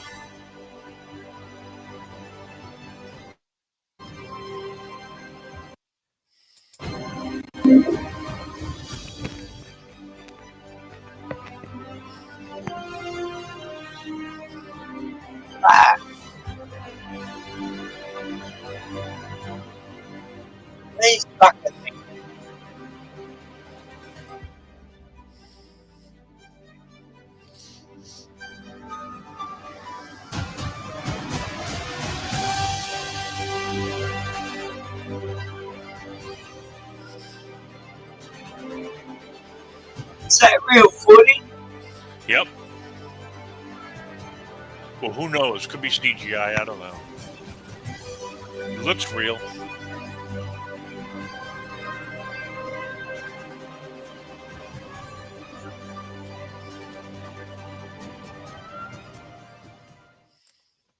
Wow, that's pretty cool, huh? It's like, what the hell? Yeah. Let me see. I got another one. Yeah. I do. Here's a good one right here. I'll put it up the link. I got one too. Oh, okay. There you go.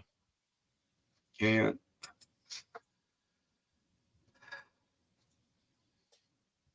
Oh, chat. I got a good one right here.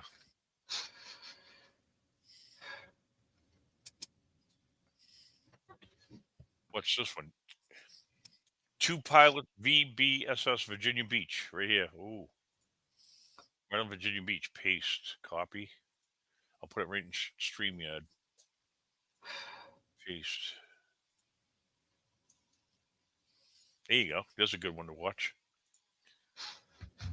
Okay.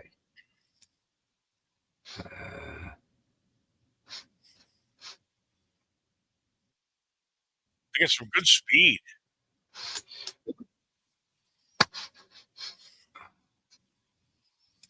I've just got a stop screen. Can I present without a wrench? I could do it present, right?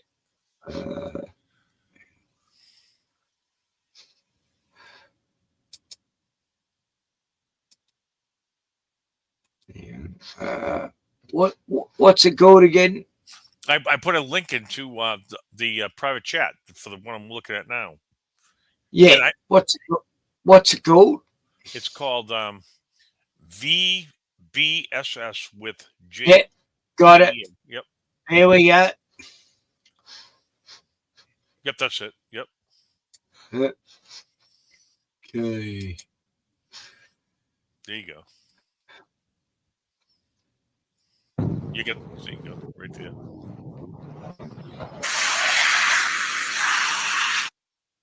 Oh, sorry.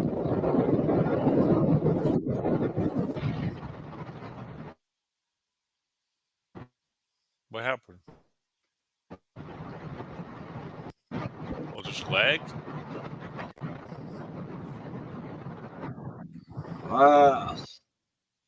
Like stormtroopers.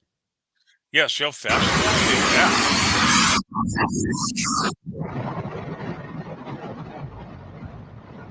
God.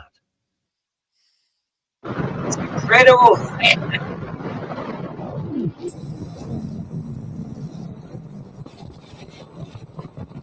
Shoot him.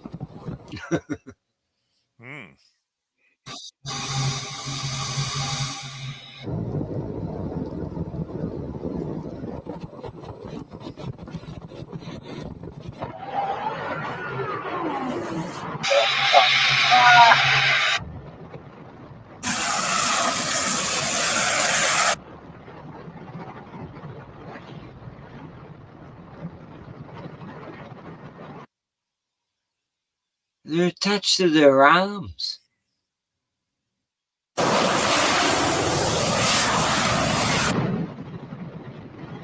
wonder what kind of range they got. You know what I mean?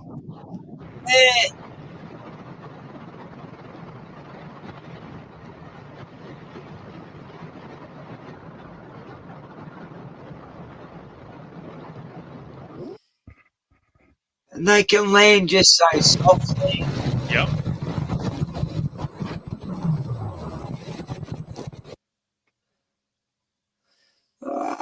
This is Iron Man. Exactly.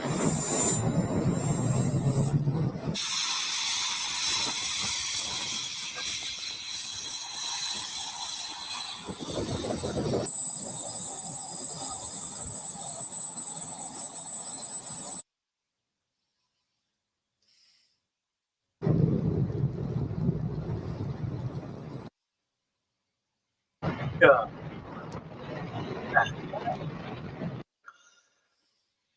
That's it, son. I think you got to be pretty strong for that to do that. Is this real?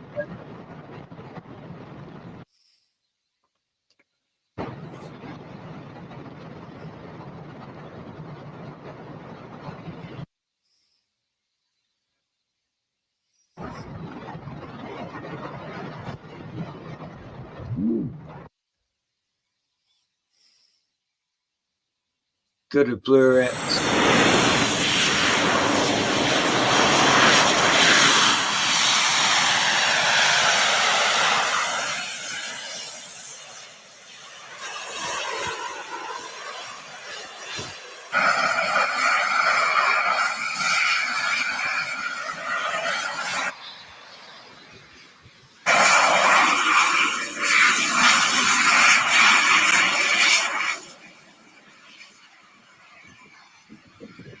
It really does get quiet.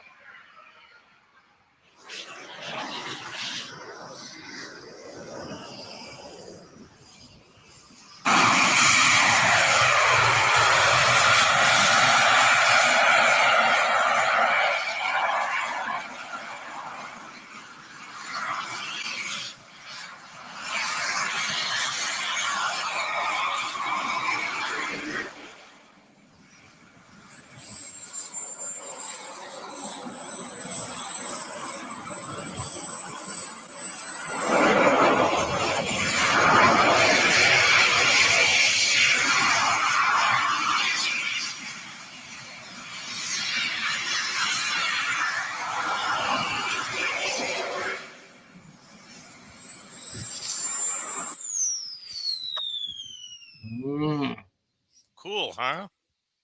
That's amazing. God. Reminds me of this song.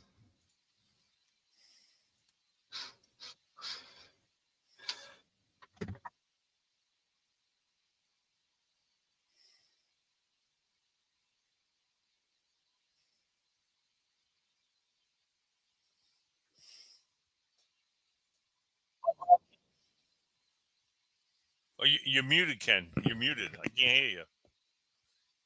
You muted yourself.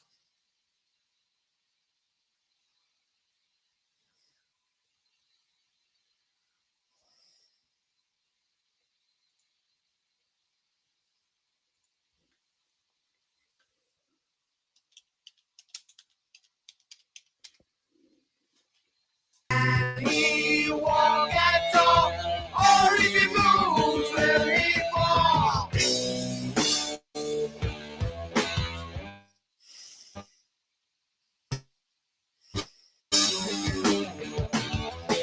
Is he like that? As he thought within his head, we'll just pass him there. Why should we even care?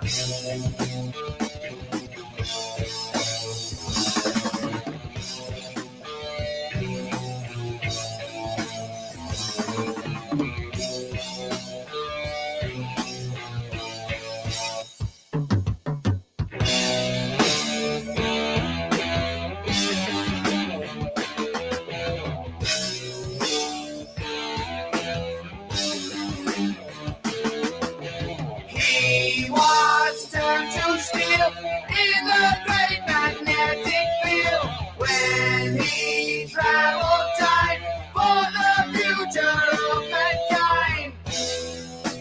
Nobody wants him. He just stares at the world.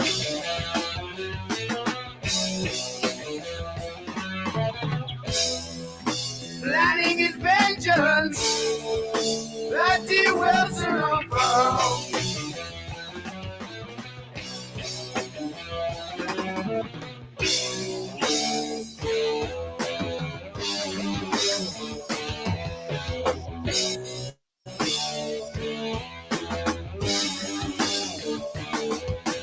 Now the time is here for a man to spread fear. Vengeance from the grave kills the people he once saved. Nobody wants him.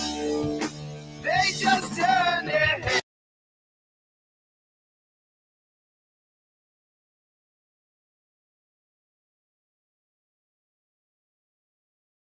Now the time is here for Iron Man to spread fear. Vengeance from the grave, kill the people he once saved. Nobody wants him, they just turn their heads.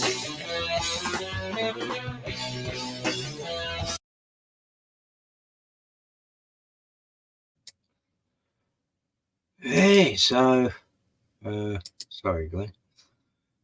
Yeah, it was like they talk about spreading fear, and it's here, and Yeah, here's another one. I'll show you this private crap. Watch this. This looks cool. I'd like to build something like this.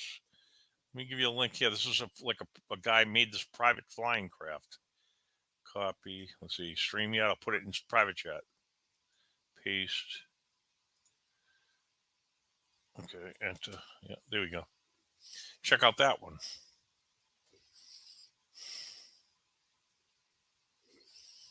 This is cool. I'd like to try to build okay, something. I got to shut down.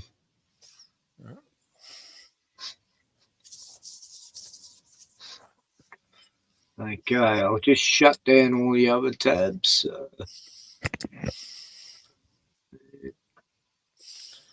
And StreamYard will not be confused. And present. Here we are, Jetsons. Jetsons. We'll see.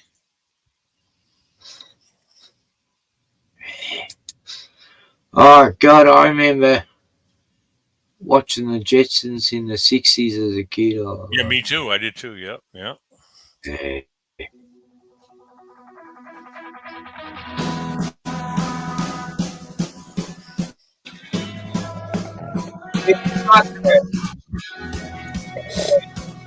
Here you go. Watch this.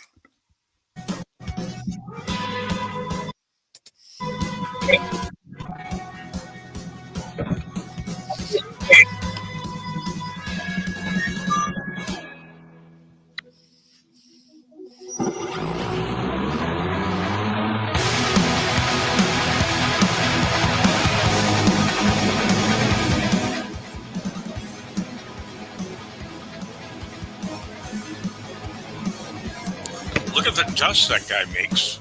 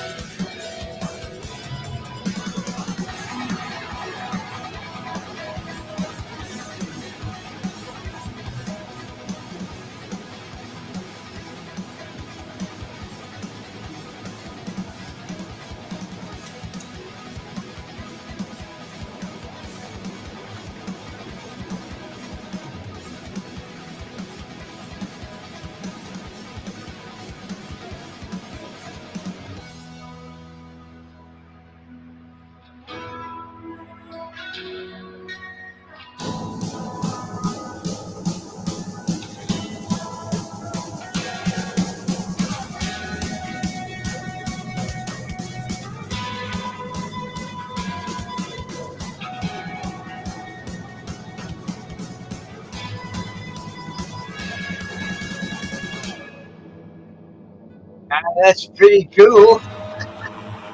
find one of them. Keep cracking.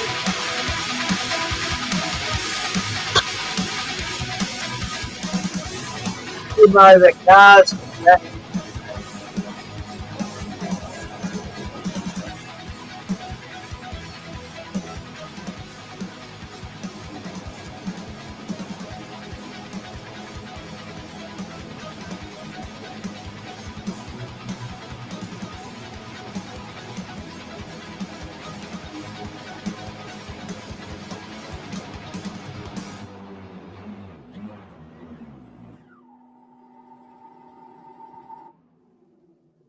Wow.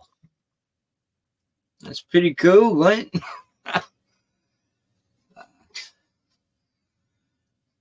The shit they can make, eh? I remember when I was living in the Dandenong Mountains, you know, it's the mountain range east of Melbourne. And there's a guy who used to get up in a gyrocopter and he'd be flying around everywhere. It was this fucking little helicopter thing. He'd fly right over everyone's houses where I was. So cool. And then the same vehicles were used in the October the 7th. Anyway. Yeah.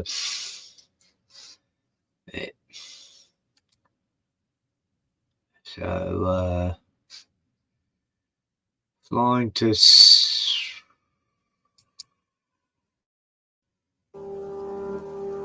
looks pretty scary.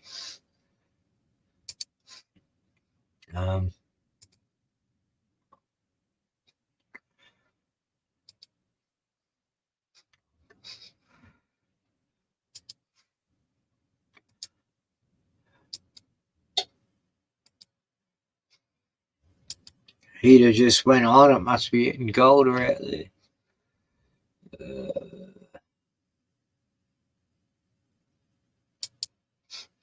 Okay. Hell yeah.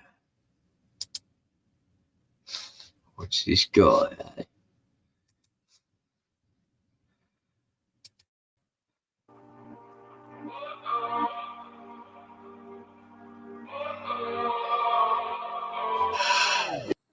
All right, what's going on, guys? Welcome back to another video. Today is going to be an absolute insane day. My goal is to fly as high as I can until I pretty much run out of fuel. I'm just outside of the ring, so I'm allowed to go all the way up to 18,000 feet. My goal is 17,500 feet today. We got a decent amount of cloud coverage. I mean, I've never actually got to fly through a cloud yet. When I was looking on Google Maps as to where I was going to take off from, none of these houses were built yet. So I'm going to take off from right here. It's no wind right now. I'm going to try to kind of like head towards these houses over here, and I should be able to easily get off the ground way before those houses. So yeah, I got all of my clothes. I'm going to be wearing all my winter gear right here. Got my snowboarding coat, my snowboarding pants, snowboarding hat. I got my, I don't know where the heck my mitts are. My mitts. Got Mr. Mitts here. We got the 185 with a full, not full, but we got 9.75 liters of gas. I'll probably touch up with you guys once I get all clothed up and either nail this landing or nail this takeoff or not nail this takeoff. So all right, guys, we got the bag situated, got the coat, got the hat, got the helmet, got the GoPro. Looks a bit dangerous. Got the wing all laid out, got the motor ready to go, got the film crew over here ready to watch the takeoff and disappear right into those clouds. So this is about to be, is still around my neck. This is about to be an absolute epic, insane, memorable flight. It's probably going to take me around 2.5 hours. So I'm going to be hungry and probably have to pee by the time I get back down. So let's go. Let's start off for the first goal of hitting 14,000 feet. Well, you're up in the air, couldn't you? All right. Hopefully we don't botch this takeoff again. All right. Come on. Here we go. On mute.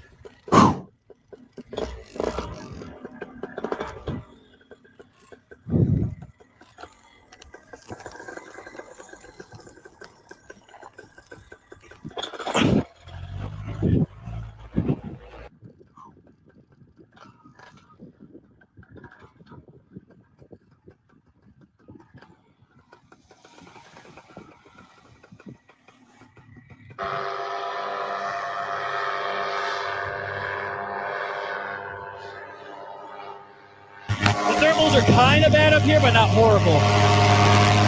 No planes around, wake looks good.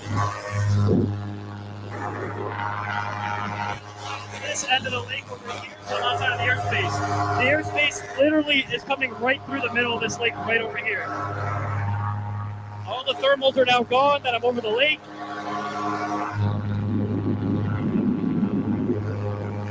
You guys, once I get to about, I don't know, let's say, what are we at right now? 2,000? I'll hit you guys back up once we get to 5,000 feet. Guys, I'm about to be going through my first cloud ever. I'm not trying to literally go through it, so I'm going to try to go around the perimeter of it. But this is so sick!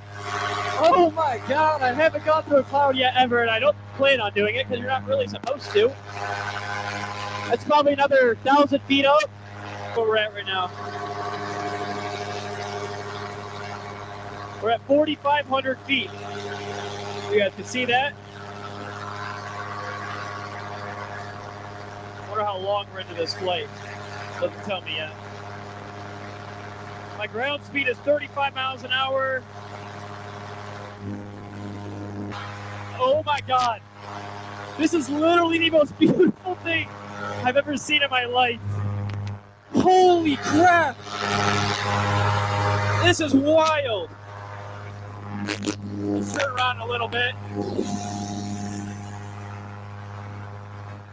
Oh my god. All right, guys. Let's see what my altitude's at. My hand's actually starting to get a little cold here. All right, guys. I think we are coming up on the 10,000 foot mark. We are 9,800 feet. And it is getting chilly. I wish it had temperature, man. It is cold up here. Come out, baby. For once we are in legal airspace, as you can see, I'm outside of that last big circle. 99.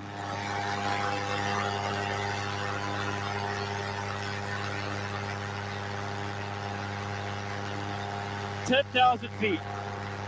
That took us half an hour to get to 10,000 feet. Let's see how much longer it takes me to get to 15,000. Well, guys, we're at 13,200 feet. It's definitely getting a little bit, you can definitely tell the air is definitely leaning out up here and it's getting a little bit harder to breathe. But nothing too serious, but look how nuts this is. Oh my god. We're climbing at about, what are we climbing at? 3 miles an hour altitude climb, of course. 20 miles an hour ground speed. I've covered 15,000 feet. My speed right now is 29 miles an hour. So we're gonna get to 15,000. We're gonna see how I feel. I don't know, I'm starting to get really cold. So we'll see how we feel at 15,000 and how my breathability is. All right, guys. It is freezing up here.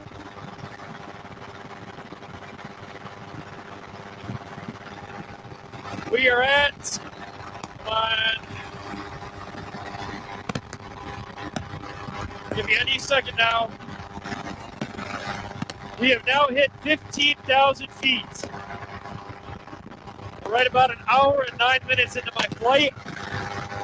And it is effing cold up here, dude. Holy shit. It is freezing. I am not gonna lie, I am freezing. Definitely have very phenomenal bit of oxygen up here. But worst case scenarios, you know, you pass out, you got plenty of time to glide until you come to, right? So I think we're gonna call it at 17,000. But we're gonna make it there and see how I feel. So I gotta get my hands back in my glove. I'm absolutely freezing.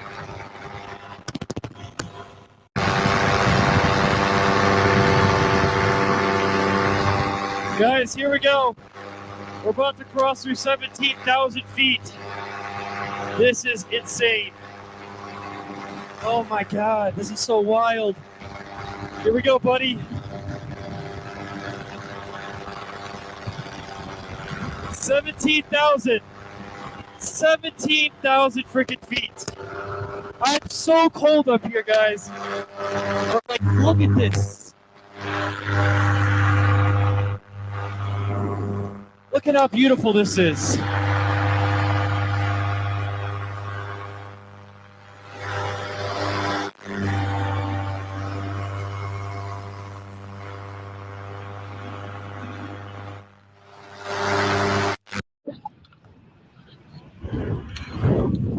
Well, guys, if this isn't the most epic thing I've ever done, I'm a little short on breath right now, but we are literally at 17,500 feet.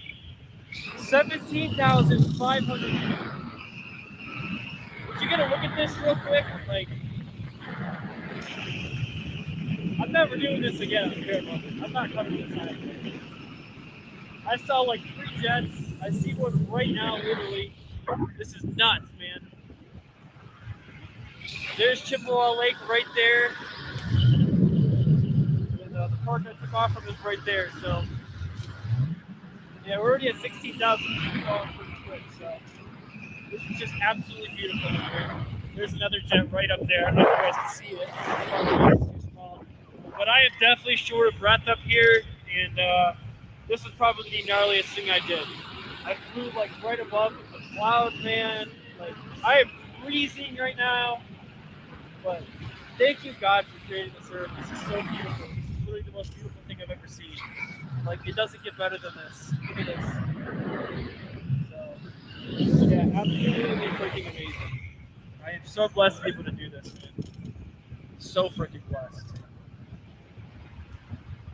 We got a lot of ground to cover on the way down, but we'll get down here eventually. So, as long as the landing's safe, we'll conclude it once we get a little bit lower. Too bad I'm not Tucker Gott, so I can actually be doing some wingovers to drop some altitude a little bit quicker. But honestly, I just can't feel my hands, so I am so ready to go all the way back down to the ground. So I will catch you guys for the landing. Land as close as I can to it.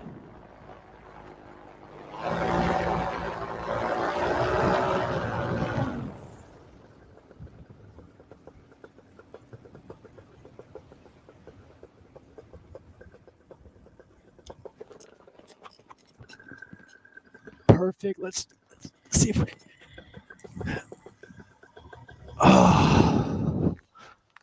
Oh my God, ladies and gentlemen. We have landed. We have done it. That just happened. Flight to 17,500 feet. How insane is that? Like, I can't even fathom that just happened right now. I'm in disbelief. So yeah, I hope you guys really enjoyed this video. Genuinely, sincerely enjoyed this video because it took me about 3 hours to make, literally. Yeah, hands down, just the most beautiful, amazing thing. I know I have dry spit on my face, but God, that was insane.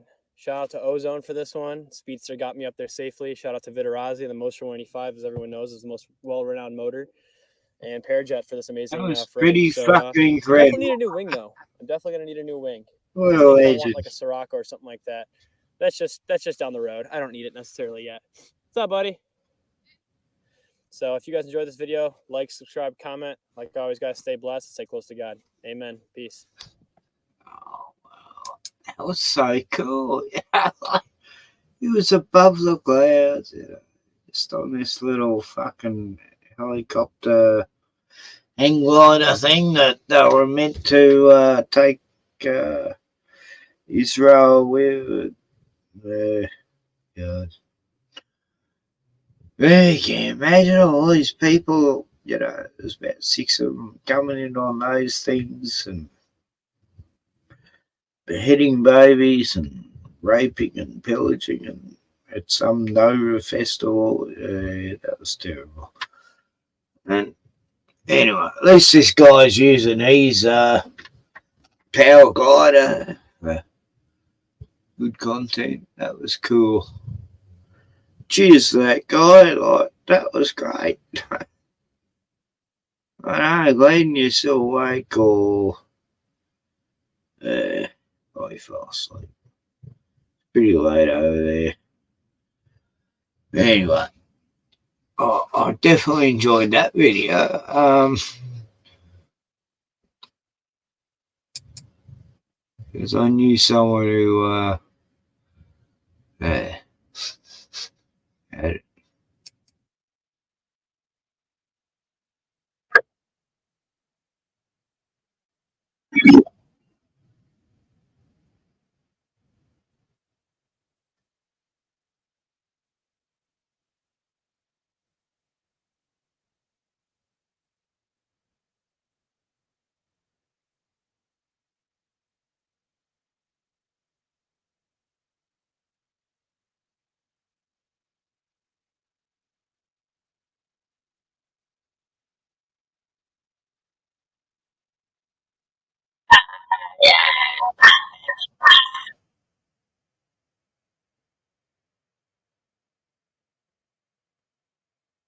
Very nice. Go to bed.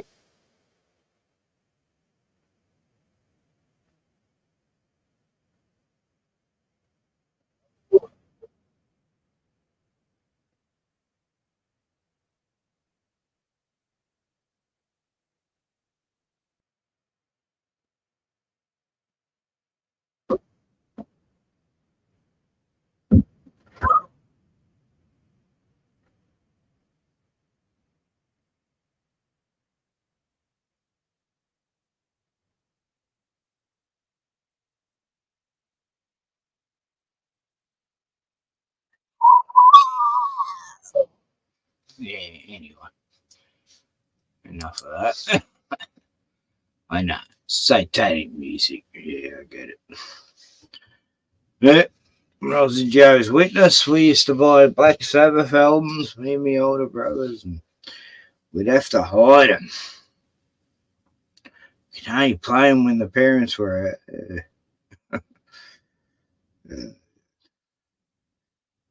I love that song, Sabbath, Bloody Sabbath.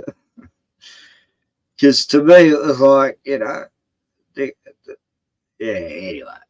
It was very Wicker Manish, the story. Guy getting sacrificed, he still believes in God, and burning him. And anyway, Ozzy Osbourne, that reality show is just so cringe. I watched a bit of it years back. Anyway, what else have we got? We got a chick doing the same thing, taking over Miami on my paramotor.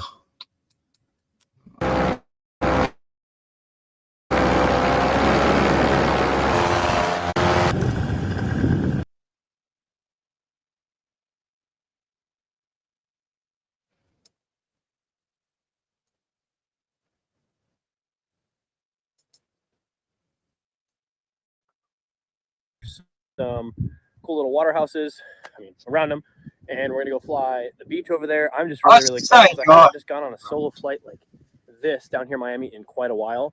Sometimes you just want to go and do a solo flight down here from your hometown. So we're gonna go rip it up over there. It's gonna be a crazy cotton candy sunrise. It looks like there's little to no clouds, and this should be pretty incredible to go capture. Got everything pretty much laid out, ready to roll.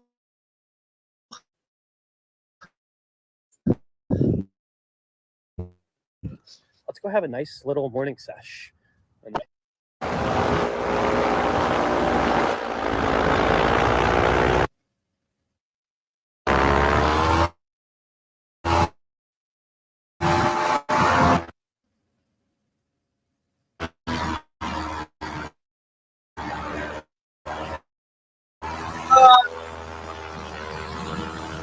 Hey.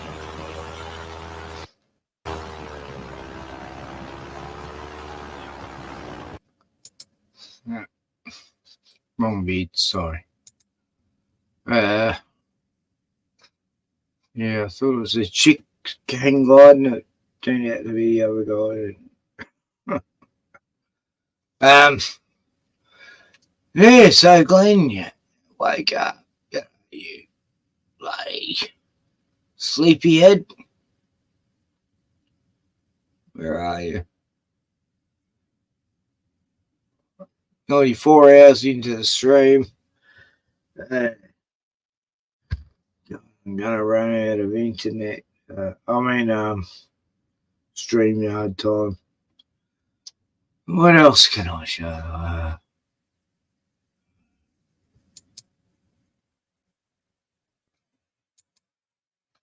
What videos have I got?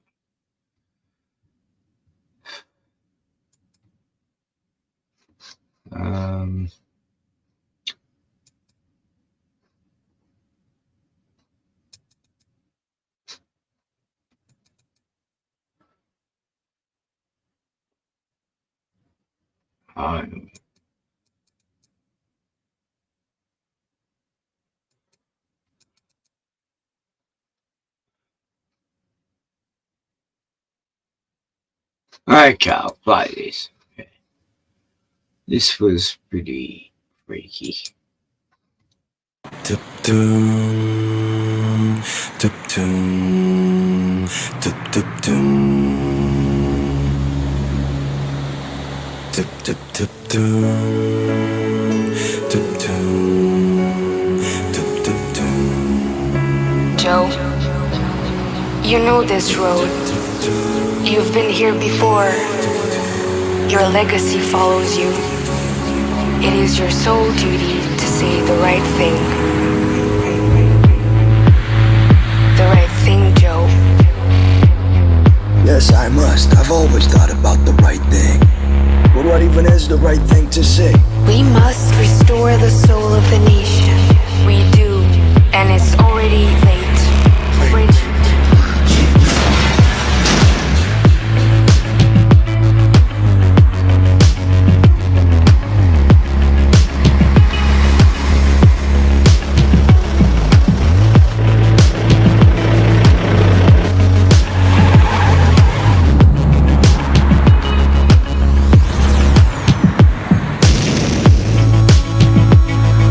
And what was that all about? The past. But people don't care that much now. They're too used to just repeating what others have said.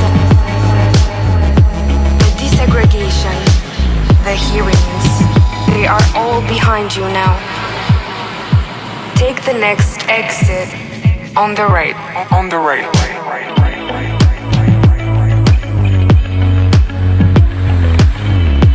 Listen, why do you help me? You have a warmth. People are pleased to see you.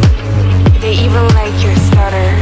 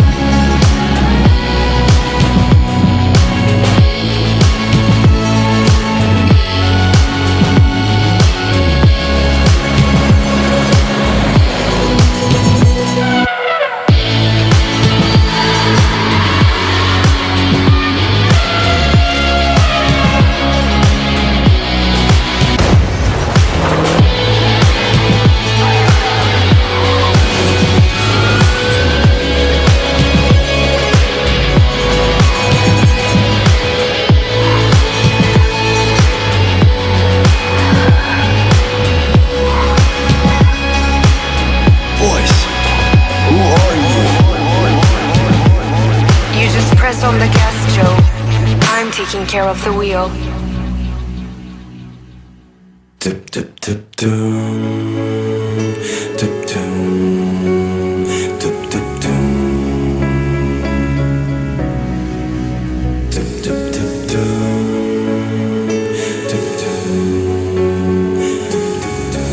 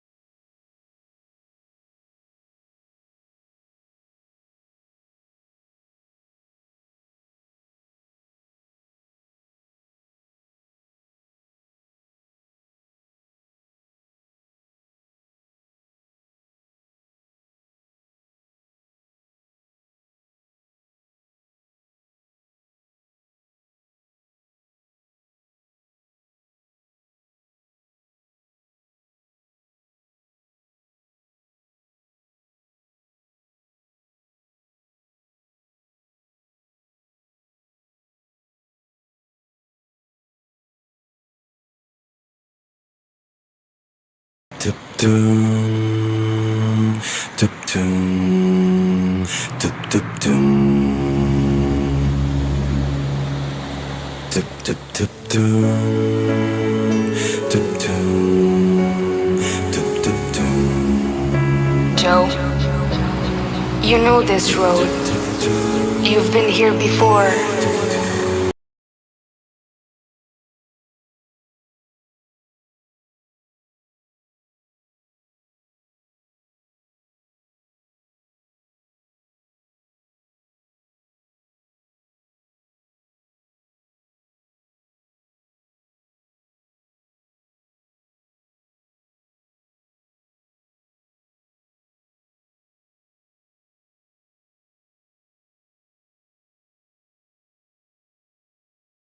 Wanna keep your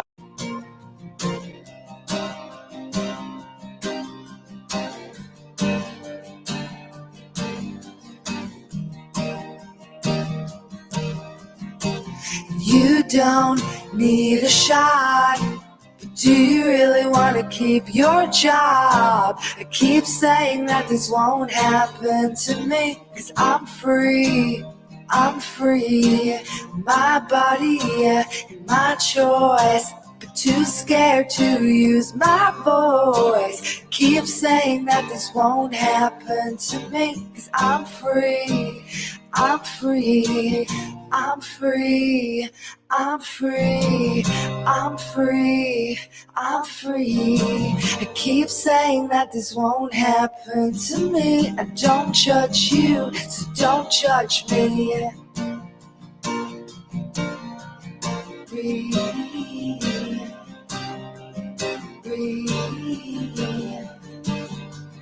breathe.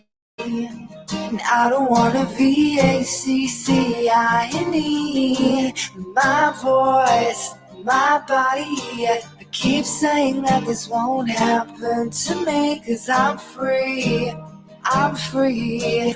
And my body and my choice, but too scared to raise my voice. Keep saying that this won't happen to me, 'cause I'm free, I'm free, I'm free, I'm free, I'm free, I'm free. I keep saying that this won't happen to me, 'cause I'm free, I'm free.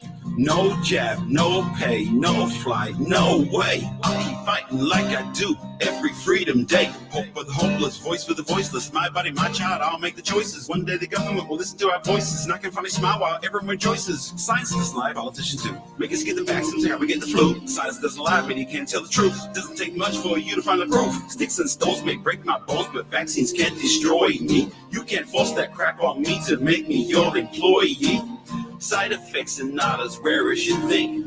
Like an iceberg to Titanic, that can make you just sink. So think, you do you, and I'll just do me and stay free. I don't want no VACCINE. I am free, I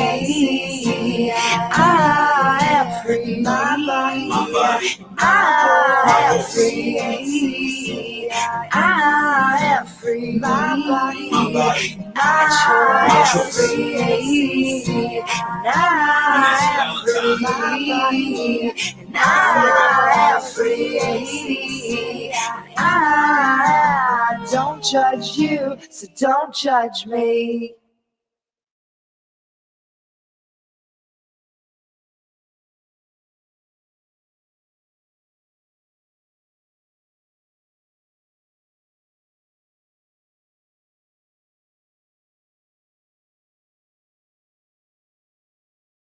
Yeah. Fucking crazy times they were. He was one of the many who lost so much. I made it, you know, those 3 years, I made it into an adventure. But at the end of the times, yeah, it was a nightmare. Where I couldn't even go to see my younger brother dying of cancer in the hospital because he had, anyway. my other family went to see him, but they could only look at him through a perspex window. And I couldn't even bring myself to do that, even though I was banned. Like, yeah. And here he is saying goodbye to him through a fucking perspex window. I mean, it's fucked up. It's the most fucked thing.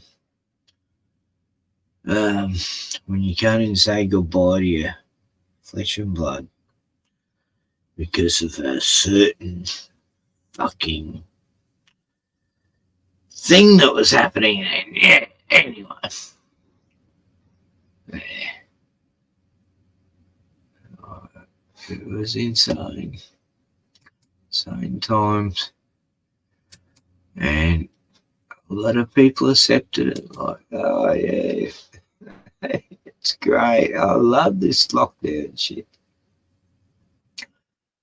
But, you know, they weren't getting affected like me and many others who couldn't see their family members die. That was all good for them. Hey, sorry about that, Ken. My wife had got me some breakfast. I just ate breakfast. Oh, you gotta eat, mate.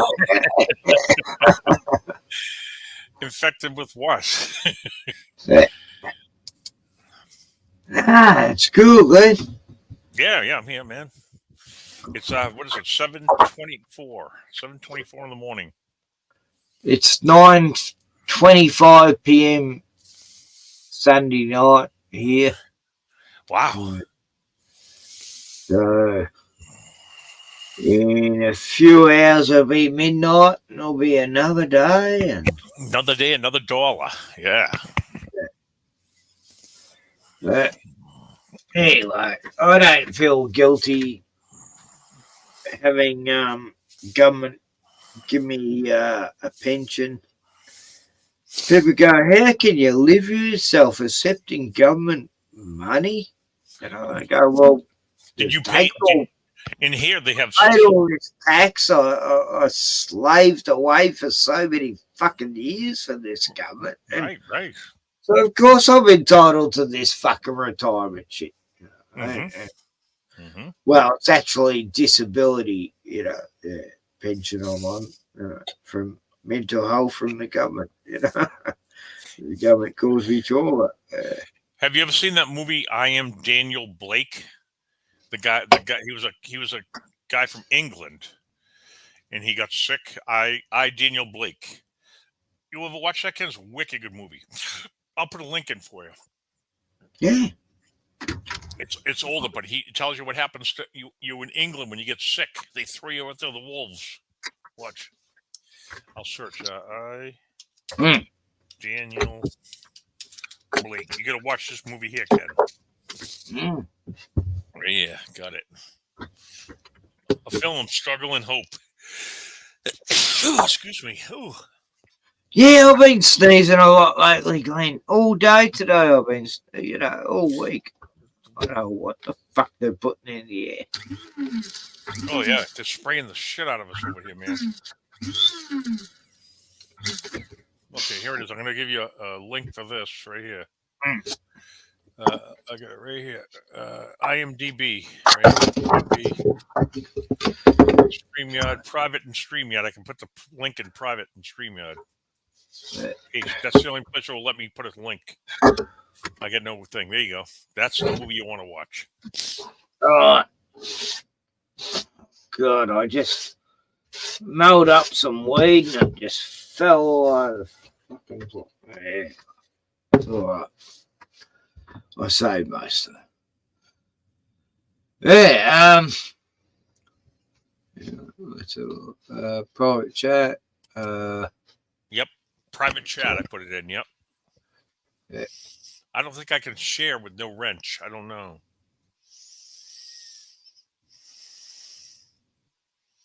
Hi, Daniel Blake. Yep, that's it. Great movie, Ken. Oh, I got to stop screen and put a link in.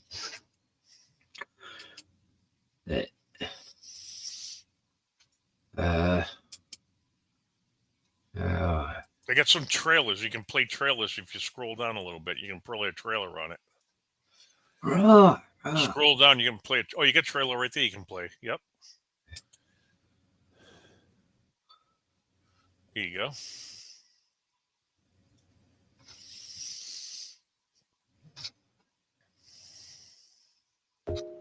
If you're going to be aggressive with me, then I'm going to have to ask It's not you about to me leave. being aggressive. I'm going to have to ask you I'm to trying to explain to you a situation and you don't care. I've got Right. about 12 quid in my purse. Do you know what? You've created a scene, all right? Jesus Christ! Who's first in this queue? I am. Do you mind if this young lass signs on first? No, you carry on. This isn't your concern. I want you to get out as well. Good morning, Mr. Blake. I'm appointed to carry out assessments for employment and support allowance. Can you walk more than 50 metres? Yes. Can you raise either arm to put something in your top pocket? Yes. So what are you doing up here? We got in a bit of trouble. We was in a homeless hostel for about 2 years. They couldn't give you anywhere near your family. No, not in London. Your only option is job seekers allowance. Well, I want to appeal. You have to apply online, sir. I was a carpenter. I've never been anywhere near a computer. You need to run the mouse up the screen. No. What now? No, not like that. I'm just going round in circles. Excuse me, madam. I think you've been shoplifting. I'm in shoplifting. You Okay, just look, stood I there can and lock the watched door. ladies just served me I and can I've lock got the a door receipt. and call the police if that's what you'd like. Talking about locking the door and calling the police. Okay, would you like to come this way? Can I ask you a question? Are you medically qualified? I've had a major heart attack. I've been told by my doctor that I'm not supposed to go back to work yet. I'm afraid you must continue to look for work, or your benefit payments will be frozen. There must be some mistake. It's a monumental farce, isn't it? Looking for non-existent jobs. And all it does is humiliate me. You've done nothing to be ashamed of. You're around with 2 kids. You've done amazing. I've seen it before.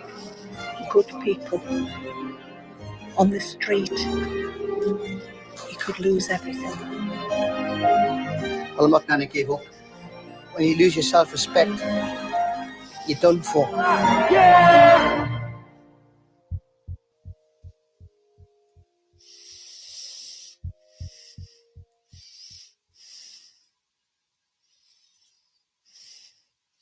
There isn't anything else anybody can do today. So what I'm going to have to do is look. I think you're going to put me in I have to follow the rules. And the thing is, if you're gonna be aggressive with me, then I'm going to have to ask. It's not you to about me leave. being aggressive. No, I'm going to have to ask you I'm to trying to leave. explain to you a situation and you don't care. Security. I don't know why people like you do this Security. job. Turning you to the decision maker. It's all the same thing. I don't want to read your language because it's all the same thing. Listen, I don't. Yeah, all right. Thank you. Take your hands off me. Yeah. I'm going to speak to the manager. I don't want to speak to you. Sorry, I'm just explaining That's what what's you want to happening here. speak to? No, Go back up there. Right, come and talk to me then if you've got Okay, something to sorry. say. All right. I've tried to explain to the woman, I've never been to Newcastle before. We've just moved up here from London. I've been here a few days. I don't know where I'm going, okay? I was on the bus, it's gone the wrong way. We've run, got off the bus, run, so there wasn't any more late. She just didn't want to know. She didn't want to know. And now she's telling me she's going to refer me for a sanction. What I want you to do is listen to me, okay? The lady's told you what's right. There's rules here, rules that we have to stick to, okay? It isn't against you, but you have mate, a duty. Listen, I'm not saying it's against You me. have All a I'm saying duty to is, be here on time. and I'm explaining to you why I wasn't here on time. Do you know But what? I got lost. I understand, right? But what I gather now is the decision maker. The decision maker is going to be sending you a letter through the post. You're going to have to wait for that, and then you're going to. My kids have got to start school tomorrow. I've got Right. about 12 quid in my purse. Do you know what All because you can't just calm down and listen to people when they talk. Right, You all again, have to do do this. you know what? I've with your listened to you. rules. You've created a scene.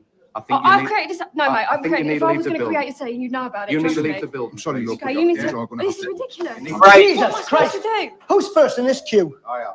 Do you mind if this young lass signs on first? No, you carry on. There you go.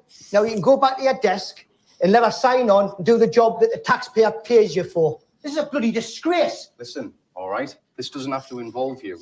Everybody's trying to do their job here, and you're creating more of a scene again.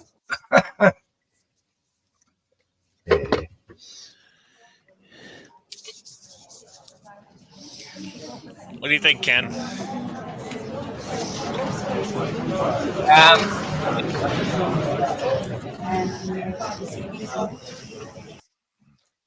Yeah, I love. It's a good movie. It shows you how they beat you down till you're dead. You know. Yeah, I love the English Yeah, stuff. yeah. Watch this movie if you can get it for free. I think you can watch it for free. It's out there. There's an excellent English movie. I just love it. It's one of my favorite movies. Called Trespass Against Us, and like it's proven the Mandela effect. You know, it used to say trespass. You know, not because that's the title of the movie, Trespass Against Us, and now it's what's the Mandela effect? You know, instead of trespass, it's called something else now. Anyway. Yeah. But this film got me banned for showing the trailer, right? Really? Yeah. Wow. Just playing the trailer that's free? I had the movie on my computer. It was never advertised. It was like the most obscure movie from the UK. And it's brilliant. It's like about a trailer park family, you know, they're like gypsies, you know, they're living outside of towns, and the grandpa's telling his grandson how everything he's learning in school is absolute bullshit.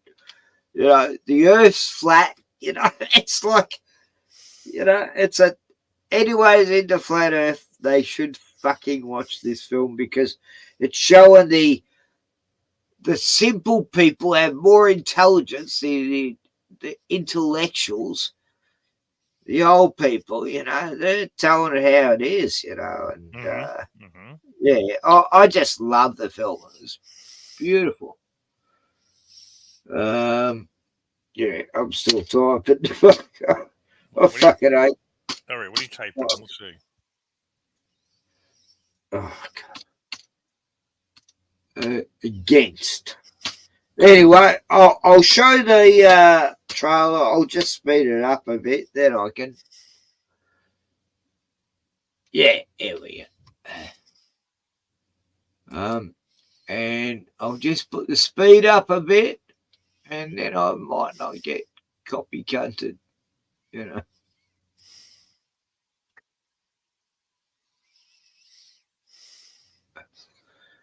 Right. Okay. Playback speed, yeah. I'll speed it up a little bit because, you know, that way Americans can understand what English people are saying in this. Oh, shit. I haven't added it. Where am I?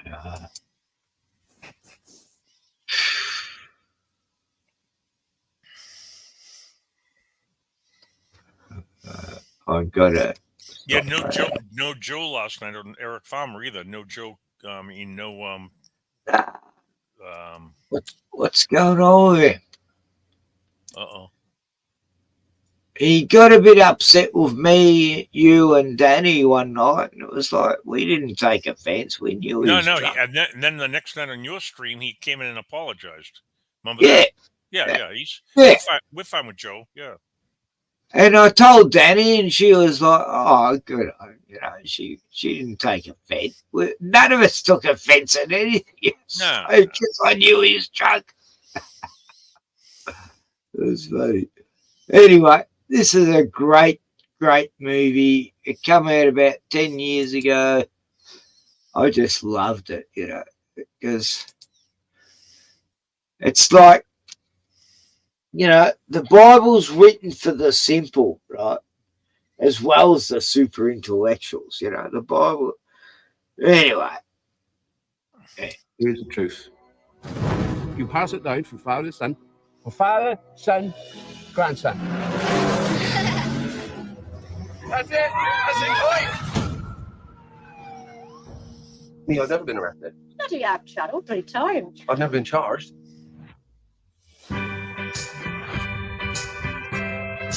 Darling, 10 each. Please listen and understand this song. Ain't you got homeworks? You never had your homework.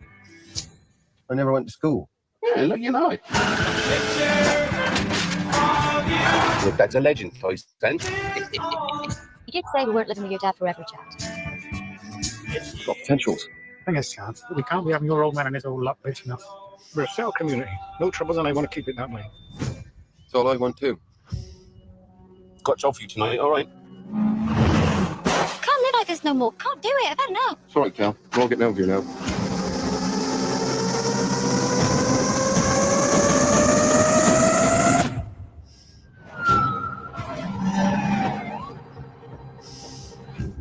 It's going to start raining down on all of us. They will break you on your own, you know that. Not if we stay tight. Do what they say, kids. This is your fault, you know that? I love you so much. Getting away from you, Cole. Just getting you out, boy. I'm just trying to look after my family. I'm your family. I think I saw that, Ken. Yeah, I've seen that. That was good. That was Oh, I a good movie. loved I it. watched it. Yeah. It was good.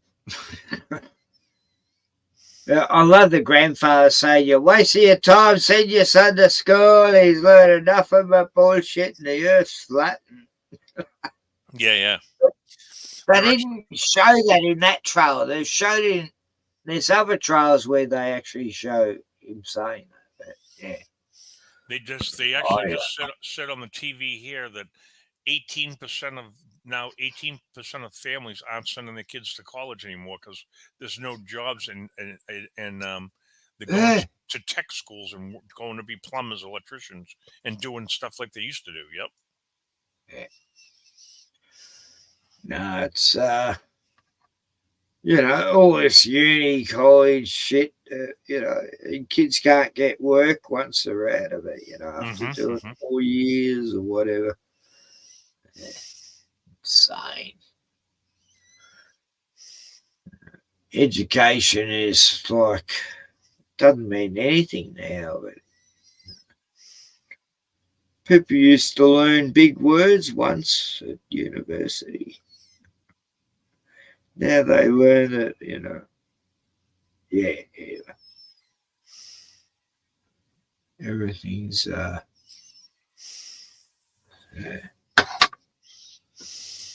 Anyway, we got to remember this song during the Will not come. Quit trying to take me to task, cause I don't want to wear a mask or take a vaccine that could maybe make me die.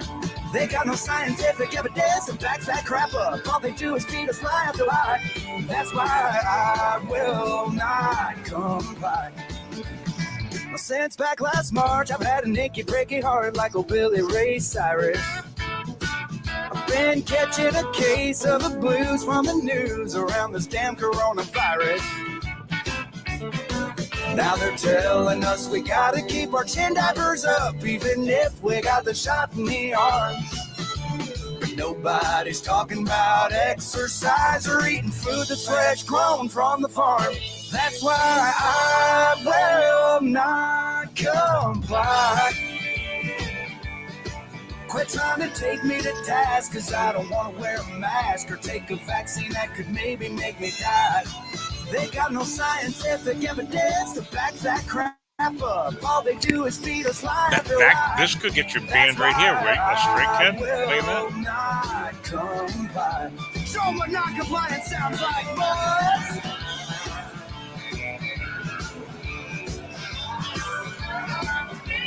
Oh, hell yeah.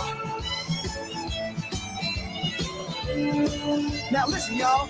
The only way to stop the violence is for us to break the silence right now. So if you tend to agree and you're pissed off like me, stand your ass up and scream it out loud. Sing, I will not comply. Quit trying to take me to task, cause I don't wanna wear a mask or take a vaccine that could maybe make me die. They got no scientific evidence to back that crap up. All they do is feed us lie after lie. That's why I will not comply. Yeah, I'm here to tell you people I will not comply. No, that's the gospel truth.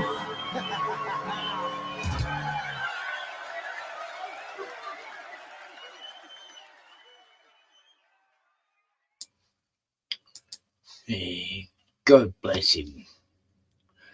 Blind Joe. He's blind, but he can see more than people who've got eyes. You know? It's funny when a blind guy is telling you more than people who can see. God bless Blind Joe. His song and many others got me through that time, you know. But anyway, it's still on YouTube, so I shouldn't get striked for showing that because it's still on YouTube. Yeah. So that's why I played it clean, because yeah, you can still play it, you know. Fuck this cancel culture, fucking, you know, you can't handle the truth, fucking cancellation. Funny times we're living in, you know. But, yeah, a week and a half ago, it was a stab week here in fucking Melbourne, Australia. No. Pretty weird times. Apparently, yeah, we're living in times where meant to hate terrorists, meant to be scared of terrorists again. And jump. Yeah. All propaganda. Believe nothing. You know? They're going to jump out of rubbish bins at us, Glenn. Oh, yeah. It's just like 9/11, you know. Oh, the terrorists are coming everywhere. They're down here in Boston. They're arresting. They get all these people up there, you know, going after the Jewish people now. So they're out there, you know, all with semantic stuff. They came in there with a whole bunch of cops and arrested them all yesterday in the morning at one of the local colleges here. Yeah, they got everybody fighting everybody. That's the way they play the game. Everyone, they got race against race. They got color against color. Race bait, divide, conquer, you men know. against women, women against men, the gays against LGBTQ religion. Black Lives Matter. They're using every fucking card they can think of. Yeah, that's all they do. Then it's a big banking crisis, and then you know they get everybody scared about World War III with what's going on over there. It's like all fear porn. Pay no attention to any of that nonsense. It is. It's insane. It's just like, you know, those 3 years of the pandemic, it was just the total test to see how much they can divide. I'll tell you, our hospitals here are completely and now they're using every card they can pull because that worked. You know? Yeah, they got the hospitals completely filled here. Everyone's sick as a hell over here from the you know what, you know. And yet the hospitals were empty when it was meant to be They were ready to go out of business. My local hospital here, they were ready to close their doors because no one was in there sick at all. And then after you know what, everyone's sick. Well, I showed a video when a mate of mine was in the hospital. I go in there and I decided to make it a backrooms video, you know, those back rooms. Because no one was there, and it was like I walked around for fucking an hour without seeing anybody. I ended up getting trapped in the hospital. It was actually fucking weird what happened to me. You know what I mean? It was strange. It took me an hour to get out of the place. I never thought I'd get out. I was starting to get scared in the end. Wow. They think you were a crazy patient that got loose. No, but no one was around. There was no one there. Wow. For hours, I was going through this hospital trying to get out, and there was nobody. I'd end up at the end of a corridor, locked doors, and I'd be banging on the door trying to get through, and then I go to the car park and no one's there, and all these same cars are there. I mean, this video I did was like, I've shown it to people and they go, wow, that, they can see how fucking weird it was, Weird. The only way I could get out of the place in the end, I got in the car park where there was all these cars, hundreds of them, all the same, everywhere. And yet no one was in the hospital. And nope. And then I ended up getting in my car and just ramming through this fucking, going across all this lawn and going, either that or I was going to bust through the fucking toll gate. But yeah, once I got out of the place, I felt like, what the hell was that I just experienced? What do you really think that they're spraying when they're going over our place, spraying every day over here? They're spraying the shit out of us like bugs? What do you think that is? Well, it depletes our energy level for a start, because I've never felt more drained lately. And yeah, me too. All the fucking time. Yeah. Well, the food's not good. Yeah.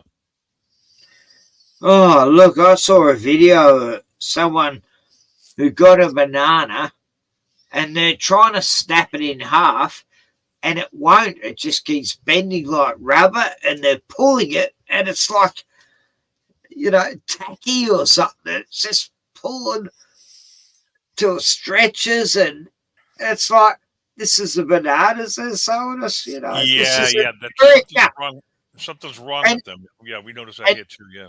Bill Gates come over here like 6 months ago, 6 weeks ago, shaking hands with our Prime Minister Albanese, and he's gonna destroy every banana plant we got and replace it with GMO banana plants. Oh. Now, I thought, right, so we got about 3 banana plants take about 3 or 4 years to grow. Mm-hmm. Even then, it takes a bit longer. But no, suddenly the bananas I've been getting are just fucking mental, Like, I got a bananas like 2 months back, and half the banana was rotten and the other half wasn't even ripe, It's like, yeah, wow. I did a video on it, I showed it. Yeah. But anyway, it's just weird, We're all gone as I love bananas, but now they don't have any taste. No, lately they're poisonous, I think. I got the same problem here. Yep. In apples, I used to eat apples all the time. I don't even take them anymore. No more apples. Nope. Oh, they don't have any taste. They're not juicy anymore. Nope. That's what they're spraying. They're killing all our crops over here. They're putting the shit in them. Yeah. I've tried to buy apples and, they're always shit. No, nothing's good. Nothing's good out there. Terrible. It's the same here. All their veggies, I just At least you got some fresh fish off your shoreline there. Yeah. That's one thing you do got that might be still good, pretty good, all right. I don't know. And there's a few people in town who grow their own fruit and veggies, and oh wow, they'll like a lady grows her own apples and rhubarb, and she'll stew it up and bring it around every now and then, and wow, it's beautiful. It's like, thank you. Yeah, rhubarb pie, yum. Organic food. Mm-hmm. I mean, it is. It's like, so many times I go shopping, I buy it hoping the veggies are going to be good or the fruit.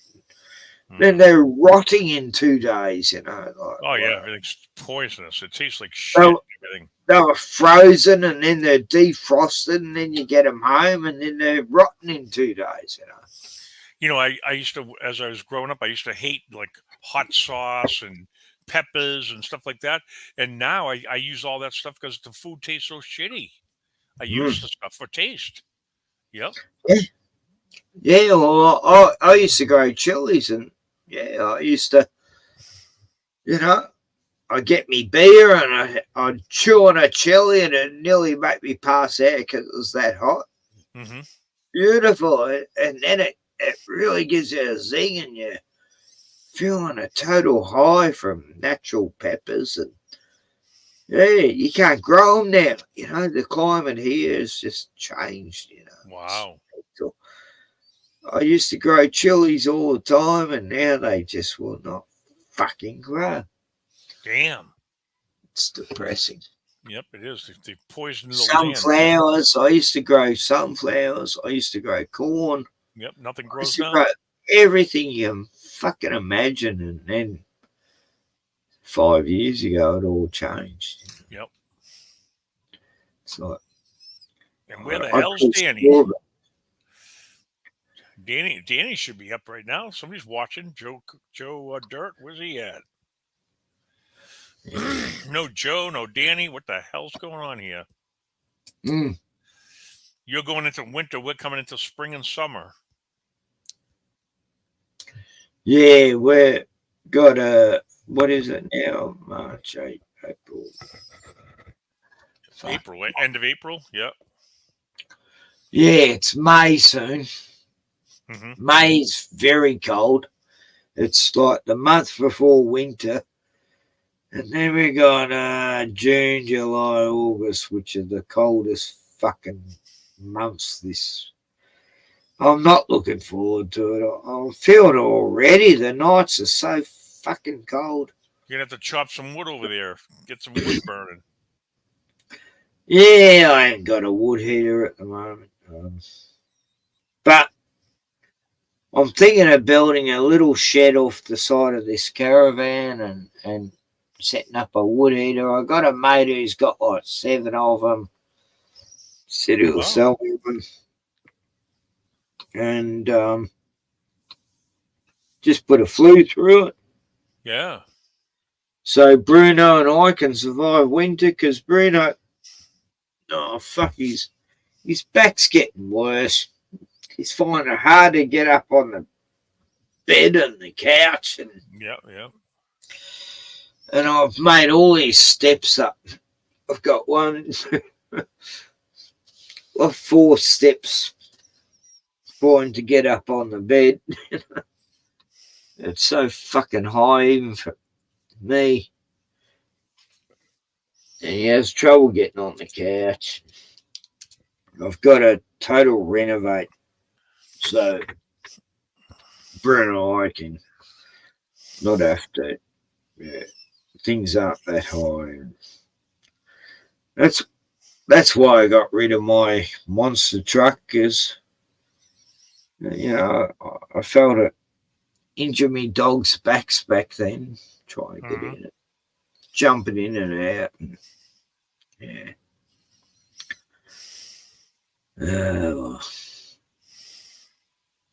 Yeah. So, yeah, Eric streamed today. You saw that, didn't you? I got the hiccups. I'm dehydrated. Fuck. Oh. Yeah.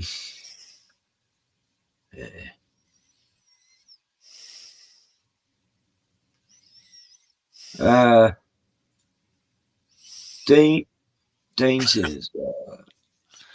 says he woke up sneezing this morning. I've been sneezing all the time, Dean. I mean, all day, today, yesterday, I've been sneezing a fucking lot. Damn. I'm not even. Puck Fairy's here. Oh. I don't see him, but yeah.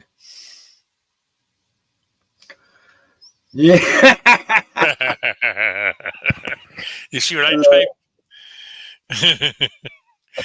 You see what I typed? They said, "Where's Puck?" I said, "Who cares?" He's on his globe Earth, flying around the sun. Oh, I actually blocked him last stream he was on. He got a little bit racist. Oh Jesus, that might have taken that might have taken. That'll definitely take your channel down. It was Ken. like I had to block him because he would have got me fucking terminated. Oh yeah, you know? definitely. They see that shit, you'll I hate get banned. shit he was saying against racists. Yep, yep. I'm not racist. Yep, nope, me neither. Yeah, he's calling him. Anyway, I won't even I know. say I can imagine. Yeah.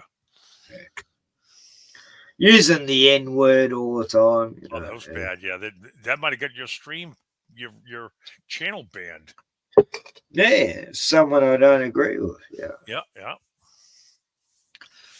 Anyway, good luck with him and his Barbie dolls and his fairies and out of his Lego. mind up there. Yeah, he's flying around, or the satellites are flying around, and the globe Earth, and oh Jesus. Yeah, he believes all that. Yeah, he's out of his mind. Yeah. And he wants to kill all these people who are upset him. He's building weapons to get him, and he's never been in a fight in his life. It's just, but anyway, fuck. They had last night. I was on the Weaving Spiders channel. You remember the Weaving Spiders? They had a Crow 777 on there last night live. You know Crow 777, right? Yeah, I know that one. So he was on there because he had a hydrogen telescope, and he looked at the last eclipse we just had. He was showing pictures of the sun and stuff with his new hydrogen telescope. But Crow believes that the sun is inside our firmament. The moon and the sun are in our firmament.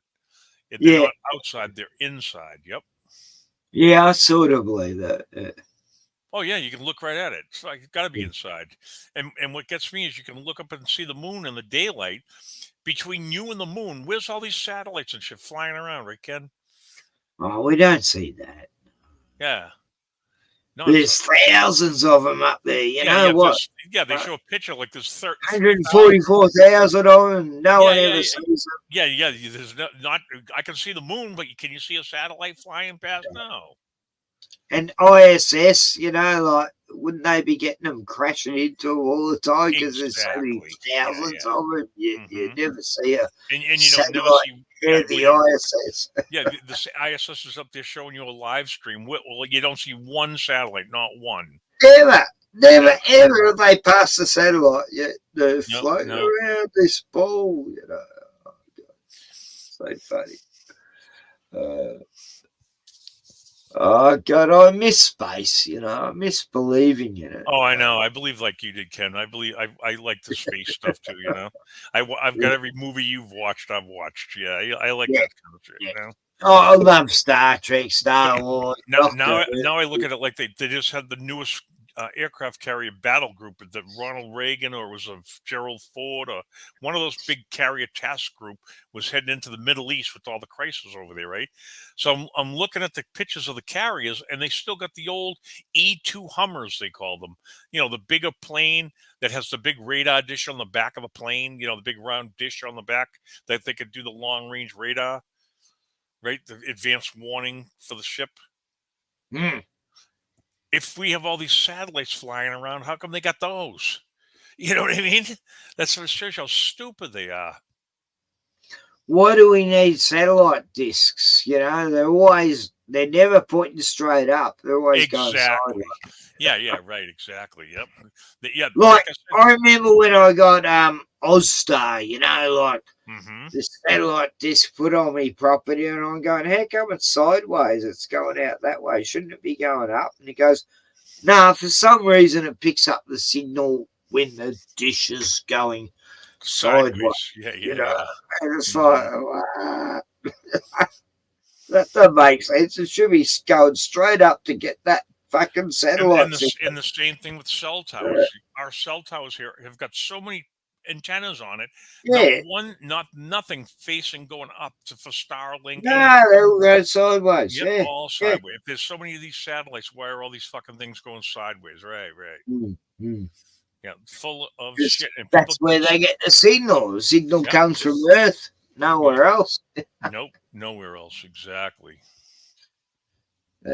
You saw the only satellite you'll ever see is that one that flew over from China with a balloon. That's your satellite. The one they floated with a balloon that they shot down. That's a satellite. Helium. Yeah, like in the 70s, I lived in this farmhouse when I was like 13 years old. I was still into space and everything, you know. I was obsessed by Apollo 11 and onwards. And I used to watch this satellite go past every night outside my window. Like, it would take like half an hour to go past. I don't know what it was now. You know, I used to think it was a satellite. But it used to go past exactly the same time every night, you know.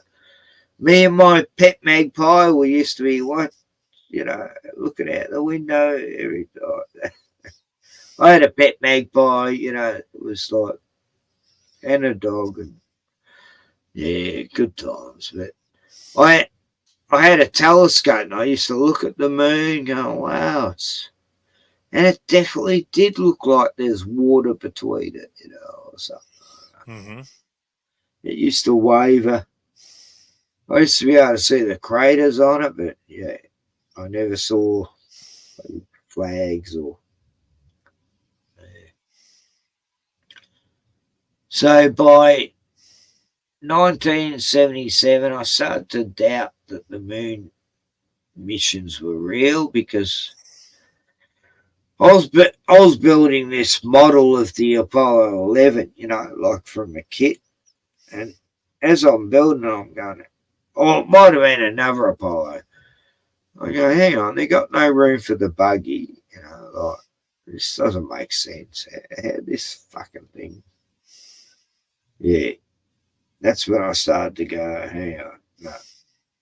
And I used to hear all these hicks I used to work with going, we never went to the moon. I go, oh, you fucking retards. And it turns out they might have been right. And by the 80s, well, especially by the early 90s, I definitely decided we never went to the moon, you know, because I started watching all the conspiracy shit on VHS. Yeah.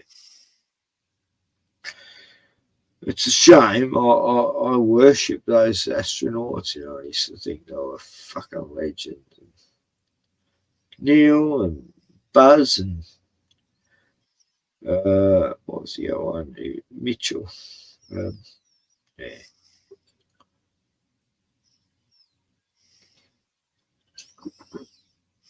But 1969, they brought out a movie called Marooned. It was about astronauts going up in space, three guys, and they have a problem, and yeah, then Apollo 13 happened, and the exact same scenario happened a few years later. You know, pre-scripted bullshit. That movie Marooned won Best Special Effects for 1969 too, by the way. Wow. 2001, that won Best Special Effects for 1968, which of course it should have. It was brilliant. Yeah. And Douglas Trumbull, he worked on 2001. Then he did his private movie Silent Running, which one of my favourite movies ever. Bruce Stern. Then he did the special effects for Close Encounters. What was the other ones? The Greatest American Hero. He did the Battlestar Galactica come along, and they actually stole images of films he'd done from his previous movies and put it into their special effects. They're like real cheapo. They did a lot of stock footage scenes. And it was funny. Battlestar Galactica. Anyway, I loved Silent Running, and every Douglas Trumbull movie, Blade Runner. There was that weird one he did. He only did 2 movies, Silent Running and Brain. What was it called? Christopher Walken, Natalie Wood, Brainstorm.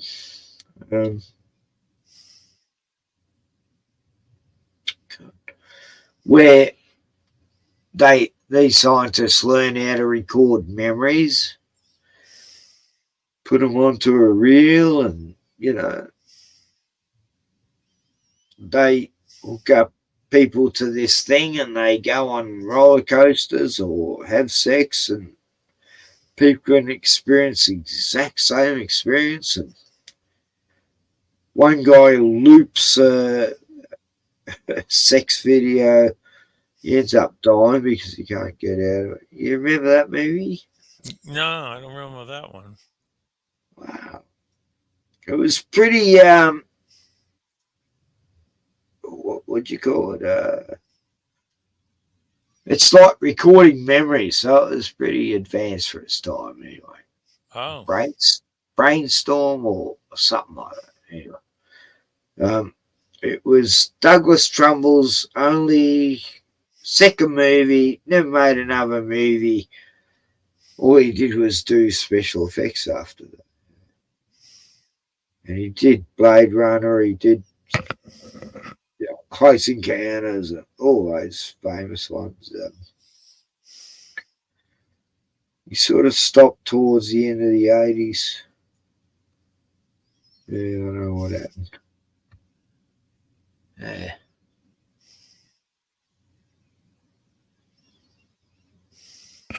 Frank says ghosts are real. Yeah, I believe that. But I don't believe, I've never had a fear of ghosts, so I don't think they can hurt you in any way.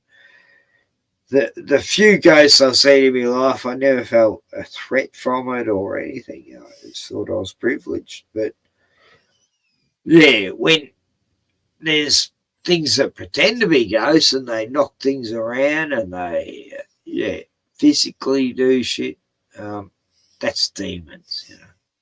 Yeah. Ghosts and demons are 2 different things, and most people come across demons, when they think it's a ghost, It's just how it happens.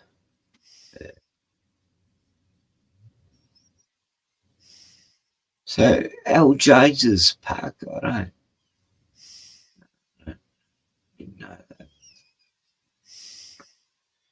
Yeah. So you don't have to work today, Glenn? Nope. Relaxing, doing laundry. Oh, cool. Yeah, I love doing laundry. Laundry and chores, and you go back to work tomorrow again, right? Last year I had to wash my clothes in a dam, Well, that was pretty fun.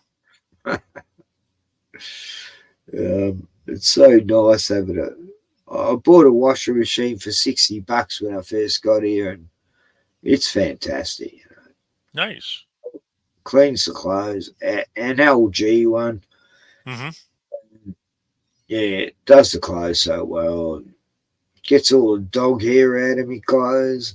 The last washing machine I had, the dog's hair used to stay in my clothes. This one, gets rid of the dog hair too. That's good. Yeah.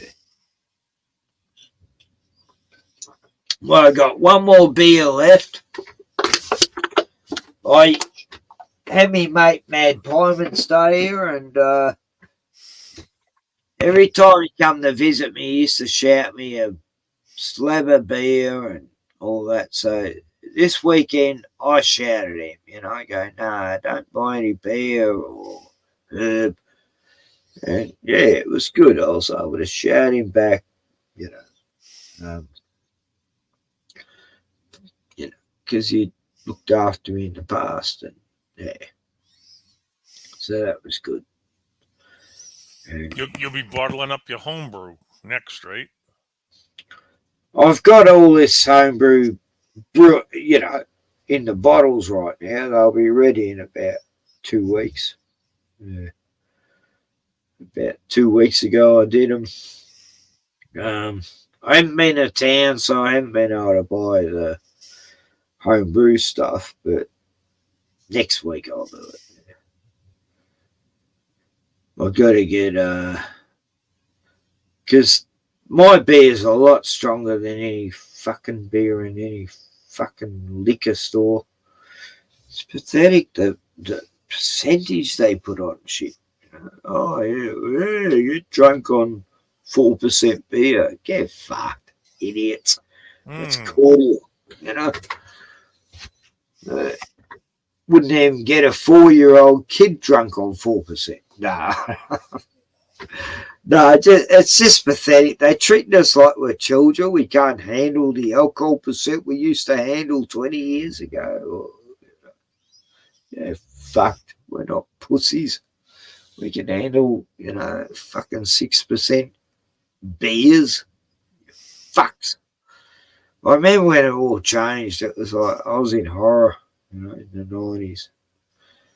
When Wild Turkey was 50.5%, and it was changed to 43% overnight and $10 more. And I go, what the fuck just happened? And they go, oh, I don't know. It's like mental. I go, and 750 mils, suddenly 700 mils. 8% less alcohol, less volume, and $10 more. It's like, what the fuck? I saw it happen overnight. This guy at the pub was telling me it was going to happen. And it's like, this is mental, and you couldn't get good quality whiskey anymore. Wow. I used to get, every time I drank Wild Turkey, I'd get locked up. I'd be in the drunk tank. And yeah, then they made this pissy version, and I never got locked up.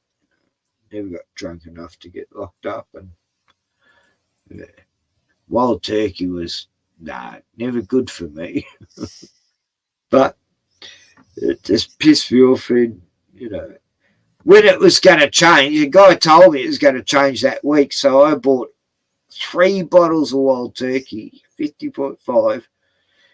And I saved one, like it was about 1996 or 7, and I saved one for 2001. Well, for 2000, and I cracked that bottle open on New Year's Eve, 1999. Y2K was meant to happen. We got pissed on this proper Wild Turkey that I'd saved. Don't know how I wasn't drinking much anyway back in those days, in the 90s. I was more into herbs. But yeah, it was the best bottle of whiskey we had. I got like 3 mates drunk. Street kids I used to take in.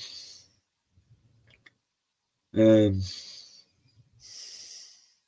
I had a halfway house once called Vian.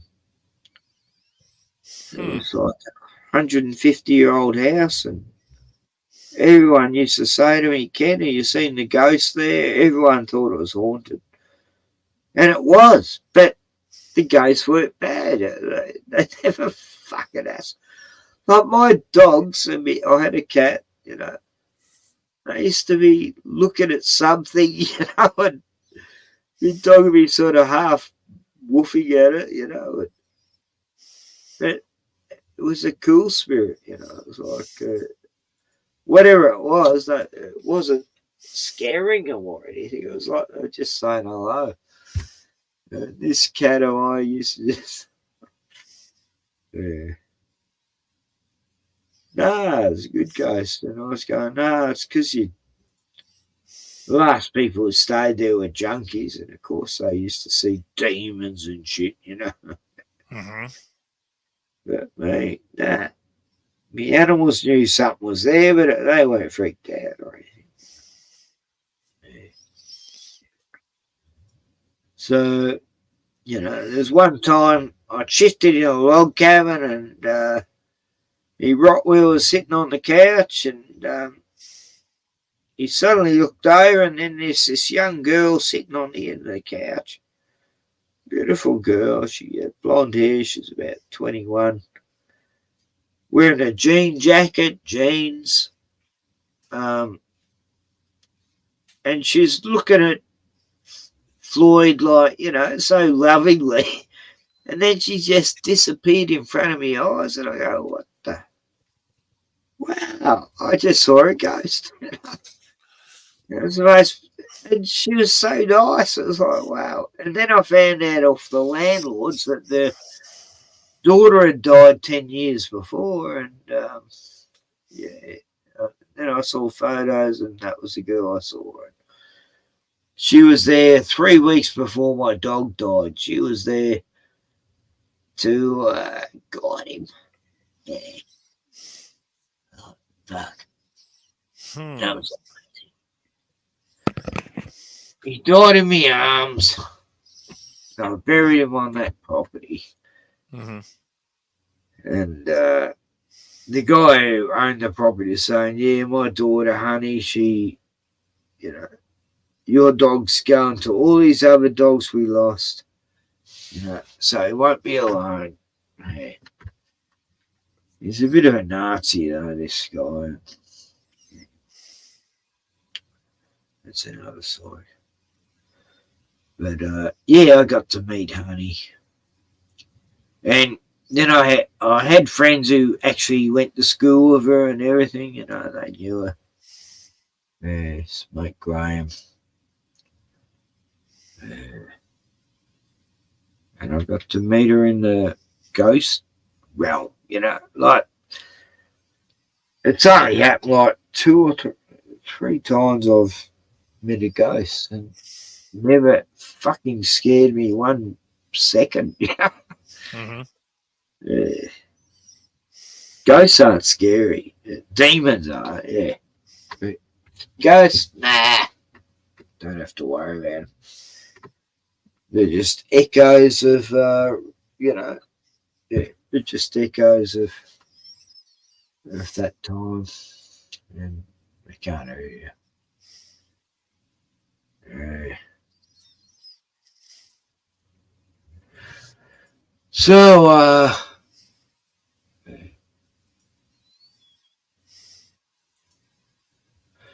Frank says Chewbacca was transgender. No, come on, Frank, stop that. Chewbacca was a total Yowie, Bigfoot, Honorable Snowman, Yeti, critter. That's all he was. Is this representing the cryptoids of our planet?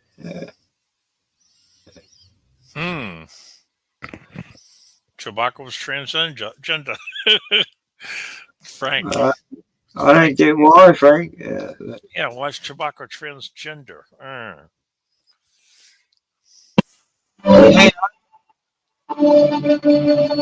Here we go. Crank it. Sorry. Fuck that. Sorry, I was just going to share some ISS footage. All right, share it up. It's beautiful. Wow. Yeah, have you seen Patrick Roberts on it all after he got hurt there? No. No, maybe somebody beat him up in the bar or something, right? Yeah. And that's the last time I heard or saw him, right? Yeah, it was. Yeah. Yeah, we're missing people left and right, man. I haven't got any notifications of checked his channel. Nope. That worries you a bit when that happens, Yeah. Fucking what? What do we got? What's this? The ISS is over the Coral Sea? Yeah.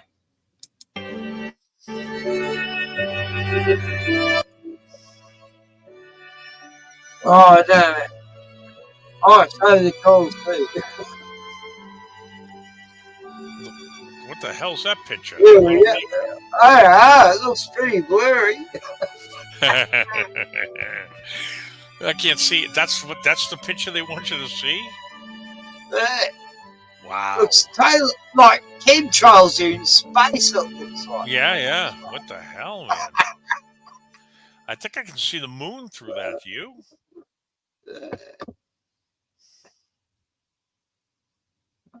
Longitude, latitude, altitude, speed. Oh. What happened? Space is frozen. Yeah, everything's frozen. It locked.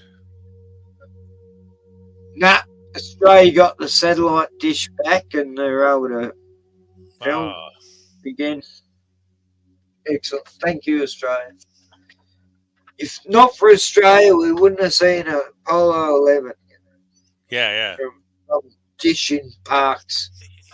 I used to go visit that dish. I used to park there at parks, satellite dish, because I felt safe there because it was a nice little car park there and you just camp out there. No one was in the place. Yoni. Oh, look at Earth. It's so fucking flat. What's that ball thing?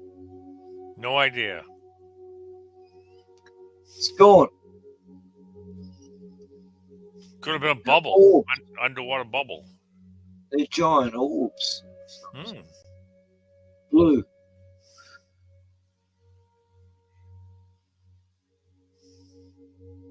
Look how flat it is. Oh, yeah. They're doing it sideways, so you feel like you're sort of sideways. Yeah. You won't see it a good way, exactly. We're sideways right there, guys. Australia's down under, but upside down. And then you notice the black space that you can't see any stars or anything. Where's the stars? Where the fuck not a single star, yep. No, the sun does away with stars or something. Yeah. It's crazy shit. The music's relaxing. Oh, so beautiful. Put on some Ozzy Osbourne. Yeah.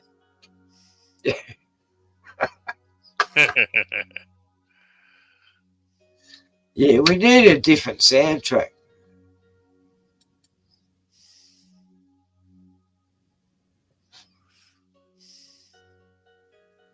Cool, Frank. Oh. I never want to think Chewbacca was transgender. That was a horrible picture. Oh, Father. Oh, look, you can't see the continents because of all the chemtrails. Mm-hmm.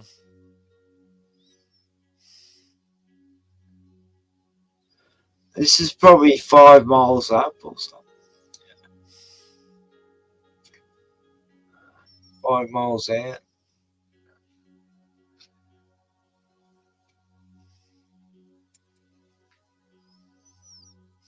Welcome to Space Videos, and thanks for watching. Space is great. We know many people enjoy the stream. I love space. I hate the way space isn't real. So please make a donation and keep this stream alive. Thank you. Actually, we were trying to time it so we could catch you when you are in the cupola. No rush when you get there. Take a look at SSC16 for us, soft network. Please check the power and the Ethernet. Yeah, I'm on my way there. Making a stop along the way. Right, God, I was gonna put something up and I forgot what it was.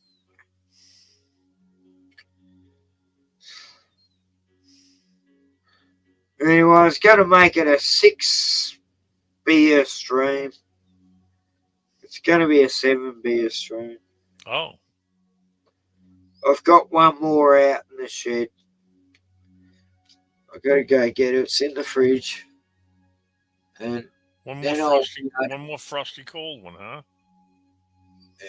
then I'll be able to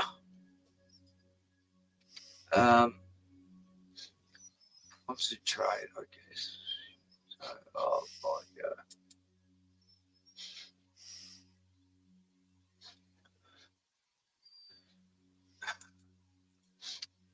There's something I was going to show and I totally. Anyway, let's just space out to this. Why all the clouds, you know? I used to be able to see all the continents.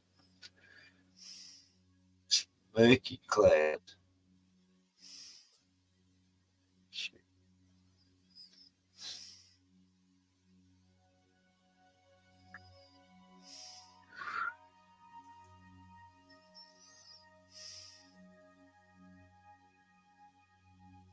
My dog Bruno, he doesn't give a fuck about space. No. Or the shape of the earth.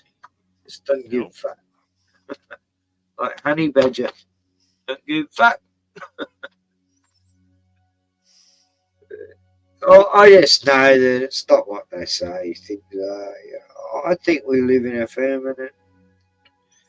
It's the waters above and the waters below. And we're on the firmament, terra firma.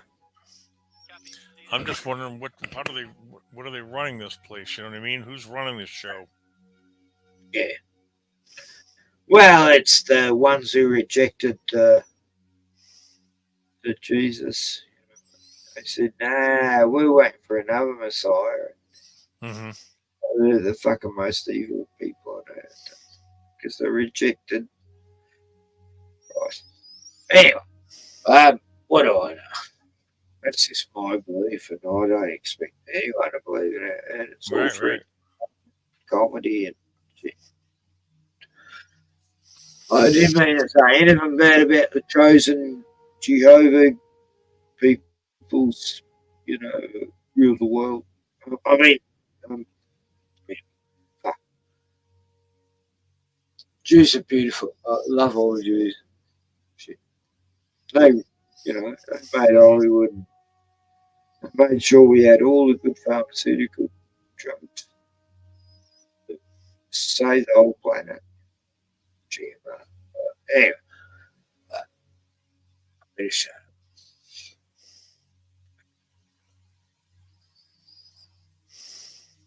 There must be something better to watch than this anyway, but I was going to show something much. I'll get to it.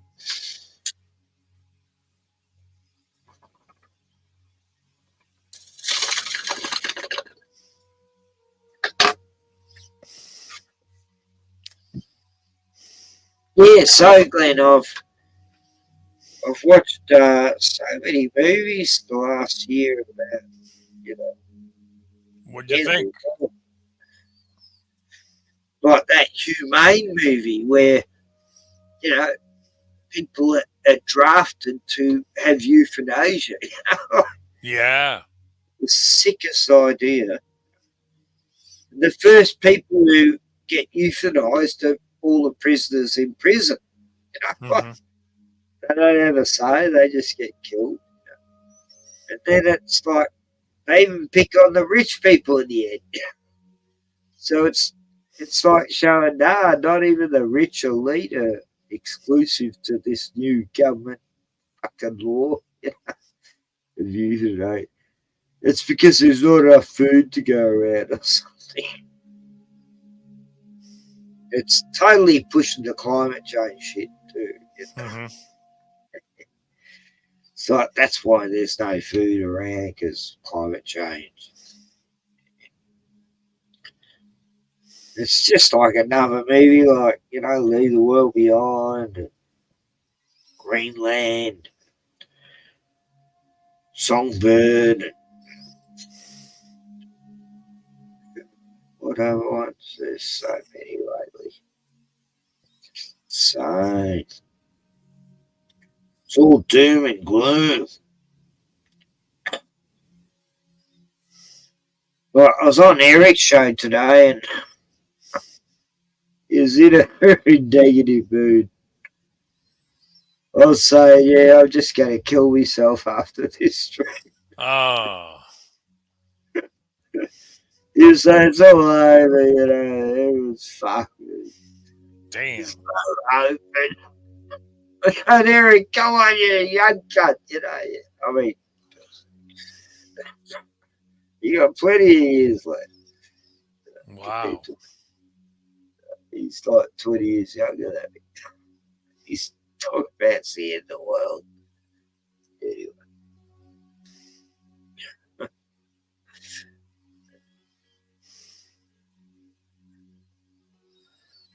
Look at the sideways world. It's just all going sideways now. But okay, what'll I show, Glenn? I'm sure I can show something a lot more interesting. What are you showing? Where the hell's Danny? Yeah, I missed Joe it. Dirt's 8:30 on a Sunday. Joe's not at church, I tell you that.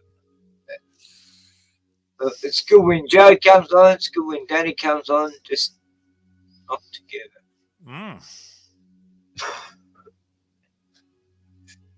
Anyway, fuck NASA. Going to get rid of that. That ambient music. No, I hope she finds a place. I'm really worried that she's, got to shift out and all that shit. Yeah, there's plenty of land out there. I was looking at where she lives, and there's a lot of land out there cheap. You can buy land out there very cheap. But she's got a rent, and Yeah. She's going to be with her kid's going to be around that area or whatever. Yeah. It's fucked when you lived in a place so long and then you have to move. That's depressing. Happened to me when I was living here. I had to move and then I've come back again. But it was the saddest time when I had to move. And then I lost my beagle on the island.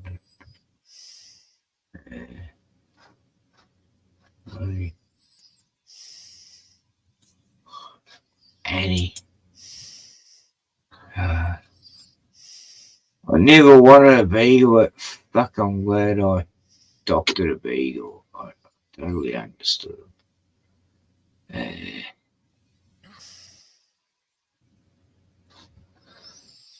So,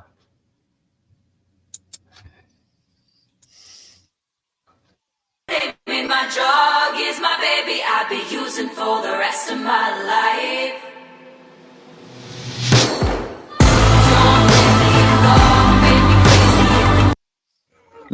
Oh, I've seen these ones. Yeah. I just love Russian. Russian women are beautiful. Anyway.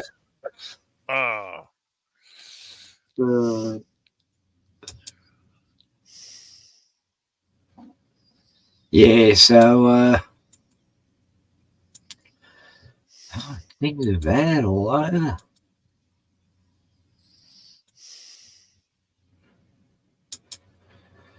I'm just looking at up files. I can't read shit. Fuck. That's so small.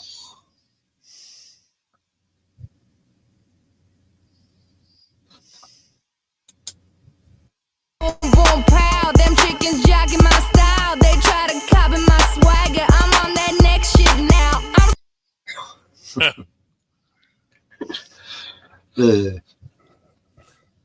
Anyway, there's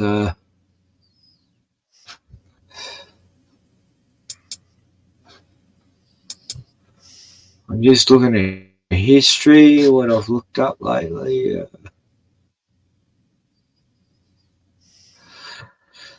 Yeah, the flying those gyrocopters that took over Israel. Yeah, that was pretty amazing.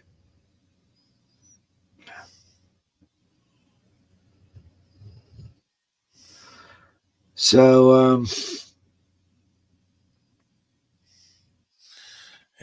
I think it's time for me to go make another cup of coffee, Ken. Yeah. Yeah, I gotta go grab another beer. I'm just trying to. Here's something we can watch. It's very boring, but France history or. Uh, Okay, man, I gotta run. I'll talk to you, man. Thanks for having me on. Bye bye. oh, cool, Glenn. Okay, buddy. Thanks for Bye bye. being here. Yeah. Yep. Bye. Excellent. Um, here's the Falcon fucking X. It's gonna take off soon. It's going into space. Shit. But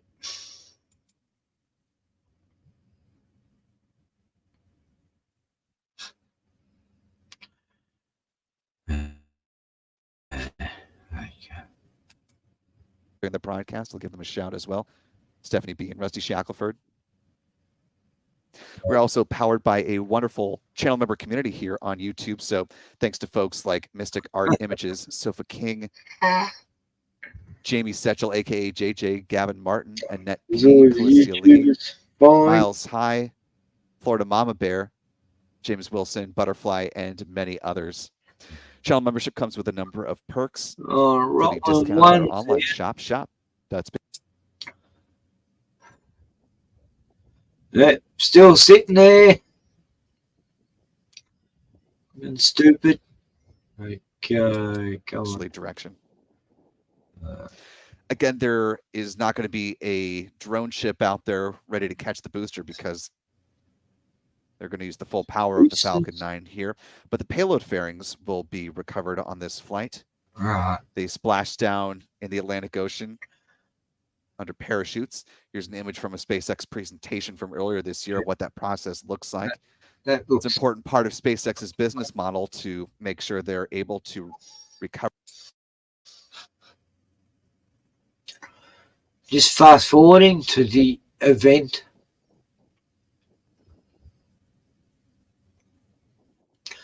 Very exciting stuff.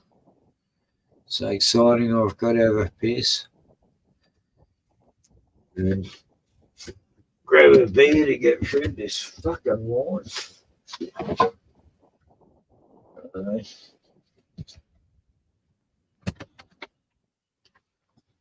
Actually, I'll fast forward a bit because looks like it's going to be nothing happening for quite a while. Here we go. And again, that was Commissioner with the European Commission talking about the need to rely on SpaceX on the Soyuz launch vehicle, as well as falling behind on the development and introduction of the Ariane 6 rocket. That put the European Commission in a bit of a bind. So here's some comments from a news conference over in Spain from November of last year. Right. One of the commissioners is talking about making a hard choice, deciding in order to keep as close to the timeline as they had hoped with the Galileo constellation, having to pivot to the SpaceX Falcon 9. Let's listen in. As to Galileo, I've talked about as an institutional client, I'm not happy with what's happened, and you'll understand that there should be launches guaranteed. We had a calendar which was promised and which was not kept to, and because this calendar was not kept to, there was a very good rocket which we were waiting for and really needed. But there were delays again and again. And because of these delays, we had to make certain decisions because we're responsible in an operational sense for the Galileo constellation. So yes, we have 4 satellites to launch next year.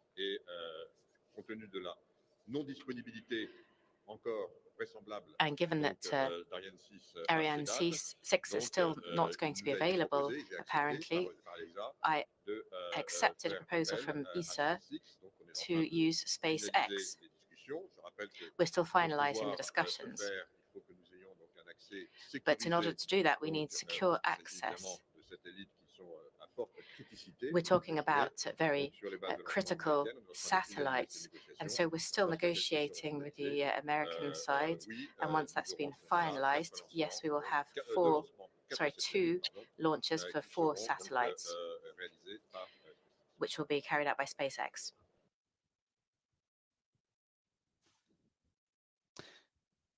And again, that was Commissioner with the European Commission talking about the need to rely on SpaceX for their all-important Galileo satellite constellation.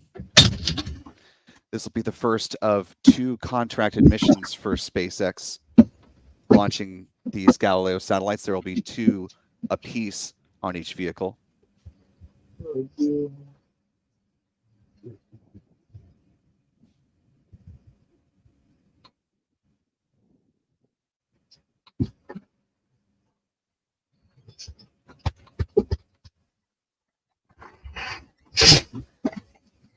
We're now T-minus 31 minutes, 26 seconds and counting.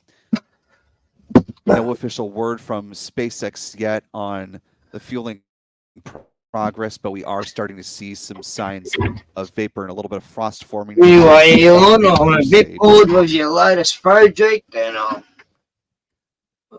lost interest. Take a look near where the transport... Okay, let's see. Oh, it's going up in space here. Hang on. There we go. Right. Bit of steam. We showed you on the map. They'll be scooped up by the recovery vessel Doug and brought back to Port Canaveral, where they will be refurbished and turned around for future missions. We do have word that Stage 1 LOXOD is complete, and the Falcon 9 is now fully loaded with one. Falcon 9's ready to go. Just about. There it is. Take off. Coming up on about 10 seconds. 9, 10 8, seconds. 7, 6, 5, 4, rocket science. 3. Engine ignition and liftoff. Oh, wow. Liftoff with a Falcon 9 rocket carrying 2 Galileo satellites to medium Earth orbit. The Falcon 9 has cleared the tower, and for the first time, Galileo satellites for the European Commission are flying under the power of an American-built rocket. Let's listen to the roar of those 9 Merlin engines.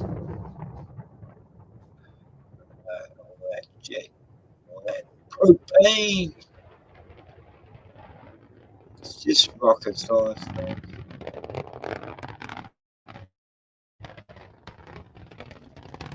Okay. This is what gets people in space. Sounds like popcorn.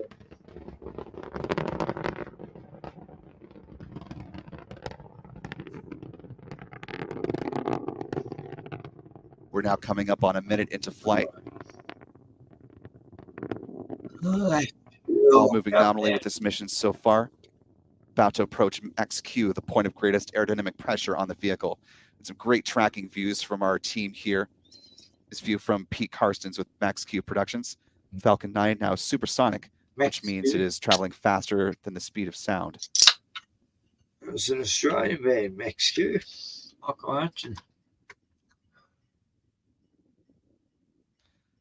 As the vehicle is passing through MaxQ, we're now just about a minute away from a few different events coming up in rapid succession.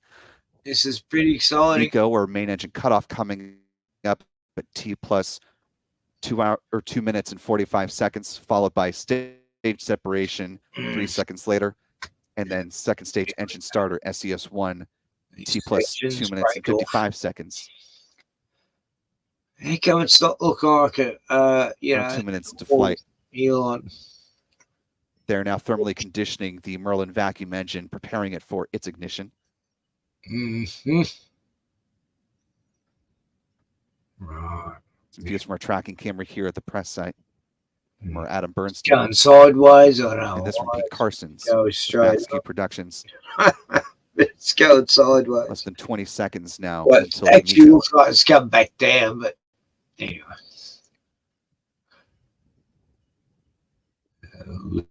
allegedly, it's going straight up. It's not really, it's going sideways. It's going to land in the ocean. And Miko? There you go. See you later. Stage separation. Yep. Very deep separation. And SCS-1 second stage entered ignition. Lights. It's definitely amazing. See those events now. A slight delay from the SpaceX feed. See that first stage booster falling away. There's not a rat running around that and booster. at the request of the European Commission, we are not getting upper stage views of the payload. You're looking here at the control room in Hawthorne, California.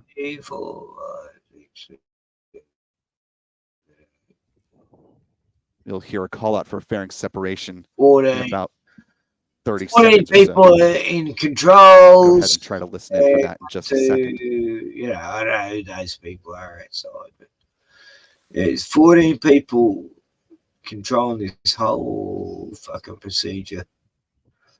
It's pretty amazing. Look at them. They're all doing something beyond those screens. It's a nerdy guy. Separation confirmed. And with that call out from Mission Control, we have confirmation verbally, unfortunately not visually, of fairing separation. And because of the request of the European Commission, this will be the last bit that we see here from SpaceX. Wrap up this part of the mission, although given the timeline from past Galileo launches heading up to medium Earth orbit, and as we saw with the gray protective band on the Falcon 9 second stage, it'll be quite a long time before we get confirmation of deployment of the satellites. Calendar, that is the Starlink 6-54 mission, coming up, set for tomorrow, Sunday, April 28th. The liftoff time every day, 5:30 p.m. Eastern, 2150 UTC, with backup opportunities lasting until 9:50 p.m. Eastern, so a 4-hour launch window if SpaceX needs that amount of time. And that will be the 13th flight of that particular first stage booster, but we'll have plenty more to say on that as we get into our live coverage tomorrow. So if you haven't already, now's a great time to subscribe to the channel here. And again, remember to hit the bell icon and turn on notifications so that way you're alerted when our live launch coverage begins and we post new videos here on YouTube. I'll leave you with one last milestone from SpaceX. Tonight was the 200th mission to use flight-proven payload fairings. 200 missions to get another bit of history on this already historic flight. SpaceX Elon's launching so flagship satellites for the European Commission. That's pretty fucking incredible. A 200th mission by Elon. He's not even a NASA person. What?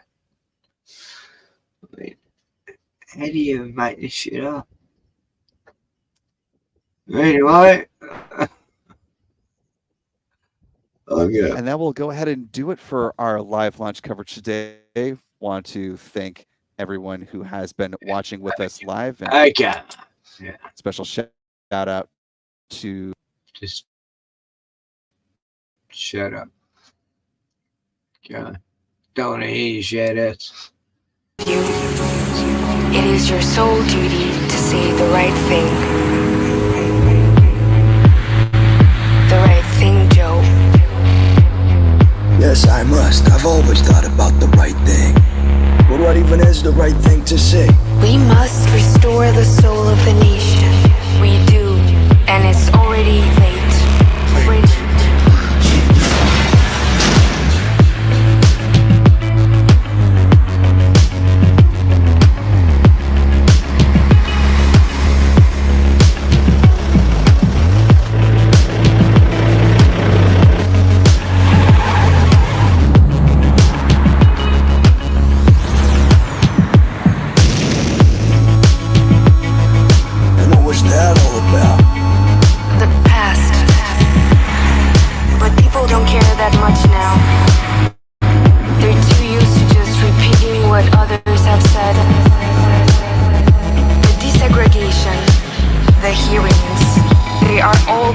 you now. Take the next exit on the right. On the right.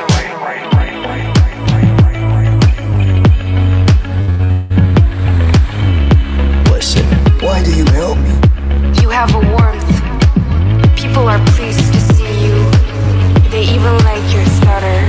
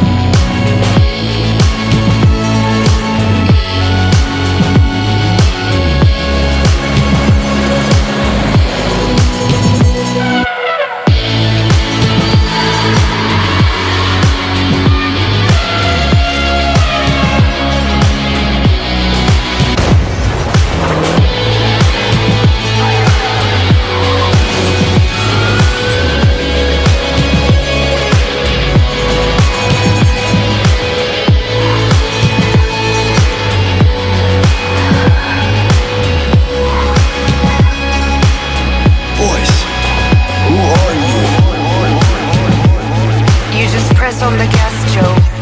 I'm taking care of the wheel. Tip tip tip doom, tip doom, tip tip doom, tip tip tip doom, tip doom, tip tip doom.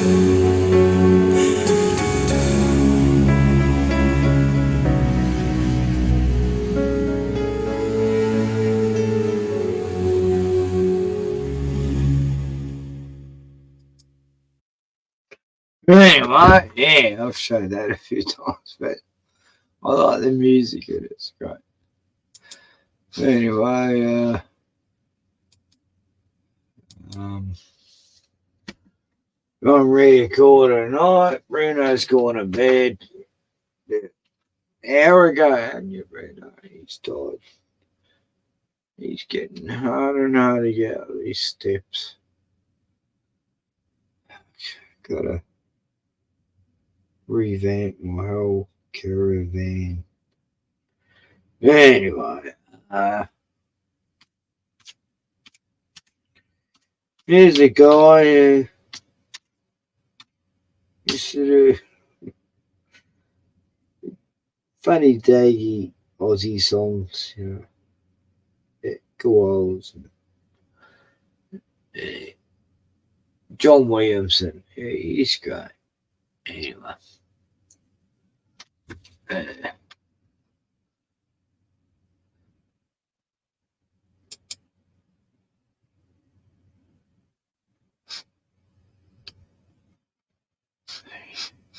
Okay. Good night, everyone. I'm gonna finish off with this song and peace out. Yeah, I'm not a rocket scientist, but you know, I used to have a mate who was right into pyrotechnics. He had his license, and yeah, he used to make sky rockets for me. And the thing is, with rockets, they take off very quick. They just go straight up. But these rockets, they take off really slow. And anyway, doesn't matter. Look, I don't care. Yeah. Dude, you know, I just don't believe we went to the moon. And I don't care if people do.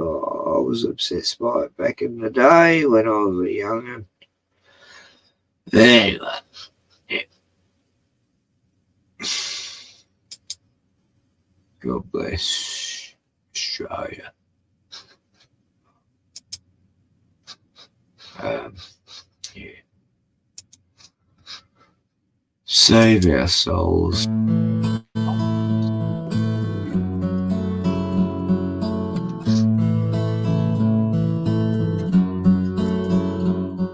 It's funny how you wanna go when they say you're gonna stay at home. We're a land of nomads, born free to roam. I thought we were a country, but it seems we're 3 or 4. Can't go back to my hometown, 'cause it's against the law.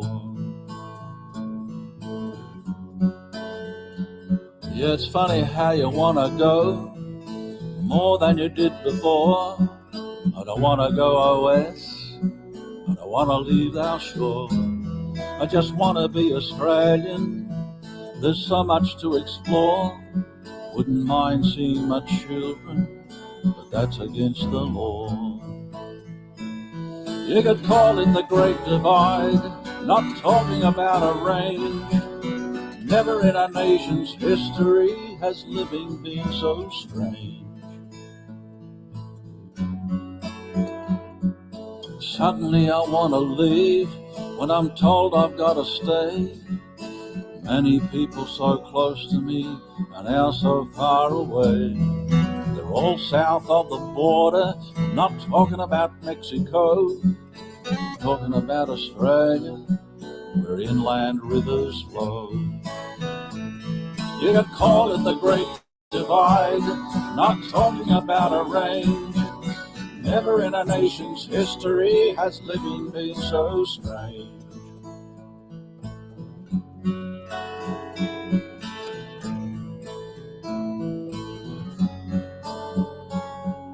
Will it be all over in 2021?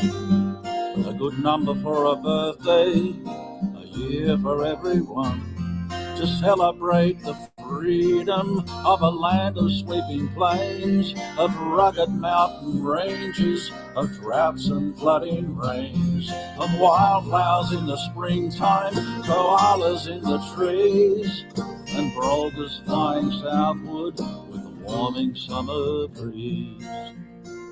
It's just a line on a map or a river running through. We should be just as free as the big red kangaroo. You could call it the Great Divide, not talking about a range. Never in a nation's history has living been so strange.